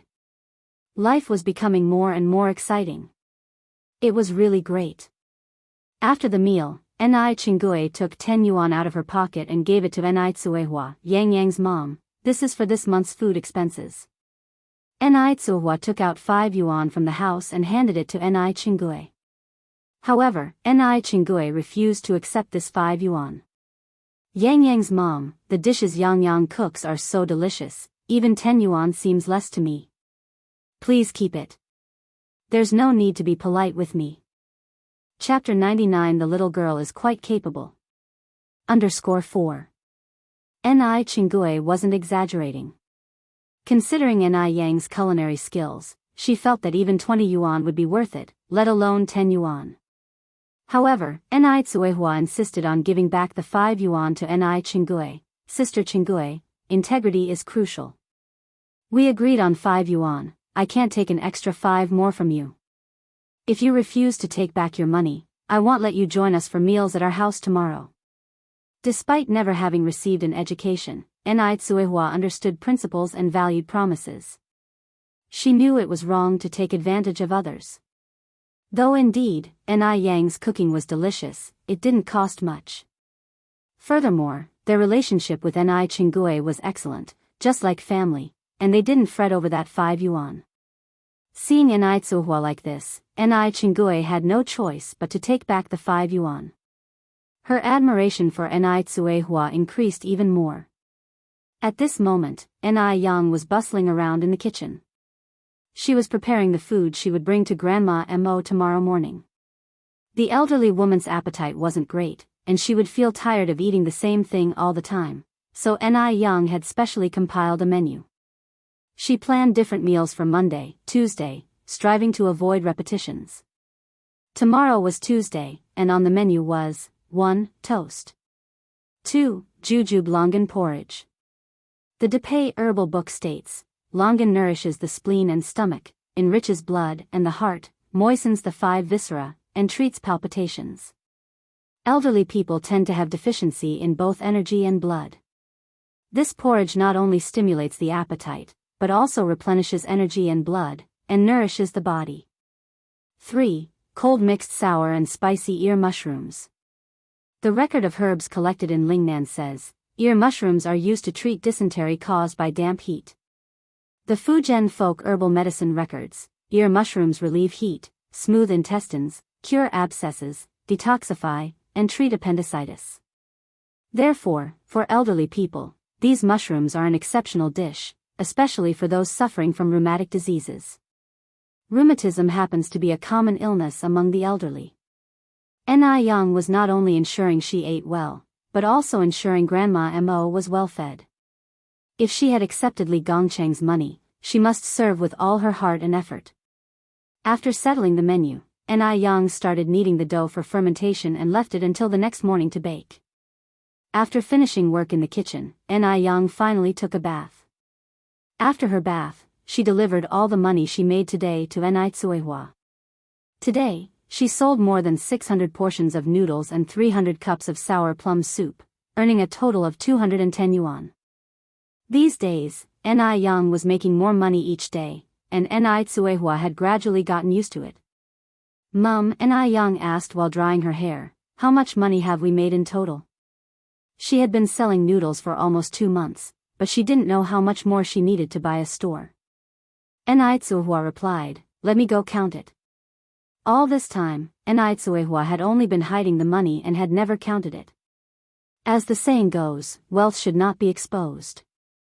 So, before taking out the money, Ni Tsuehua made sure to close the doors and windows and tightly draw the curtains, leaving no gaps. Soon, Ni Tsuehua brought out a small red wooden box from under the bed. As soon as they opened the box, both mother and daughter were stunned. The box was packed full with money. There were 5-cent coins, 10-cent notes, and larger denomination notes. Ni Tsuehua had been too busy to notice when she put the money in that the box was already filled to the brim. That's a lot of money. Ni Yang emptied all the money on the bed, and her eyes sparkled. Ni Tsuehua exclaimed in surprise, I've never seen so much money in my entire life. Thinking that her daughter earned all this money made Ni Tsuehua swell with pride. Her daughter was truly amazing. Mum, let's count how much we have. Okay, Ni Tsuehua nodded her head. Mother and daughter sat down on the bed and began counting money. About 15 minutes later, after counting all the money on the bed, Ni Yang said, I have 4,965 yuan and 3 cents. How much do you have, Mum? Suppressing her surprise, Ni Tsuehua replied, I have 3,035 yuan and 97 cents. How much is that in total? Without hesitation, Ni Yang said, that's 8,001 yuan in total. Ni Tsuehua swallowed hard and said incredulously, 8,000 yuan? Oh my God! How could it be so much money? Ni Tsuehua could never have imagined she would have so much money. 8,000 yuan. This sum was more than what an average person would earn in several years. That's terrifying. In contrast to Ni Tsuehua's shock, Ni Yang's face didn't show any particular expression. Earning 8,000 yuan was within her expectations. Chapter 100 The little girl is quite capable. _5. It was precisely because the 80s were full of business opportunities that money came in fast. Ni Yang laughed and said, Mom, don't be surprised. Actually, 8,000 yuan isn't much. The shop I'm interested in is 508 yuan per square meter, and it's a total of 50 square meters, requiring more than 20,000 yuan. The money we have right now isn't even half of that amount. All calculations done, she realized that if she worked hard, she could buy a store by the end of the year. In the future, the price of real estate in Beijing had already risen to astronomical heights, especially for retail spaces. Therefore, Ni Yang decided to buy more shops and houses to hold on to. When she no longer needed to do the noodle business in the future, Ni Tsuehua could just sit at home and collect rent. When she thought of a promising future, Ni Yang couldn't help but smile. Ni Chinggui exclaimed in surprise, why are stores so expensive? Ni Yang laughed and said, because the location is not bad, this price is already a bargain. In this era, being a self-employed entrepreneur was not a prestigious job, so many people were reluctant to do business, thus leading to lower prices for real commercial properties. Although Ni Yang thought it was a bargain, others perceived it as expensive. After all, the average wage for workers during this era was around 30 or 40 yuan per month. After Li Xianxian returned from the Mo family, she made a phone call to Dam Village from a public phone booth. Since it took some time to connect the call and to call Li Shu, almost half an hour had passed. When Li Shu picked up the phone, she was so antsy, fearing that her daughter would ask about Ni Yang. As expected, right after saying hello, the second thing Li Xianxian asked was about Ni Yang. Swallowing nervously, Li Shu tried to calm herself down and said, Xianxian, don't worry. Mu Yang, that damned girl, has been picked up by that old bachelor. In this situation, Li Shu could only choose to withhold the truth. If she were to reveal the truth to Li Xianxian would surely blame her for not being able to handle such a simple task. She didn't want her daughter to be disappointed in her for being an incompetent mother. Ni Yang left Dam village with her incapable mother, 2 women with a burden, penniless. They may have already starved to death by now. They were no threat to Li Xianxian, who was far away in Beijing. Moreover, Ni Yang was just a country bumpkin. Her daughter Li Xianxian was a university student and the lifesaver of a person of high status, with a promising future ahead of her. Ni Yang was nothing in comparison to Li Xianxian. Thinking like this helped Li Shu feel much reassured. Fearing any oversights, Li Xianxian asked, by the way, Mom, is Mu Yang's mother surnamed Ni? Li Xianxian remembered that the reason why Ni Yang was called Ni Yang was because, like herself, she took her mother's surname. In fact, Li Xianxian and Ni Yang came from similar family backgrounds. Fortunately, she got out of that cage early on. Yes, that's right. Mu Yang's mother is called Ni Tsuehua, Li Shu replied. Upon hearing this, Li Xianxian felt a lot more assured. It appeared that she was overthinking. Mu Yang was Ni Yang. The little Ni who cooked for Mrs. Mo had nothing to do with Ni Yang. Li Xianxian continued, Mom, be sure to keep an eye on Mu Yang. Don't let her have any chance to escape or rebound. Saying this, a malicious glint flashed in Li Xianxian's eyes. Li Shu originally wanted to ask Li Xianxian why she was so wary of Ni Yang, but fearing that her daughter would detect something, she held back her question. Xianxian, rest assured, I will not let her escape. Li Shu's legs were trembling as she said this. Thankfully, she didn't tell Li Xianxian the truth just now. Otherwise, who knows how angry Li Xianxian would be. Li Xianxian continued, right, I sent you some money a few days ago. You should receive it in a few days. Don't forget to collect it at the post office. All right, Xianxian. I got it. Li Shu replied, take good care of yourself out there. Don't let me worry about you. Li Xianxian casually replied a few sentences before hanging up. At the same time, the rock hanging in her heart finally fell to the ground. Li Shu, having hung up the phone on her end, also breathed a sigh of relief. No, she needed to go back and pray to the Bodhisattva, hoping that the Bodhisattva would bless that little wretch, Ni Yang, to die early. Otherwise, she would always feel restless. Chapter 101. The little girl is quite capable. _6. Mo family. While tidying up the living room, Mrs. Mo suddenly discovered a glass bottle in the bag that Li Gongqing had sent over in the morning. The bottle held a deep purple-red liquid that looked very appealing. So, Mrs. Mo placed a call to Li Gongqing to inquire. Upon hearing his explanation, Mrs. Mo asked puzzledly, sour plum soup? The kind that you can drink? Li Gongqing responded, yes, exactly. This was made by Boss Xiaoni. It tastes good. You could give it a try, madam. Having full trust in Ni Yang's cooking skills, after hanging up the phone, Mrs. Mo opened the bottle of sour plum soup, poured a cup, took a small sip, and then couldn't help but drink all the soup in the cup in one gulp. It was delicious.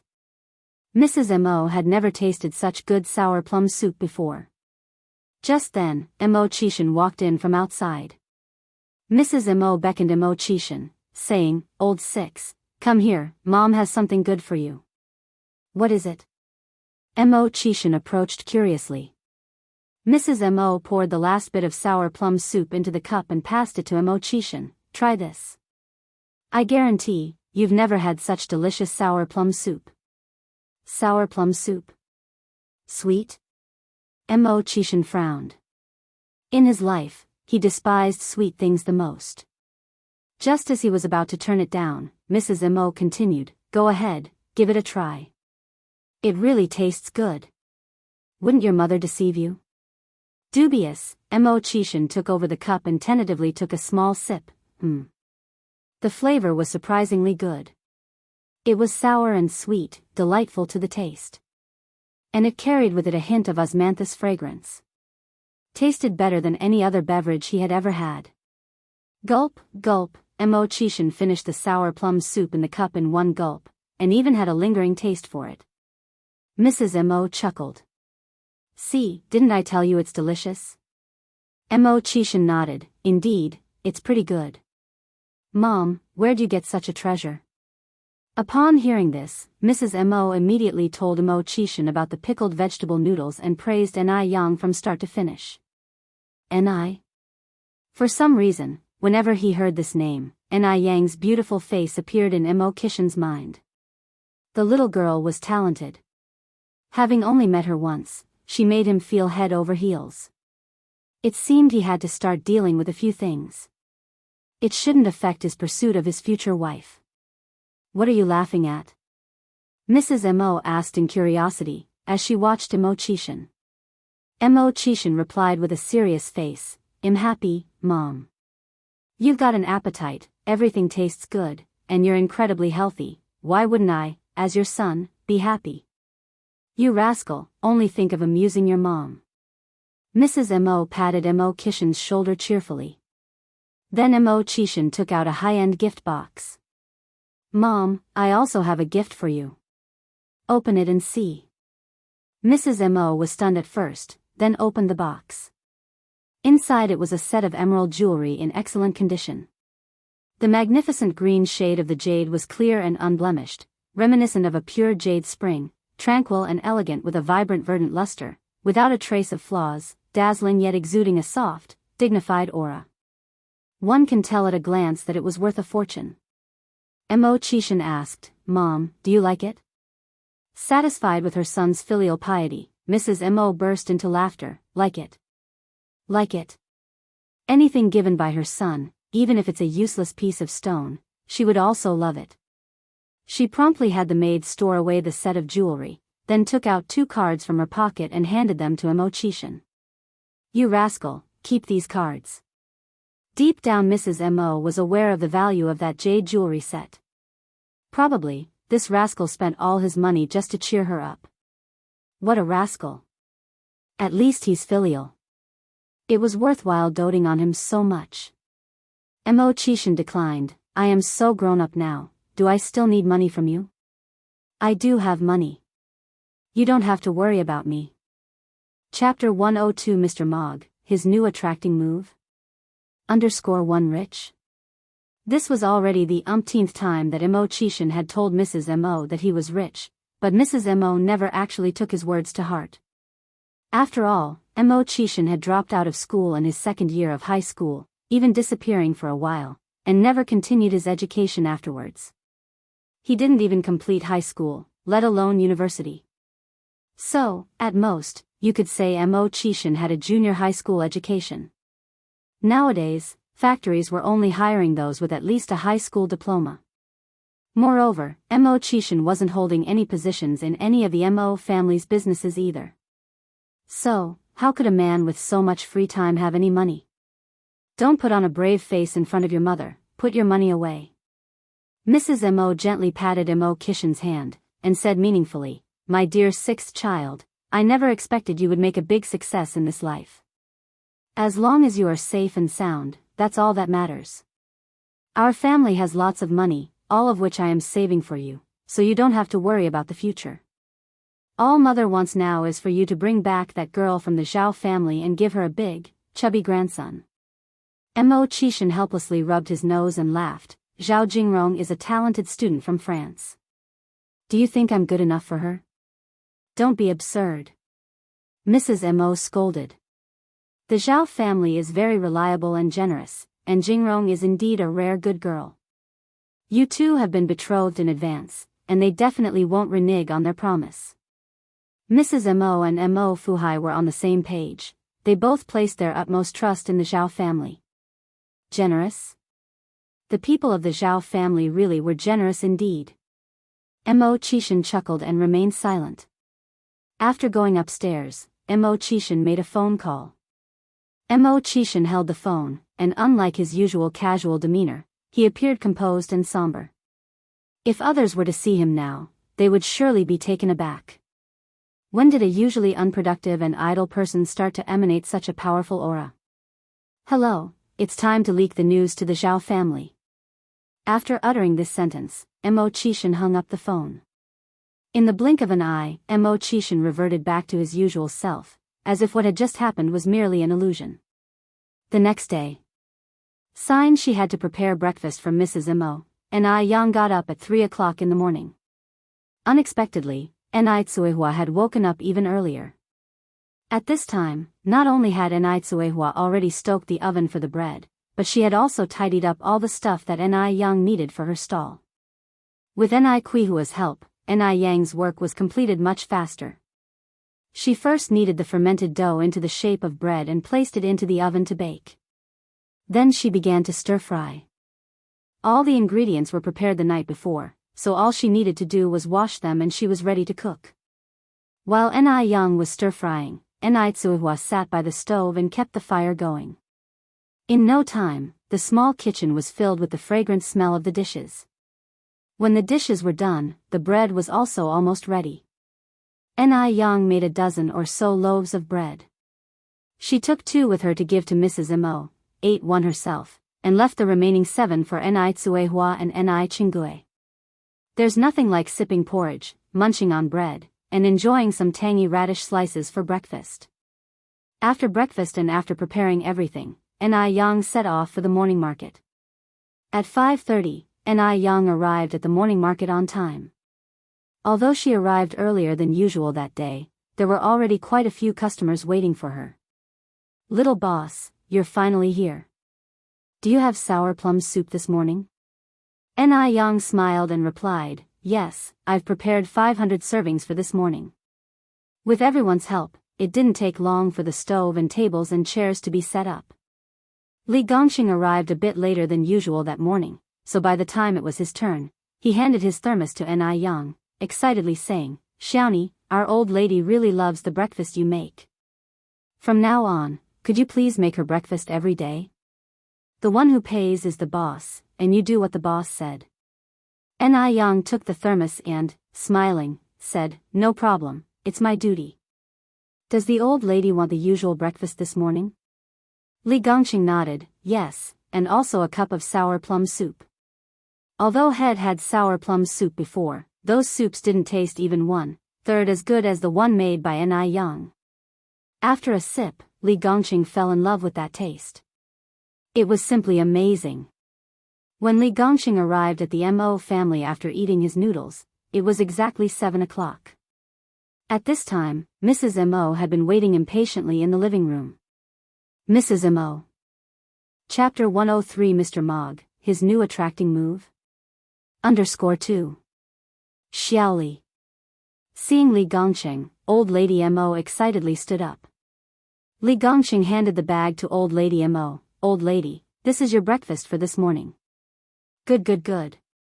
Old lady Mo immediately opened the bag, a bit disappointed. "How come there's no sour plum soup this morning?" Li Gongxing explained, "Boss Xiaoni said that elderly people shouldn't eat too much sweet stuff, so she didn't prepare sour plum soup for you." "Oh." Old lady Mo nodded, "This boss Xiaoni does know quite a lot." Strangely, old lady Mo felt a warmth in her heart. It was fine that there was no sour plum soup. After all, boss Xiaoni's cooking skills were top-notch. Old lady Mo now was surely Yang's #1 fan. Li Gongxing continued, "Old lady, you eat first, it'll be going now." "Yep, go ahead with your work." As soon as Li Gongxing left, old lady Mo opened the thermos box. The thermos box and yesterday's are in pairs. In total, there were 3 layers. The first layer was jujublangan porridge. The second layer was sour and spicy ear mushrooms. The third layer contained 2 items wrapped in oil paper. It was unclear what they were. Old lady Mo was curious. As she unwrapped the oil paper layer by layer, a fragrant sweet milky aroma immediately hit her face. What met her eyes was a golden, glistening bread. The crust was crispy and the inside fluffy and delicate. As she gently broke it apart, steam could be seen emanating from inside. It smelled delicious. Old Lady Mo took a deep breath. This xiaonie really did surprise her every morning. Old Lady Mo had eaten buns and steamed buns, as well as bread bought from outside, but this was the first time she had eaten such tasty bread. The taste, it was simply amazing. Why was she so fond of xiaonie? Unconsciously, Old Lady Mo developed a fondness for this xiaonie whom she had never met before. Not long after, Mo Baichuan came down from upstairs. He actively greeted Old Lady Mo. "Good morning, Grandma. Chuan, come here, join your grandma for breakfast." Old Lady Mo waved at him. Mo Baichuan did as she said and walked over. Old Lady Mo handed the remaining bread to Mo Baichuan. Mo Baichuan refused lightly. "I don't have an appetite in the morning, Grandma. I'm just going to watch you eat." "No appetite?" Old Lady Mo laughed. Chuan, I guarantee after you eat something xiaonie made, you will immediately get your appetite back." "Xiaonie? Yang? This was made by Yang?" Mo Baichuan subtly squinted his eyes. "Yang, you really have overreached yourself." Despite being indifferent to him, she managed to make his family so happy behind the scenes. Wasn't this a classic case of playing hard to get? Old Lady Mo continued. Chuan, why don't you take a bite? I was just like you before, didn't have much of an appetite. But ever since I started eating food prepared by xiaonie, it got much better. Who wants to eat something made by a woman with ulterior motives? Mo Baichuan hid all his displeasure at the bottom of his eyes, then said, "Grandma, I really can't eat." "Oh right, I have something else to do, I have to go now." Before Old Lady Mo could react, Mo Baichuan's figure had already disappeared outside the door. This damned kid. Old Lady Mo sighed helplessly.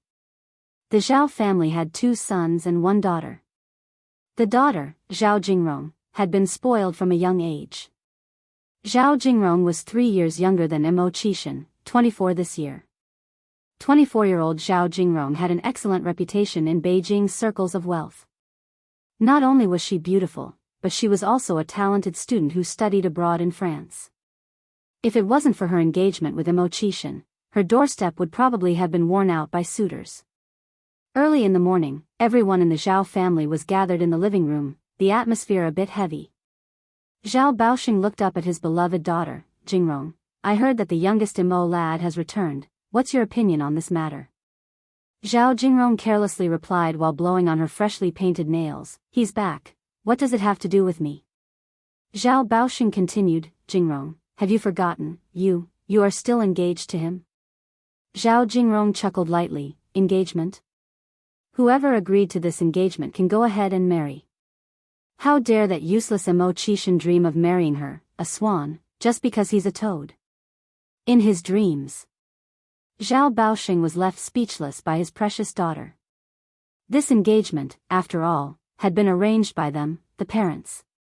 The Mrs. Zhao on the side leisurely interjected, "The engagement back then was just verbal, it doesn't really count for anything, right?" Chapter 104 Mr. Mogg, his new attracting move?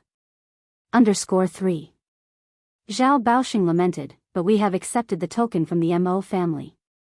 In the beginning, Mo Qishan was arguably an once-in-millennium genius.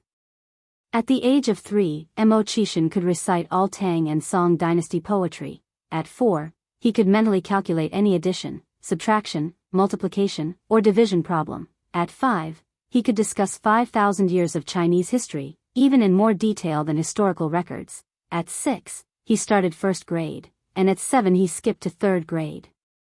The Zhao family would not have arranged a marriage with the Mo family so early on if it weren't for this. The Zhao family was certain that Mo Qishan's future was beyond measure. Who could have expected that they had overestimated him, making the wrong gamble? They all had high hopes for Mo Qishan, but to their surprise, Mo Qishan lost his genius, becoming gradually a mere ordinary person. He even became less than an ordinary person. At the very least, an ordinary person knows to work and earn a living to support the family, whereas Mo Qishan was capable of nothing but idleness. Madame Zhao was dismissive. "So what if we accepted a token?" We can just return it. This isn't a big deal. Zhao Baoxing sighed, but one should not be so fickle in life. Besides, we have decades of friendship with the Mo family. How can we maintain this relationship if we break off the engagement?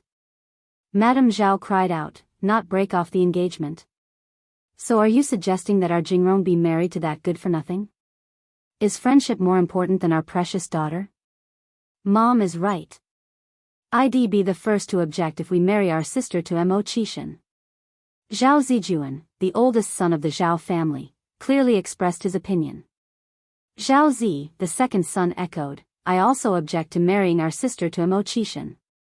That good-for-nothing Mo Qishan is absolutely unworthy of their precious sister. Their sister deserved the world's best man. Jingrong, Zhao Baoxing looked up at Zhao Jingrong. What do you think? This decision ultimately depends on his precious daughter. Zhao Jingrong smiled and said, Dad, you're really muddle-headed. With that incompetent Mo Qishan, how could he possibly deserve me? I, Zhao Jingrong, would rather never marry than marry someone like Mo Qishan. I would rather marry a man like Mr. Mog. Mr. Mog is a legendary figure in high society. Everything about him is a mystery, his age, identity, even nationality. Even Zhao Jingrong had only seen Mr. Mog's silhouette in the international news section.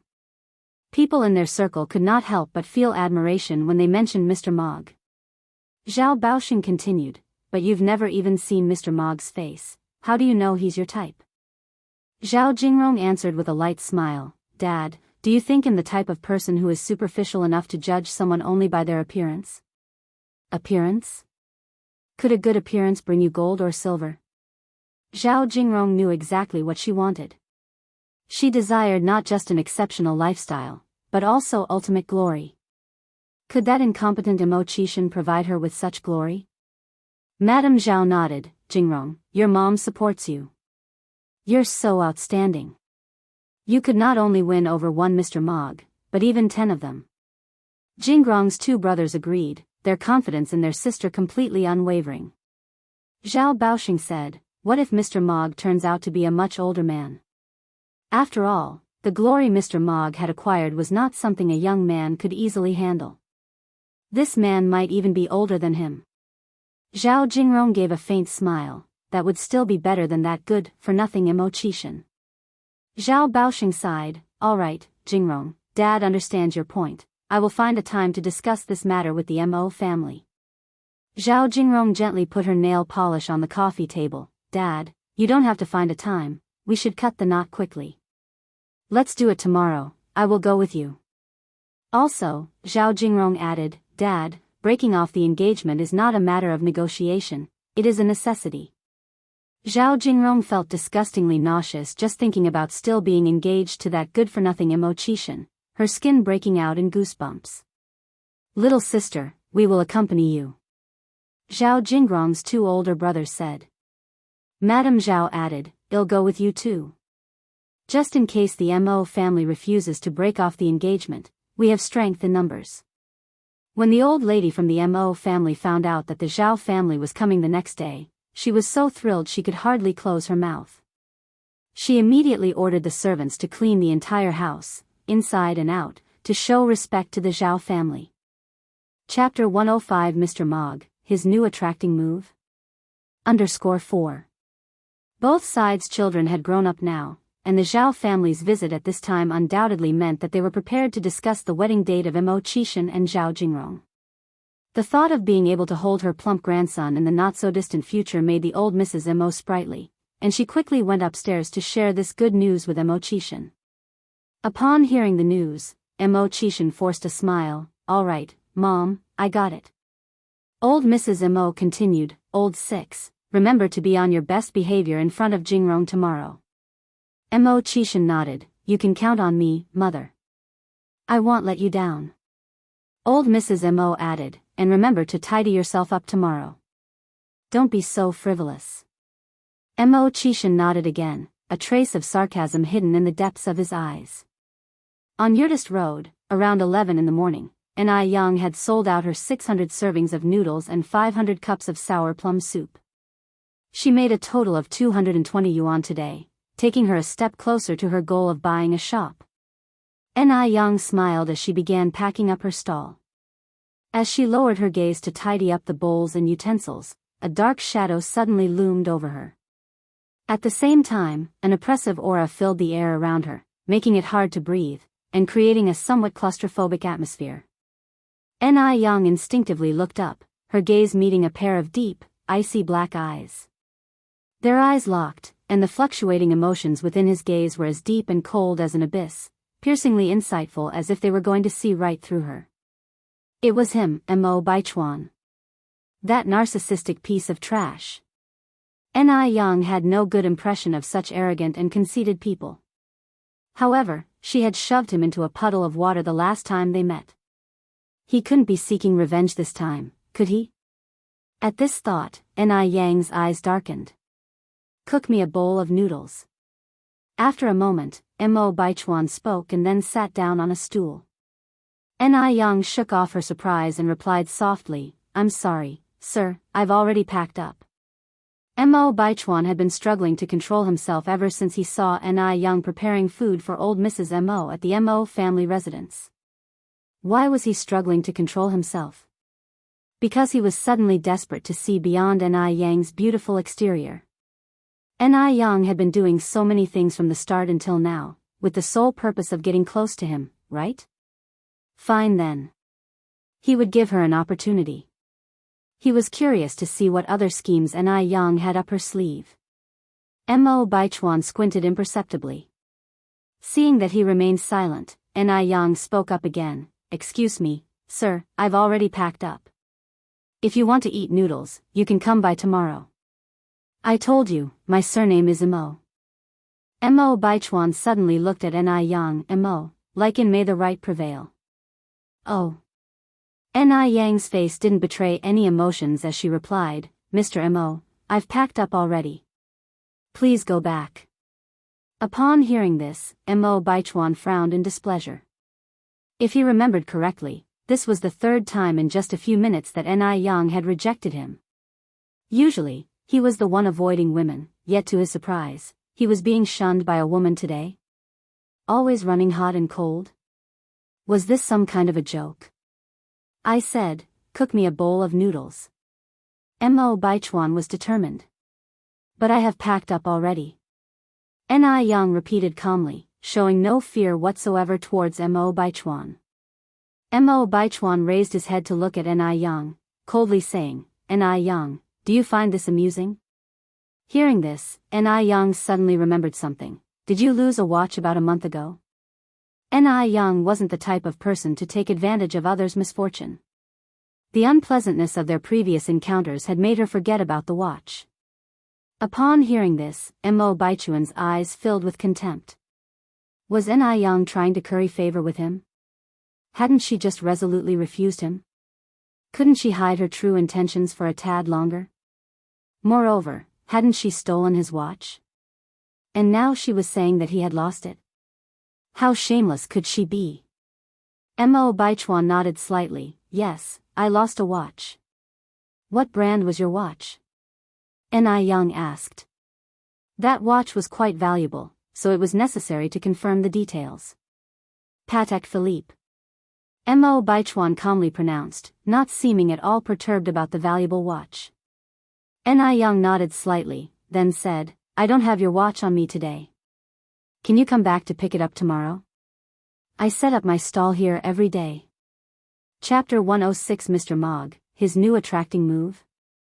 _5. Get it tomorrow?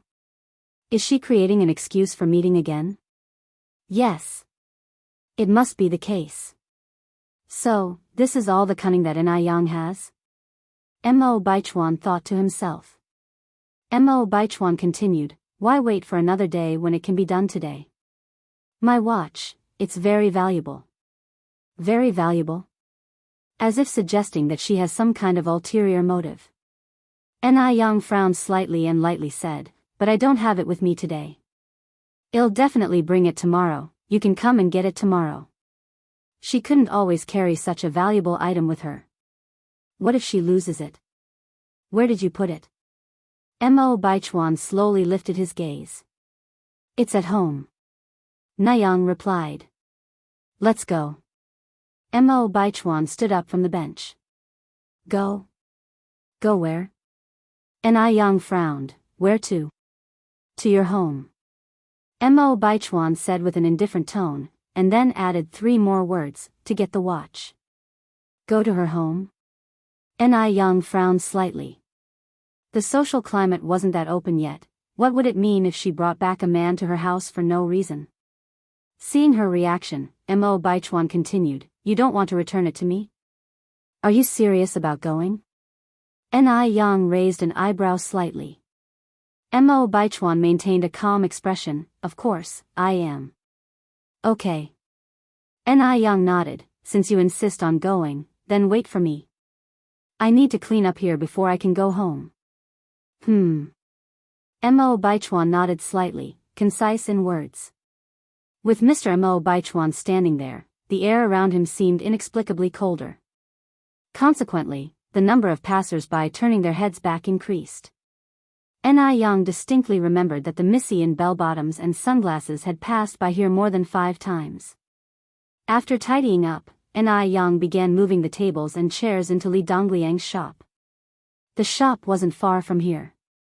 From Mo Baichuan's perspective, he could clearly see the young man in white standing at the door, laughing and talking with Na-young. It seemed like he even handed something to Na-young.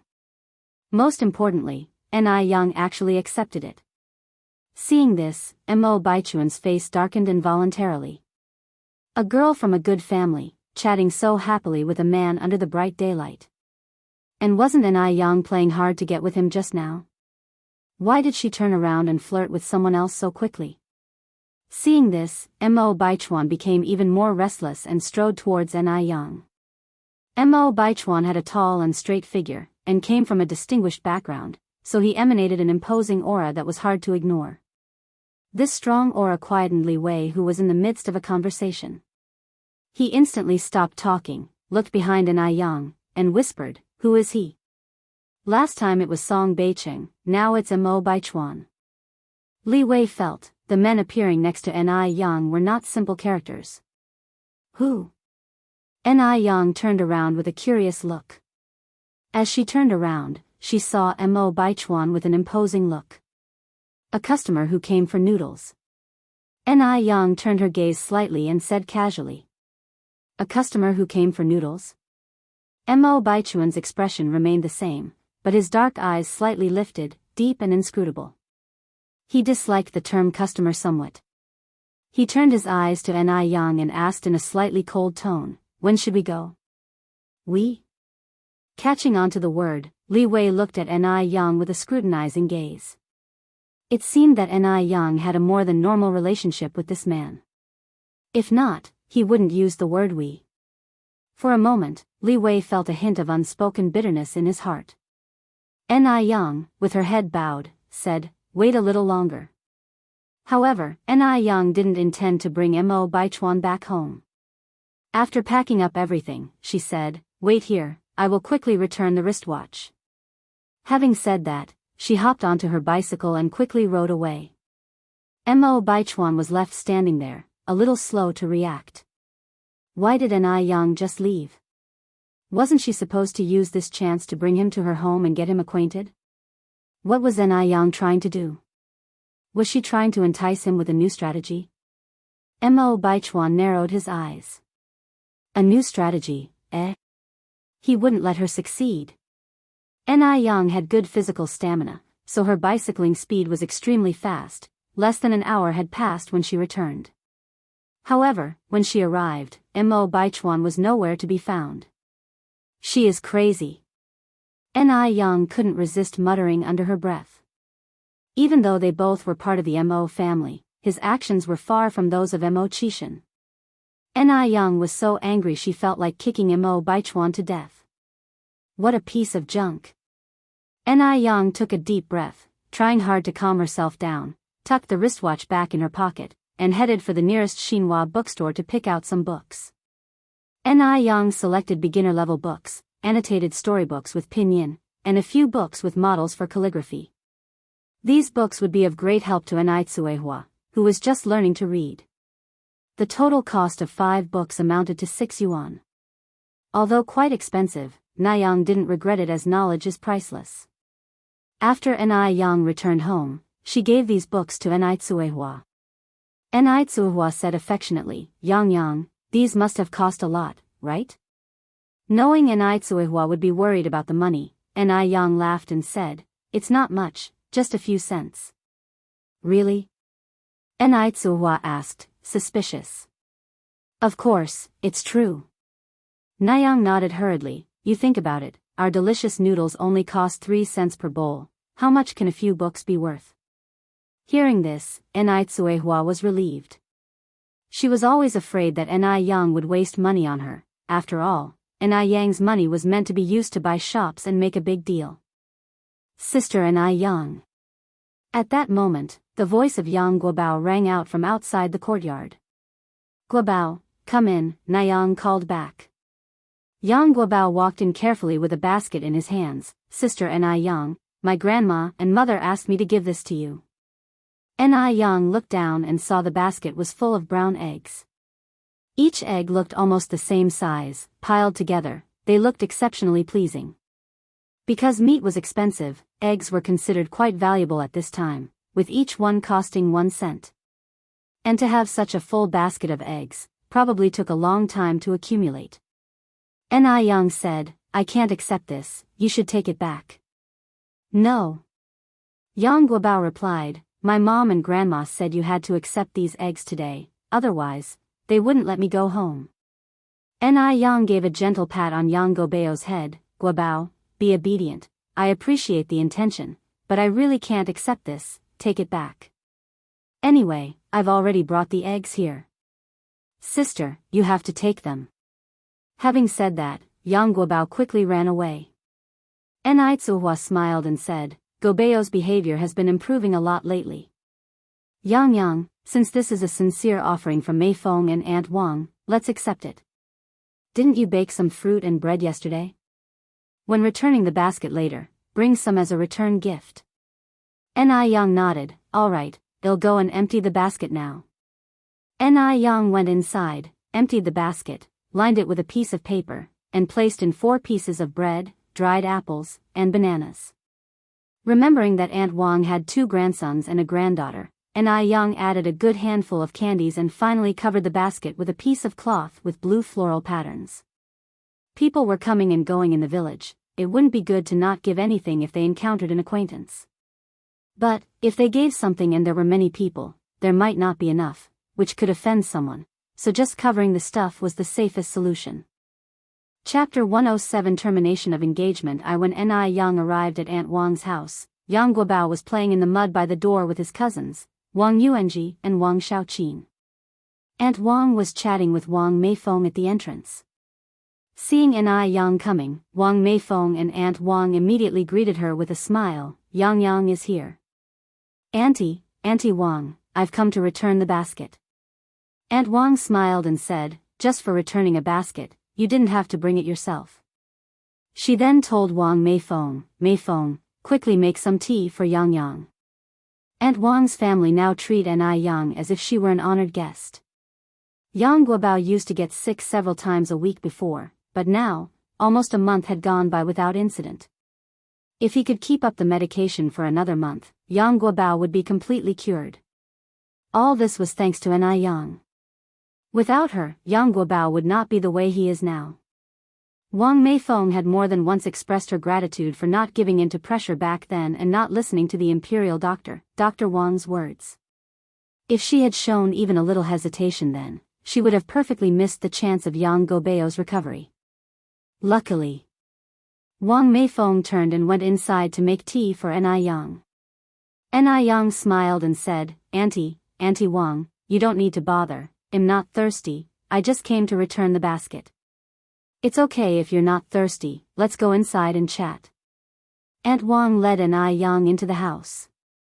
Niyang couldn't refuse Aunt Wang's kindness and had no choice but to carry the basket and go with her into the house. Yang, sit, it'll get you something good. Aunt Wang pressed Niyang down into a chair and then went into the inner room. At this point, Wang Meifeng also finished brewing the tea. Yang, have some tea. Ni Yang stood up immediately and accepted the tea cup with both hands. Thank you, Auntie Wang. Wang Meifeng giggled. Why are you being so formal? Sit down, sit down. After a while, Aunt Wang came out of the room with 3 honey tangerines and stuffed them into Ni Yang's hands. Yang, these are honey tangerines your uncle brought back from the city a few days ago. Try them and see if they're sweet. The season for honey tangerines was not yet here. Off-season fruits were particularly expensive. Ni Yang had asked specifically when she was buying fruits before, and even a small honey tangerine sold for 50 cents apiece. 3 honey tangerines can be traded for almost half a kilo of pork. If it was anyone else, Aunt Wang would not have been able to bring out 3 at once. After all, when her own grandchildren ate them, they divided them up one segment at a time. But this was Ni Yang. As long as Ni Yang liked it, Aunt Wang would not be stingy, not even for 10. Seeing Aunt Wang's hopeful look, Ni Yang peeled a tangerine and sampled a segment. It's very sweet. Thank you, Auntie. Hearing this, Aunt Wang broke into a happy smile. Stop being so formal with me. If you like them, I can get you more. Ni Yang immediately stopped Aunt Wang's hand. Auntie, no need to. I just wanted to try one. If you carry on like this, I won't dare to visit next time. Only then did Aunt Wang stop. After some casual chatting for a while, Ni Yang began to say goodbye. Aunt Wang and Wang Meifeng walked Ni Yang to the door. Ni Yang smiled and said, Auntie Wang, no need to see me out, you should go back inside. Sister Ni Yang, I'll walk you home. Yang Guobao hopped to Ni Yang's side. Sister Ni Yang, I'm your flower guardian. Ni Yang patted Yang Guobao's little head. Thank you then, little envoy Guobao. Yang Guobao bashfully ran ahead. Sister Ni Yang, I'll lead the way. Aunt Wang and Wang Meifeng didn't go back until Ni Yang and Yang Guobao disappeared in front of the bamboo forest. Just then, the excited voices of Wang Yuanji and Wang Shaoqin could be heard from inside the house. Grandma, Auntie. Are these the delicious treats that Sister Ni Yang just brought? The mother and daughter only found out when they went inside that the basket Ni Yang had just brought wasn't empty, it was filled to the brim with delicious treats. Seeing all the good food, the 2 children jumped for joy. Aunt Wang picked up a piece of dried fruit, curiously asking, What's this? Wang Meifeng shook her head. Wang Shaoqin said, It's dried fruit, baked by Sister Ni Yang in the bread oven. Grandma, you have to taste it, it's really good. Wang Yuanji added, Yes, it's dried fruit. Aunt Wang asked out of curiosity, Yuanji, Shaoqin, how do you know this is dried fruit? Chapter 108 Termination of Engagement. Wang Yuanji said, Because we have eaten at Sister Ni Yang's house plenty of times. Last time, Sister Ni Yang even hosted a party for us. Ni Yang was not only beautiful but also friendly. After hosting the last party, she held several more at her home. As a result, all the children in the village loved her. Old Lady Wang tasted the dried fruit. They were crispy, and not only did they have the sweetness of fruit, but also the texture of a dessert. The taste was incredible. Old Lady Wang exclaimed, Yang is such a sensible little girl. Meifeng, after Guobao is fully recovered, you must bring your mother-in-law, as well as Changjing, to come and properly thank Yang. Compared to other girls Ni Yang's age who knew little about the world, like Wang Xiuhong who relied on her beauty to the point of arrogance, Ni Yang not only understood worldly wisdom and knew how to do business, but also had excellent medical skills. Most importantly, she didn't let it get to her head. She remained grounded, humble and polite, without any hint that she thought herself better than others. Wang Meifeng nodded. Mom, rest assured, one understand. Old Lady Wang smiled and said, As long as you understand, that's good. Ni family. Ni Tsuihua was busy in the kitchen slicing fish and stewing fish bone soup. She was efficient and quickly finished all her tasks. Afterwards, she moved a small stool next to Ni Yun's cradle, watching the child while reading. Ni Tsuihua was a smart woman who had learned to read from phonetics. The feeling of being able to recognize words was something she had never experienced before. Ni Young, on the other hand, was watering the vegetables in the garden. 2 months had passed, and under Ni Quihua's diligent efforts, the once barren vegetable garden had turned lush green. It was now growing bok choy, long beans, loofah, soybeans, potatoes, cilantro, scallions, etc., and they were growing very well. The herbs and aloe vera Ni Young had brought back from the mountain had grown particularly well. Especially the aloe vera that had started to branch out. Those fat and large leaves made Ni Young want to chew on them right on the spot. After watering, Yang picked a handful of baby greens to feed the rabbits. Because these little rabbits were too mischievous, Tsuehua had built a fence to keep them contained, preventing them from running around and scattering droppings everywhere. Ni Young tossed the baby greens into the fence, and the little rabbits immediately started crunching on them. After finishing up at home, Yang took a bucket to the river to check the traps. As soon as she arrived at the river, she met a tall, slender figure with handsome features hidden in the light. Yang. Seeing who it was, Ni Young was momentarily stunned, then said, "Big brother Mo." Yang, you've come to check the traps again today? Mo Chishan naturally took the bucket from Ni Yang's hands then continued, "It rained last night, and the river has risen. It's not suitable for you to go down, let me do it."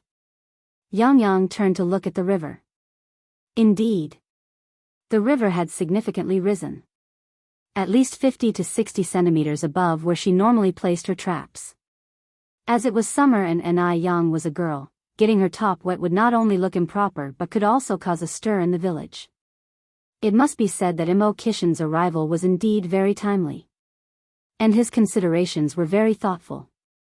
Ni Young looked up at Mo Chishan, "Then I'll have to trouble you, big brother Mo." Mo Chishan smiled and said, "There is no trouble at all. Helping others is a virtue." "Then be careful, big brother Mo." Ni Young shouted. Hearing her call him big brother Mo was sweeter to Mo Chishan than any honey. How could a little girl's words be so pleasant to hear? He was truly lucky to have met such a treasure of a girl. "Don't worry," Mo Chishan patted his chest, "your big brother Mo is a good swimmer." Having said that, Mo Chishan walked towards the river with the bucket. Because he had helped Ni Young retrieve her traps once before, Mo Chishan was able to find the exact location accurately today. Mo Chishan was tall and had long legs, so the water only reached a bit above his waist, but for Ni Young, it would probably reach her chest. Soon, Mo Chishan retrieved the traps and walked back with a bucket full of fish. Today's haul was pretty good. Not only were there crucian carp, but also 3 big grass carps. You're tuning into the Romantic Tales YouTube channel. Don't forget to subscribe and join us on this journey to catch the most captivating stories.